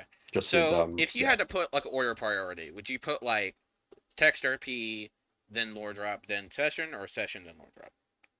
Probably session towards the bottom, just because I think it can be. It's good to do it, and I think it's good to do it in session as well, because obviously everyone's included in there for it. But it definitely can be quite time consuming. I think it will Yeah. be a thing that will Like take I had a the full shop, session for kind of thing. example. I would appreciate if you guys would use the shop if you want to buy things with the money you have. So when Mhm. we do I text forgot. RP, so go to text RP2, please, and use that for Edix's chat. So because the shop is like, I was like, man, I put effort in that shit, and I'm like, no one fucking bought, and I'm sitting there like, I did Okay, I did I- read it, and I I- was like, Noah already got me a +1 glaive for free, so Well, big and ups so Noah. And so was like, I read it and I did the math and I looked at the thing that I wanted to buy and I don't have the gold for it, so I can't buy it. No. And then So I Donson want some doesn't studded have leather money. armor. yeah. Yeah, I just don't have the gold for it because I think the studded leather, based off the math or the system you had in there, would have been like 360 gold, and with the divided amount that we all had, Is I it only had like magical? 200. No, it's just basic studded leather. Oh, then it's not as expensive. That's for magic items. Oh, I just read the like the DMG. Where was it? It was Adventure's low stability to low stock high prices, 50% adjusted DMG prices at base value, aka 80% of maximum value, and DMG times 10. And so that's what I did. I took the DMG value, times it by 0.8, so 80%, or 50% of it, whatever, and then times it by 0.8, Yeah, and then no, times by 10. yeah, that was for magical items, my friend. I guess I should have clarified that. Oh, okay, okay. No, you're good. Yeah, so basically magic items are available, but at a very high premium. From the store. Okay. And if it's just a non-magical item, DMG price times 10. Convert it to your normal currency. It's fine. DMG price times 10. Okay, so Yeah, that would still be add too a much, 0 though. to the end of it. Because the base studded leather is 45 gold. And So I think I did the math wrong because I didn't do so the plus 400, so it'd be 50%. 450 gold in your gold. Because remember, you guys Yeah. get 10 times their value. Like for example, that necklace would be normally 120 gold pieces in normal D&D. But Mhm. they have silver, they have copper, they have all that. Exactly. Yeah. And so Yeah, so I definitely don't have the gold though, because if that's 450, I only have 322 after what we got. Gotcha. Well, you also have Lianu's 86 as a group. So That's with Lianu's 86. Yep. Oh, ouch. Yeah. I don't know. Go kill a bandit. Well, that's also part of why like I'm kind of okay with like some of the adventuring side quest things, is because you guys are poor for level 5. Like, well, You're yeah, really we're poor. We don't really know what we're doing, and like both Noah and myself are like if we do have this really urgent big task, like we can't go into it with this chipped ass blunt dagger that I'm carrying and no armor The or magic any dagger. combat experience. Yeah, like Noah, especially with how his character is and his backstory, is very aware of how kind of worthless and not very useful he is, and so he's very much like, yeah, let's find, like, especially for Noah, like I want to find the ways in which I can improve myself to actually be able to do something or be helpful to the others. So I think a big thing of I mean, what else can I say? I think a big thing of the if you do it in session, I know you guys will have fun with it, but the thing is, I can see it easily evolving to kind of like what it was for edicts, where you guys are gonna have questions and probably not like the person who's giving them to you. Fair warning. Just saying, you're not gonna like the person giving them to you. And so that is a consideration to make. So Zerwa, you're the next on the list. Yep. I guess because you're in the camera. And so if you had to put it in order, what would you prefer to do most, and what would you prefer least? I mean, I'm around and can commit to the text RP. I definitely thrive off more people being active in that regard. The text RP that I've had the most fun with, obviously, was the one with the girls. That was you and me actively doing that, like on live time. I thought that was really rewarding. And I've really enjoyed like the interpersonal ones. I've done a couple here and there with Chime that I thought have been really fun, but we never like get to finish them because of the time zone thing. So I would choose text RP, but it's not the strongest preference ever. And then I would put the others, the lore drop versus in session, probably quite equal. Okay. All right. What about you, Wolf? As far as, sorry, everyone's been talking. I forgot the original question. So the think of it as like a main quest exclamation mark. Uh,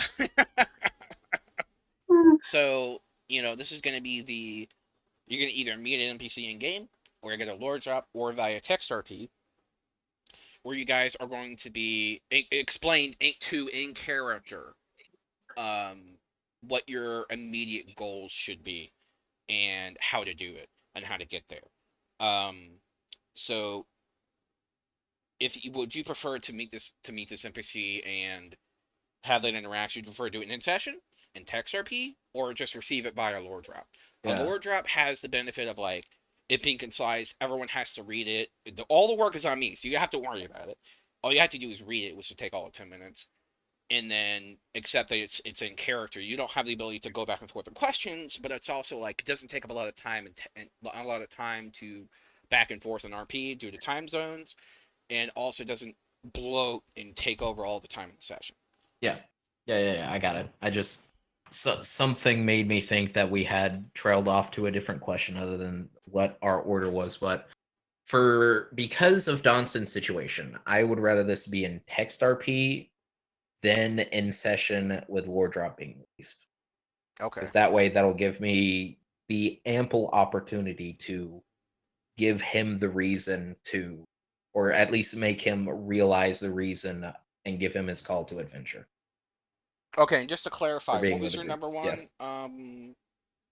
Text RP. Okay, your number one is text RP. Your number one is Chime. Probably text RP. Okay, and then you want, and then session and text RP is equal. So lore drop is your number, or is it lore drop and session was equal? For me, Yeah. What is your number one? it was text RP Okay. at a not very strong number one, and then the other two just equally below it. Okay. What about you, Noah? I think text RP and in session would probably be tied for number one, just because I like having back and forth. I like the session idea because we are all there. I know it's time consuming, but it's, you get to act out your character. We're all guaranteed to be there. There's a lot more back and forth. But text RP is obviously more convenient if we can get it all together. It won't take up as much session time. And then the lore drop, I'm okay with that if that's what everyone else wants. I prefer having some back and forth. If we can get the text RP kind of at a consistent back and forth or point, then I think that would probably be the best bet. Okay. All right, so it seems pretty consistent that text RP is probably the way to go. It's just I'm concerned over like this being able to do it. All I ask is that, I'm gonna reply, generally speaking, for this. I'm gonna reply usually within an hour of getting the last message, unless I'm sleeping. So, just take the time to reply to it and everything like that, so we can keep it moving, and whatnot. So, fair warning. Do you guys have a guess on who's going to be delivering this information? It's Fizzlebang, I swear to God. Probably. I have bad news. Oh, for fuck's sake. As soon as you asked, do you have a guess? I was like, oh no. We have bad news. No, I was just saying I have bad news. It's okay. Fizzlebang. It's probably going to be. There's not really a whole lot of NPCs that I could see doing it. Like maybe Sebastian, maybe I keep wanting to say the nicknames we have for Magda and not Magda. But it's all of her nicknames spoil the character, so I can't say them. But from Magda, from Jeb, it could be like one of the you know what? Curveball. It'll be the Dawn Father. That's who I think it'll be. I think that'll occur again. So I do have kind of a question regarding if it is Fizzlefuck that's going to be giving us Mhm. the rundown. Or I guess also maybe kind of a request. Can we have someone there that our characters actually trust or like to, if not tell us what's going on, at least reassure us that what he's saying is true? I think that would help Highly agree. with in-character motivation a lot, because it's really hard to hear information from a character like Fizzlebang, who none of our characters really trust or like very much, and take the word as fact or truth. Mhm. Does that make sense? He is how I see him, the god of mischief. I have no clue if he actually is a god or not, but that definitely fits. Because we've asked him like I want to say like 2 dozen questions in the past, and we've never got an answer from him like for Yeah. anything. So him coming out and just telling us everything, it'd be like, why are you doing this now? Like, Mhm. Yeah, I would be hard to trust where's him. the other shoe and how big is it and where is it gonna drop? Yeah. yeah. So having someone, if not the person telling us, be someone that we trust, at least someone there to reassure us that he is telling the truth or something, if it is someone we don't really like. Or at least in character don't really like. Hmm. So, do you guys want me to tell you, or do you want to find out in the text RP? Let's find out. Yeah, personally. let's find out. Okay, fair enough. Cool. I expect to see your responses in text RP. I expect to see your reactions in chat because me. I really want to tell you that because I can see two other fucking people's reactions physically. I want to see if they recoil. Send and it to me. rage. I want to know. Give me Jeb. Yeah, I could see it being Magda. I could see it being Jeb. I see it being Sebastian. But I don't really know of any other NPCs it could be past It was- those. And then I just kind of threw out Dawnfather because he was previously in that role for a specific character. So I was like, if they're still around and still a thing, I could see that happening. So what are your guys' thoughts on the? I don't know if I asked this. What was your guys' thought on the author recap? I don't know if I got your answers to that. It was good. I very much enjoyed it. I love all the author recaps. I'm very curious about this sword that keeps getting mentioned in the last couple ones. This sheath needs to be bathed in the leaves of. I'm very curious. There was also a thought for me that it could be the Sultan. But I was like, we're nowhere near Osriel. Why is he here? Yeah, I'm working on the lore draft for him. I haven't had a chance to get down to it. I may try to finish that tonight. It's pretty rare. Most of the lore drafts I write in one shot. Like just I run it down in about 15 minutes or 40 minutes. Fair enough. But this one isn't. It's not 17 pages.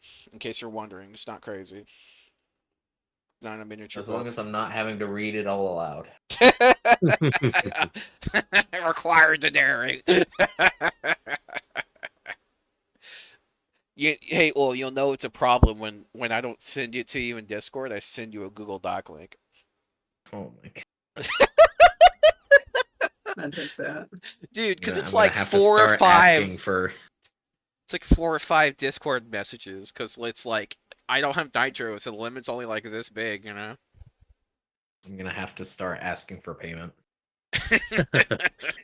You don't Penny die. per word.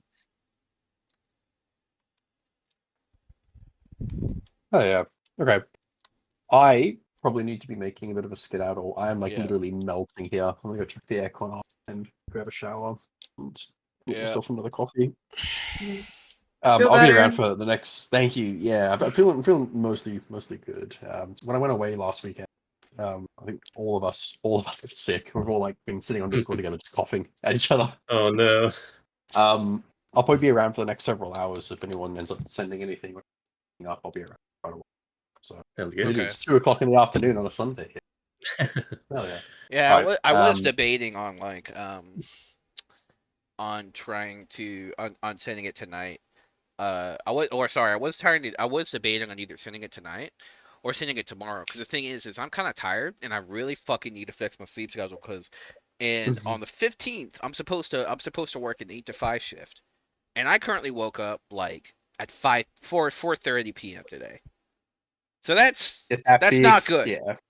Yeah, work on yourself, man. Yeah. All good. Do what you got to do. So I'll tell you what. I think what I'll do is I'll set the scene, and then I won't immediately reply, and then you guys can get all that together and everything like that. What it's going to be is you guys are going to get like a message to go somewhere. Yep. And then you guys can describe among yourselves what you intend to do or what this could be, etc., etc., and then Mhm. you guys will go there, and then there I'll drop in like a decent chunk, and then at that point, even if it doesn't go beyond that, that's fine. Better if he does. If not, is what it is. At Okay. worst, you can use TextRP2 to ask Uriel more questions without having to worry about Theo responding. TextRP2 and asking Uriel questions can just be its own self-contained thing. Mm-hmm. Makes sense. So I'll use TextRP3 for the. We don't have a current use for it, do we? I think it was Not just enough. thrown there in case we had multiple text RPs Yeah, going there's on at the nothing same being time. currently. Oh yeah. So this was oh yeah, this was Braden's one-on-one sort of, and when he was captured. Dude, it's almost 2 months ago. Jesus Christ. Doesn't seem that long. Hey, we're getting pretty far into this. I'm not gonna lie. Yeah. We've been at it for a while. All right. Well, I think that's good. I think we can call it there. What do you guys think? Yeah, that sounds Sounds good. good to me. Yeah. That's good. Everyone have All a right, I had a- amazing evening ahead. I had a great Yeah. time, and I really enjoyed watching you guys' reactions. Hopefully Ulf gets a new camera, and hopefully Noah gets a camera eventually. Yeah, I was So- actually thinking of looking into that sometime Do this it. week. I can Do tell you the it. one I bought. It's pretty good quality. You can see, literally $18. Oh, okay. Yeah, no, send me a link. Send me a link. Yeah. So really solid. Oh yeah. Get All well right. soon, Braden, Chime. Always. All right. Thanks so Right. much for You guys, listening, and have a wonderful day.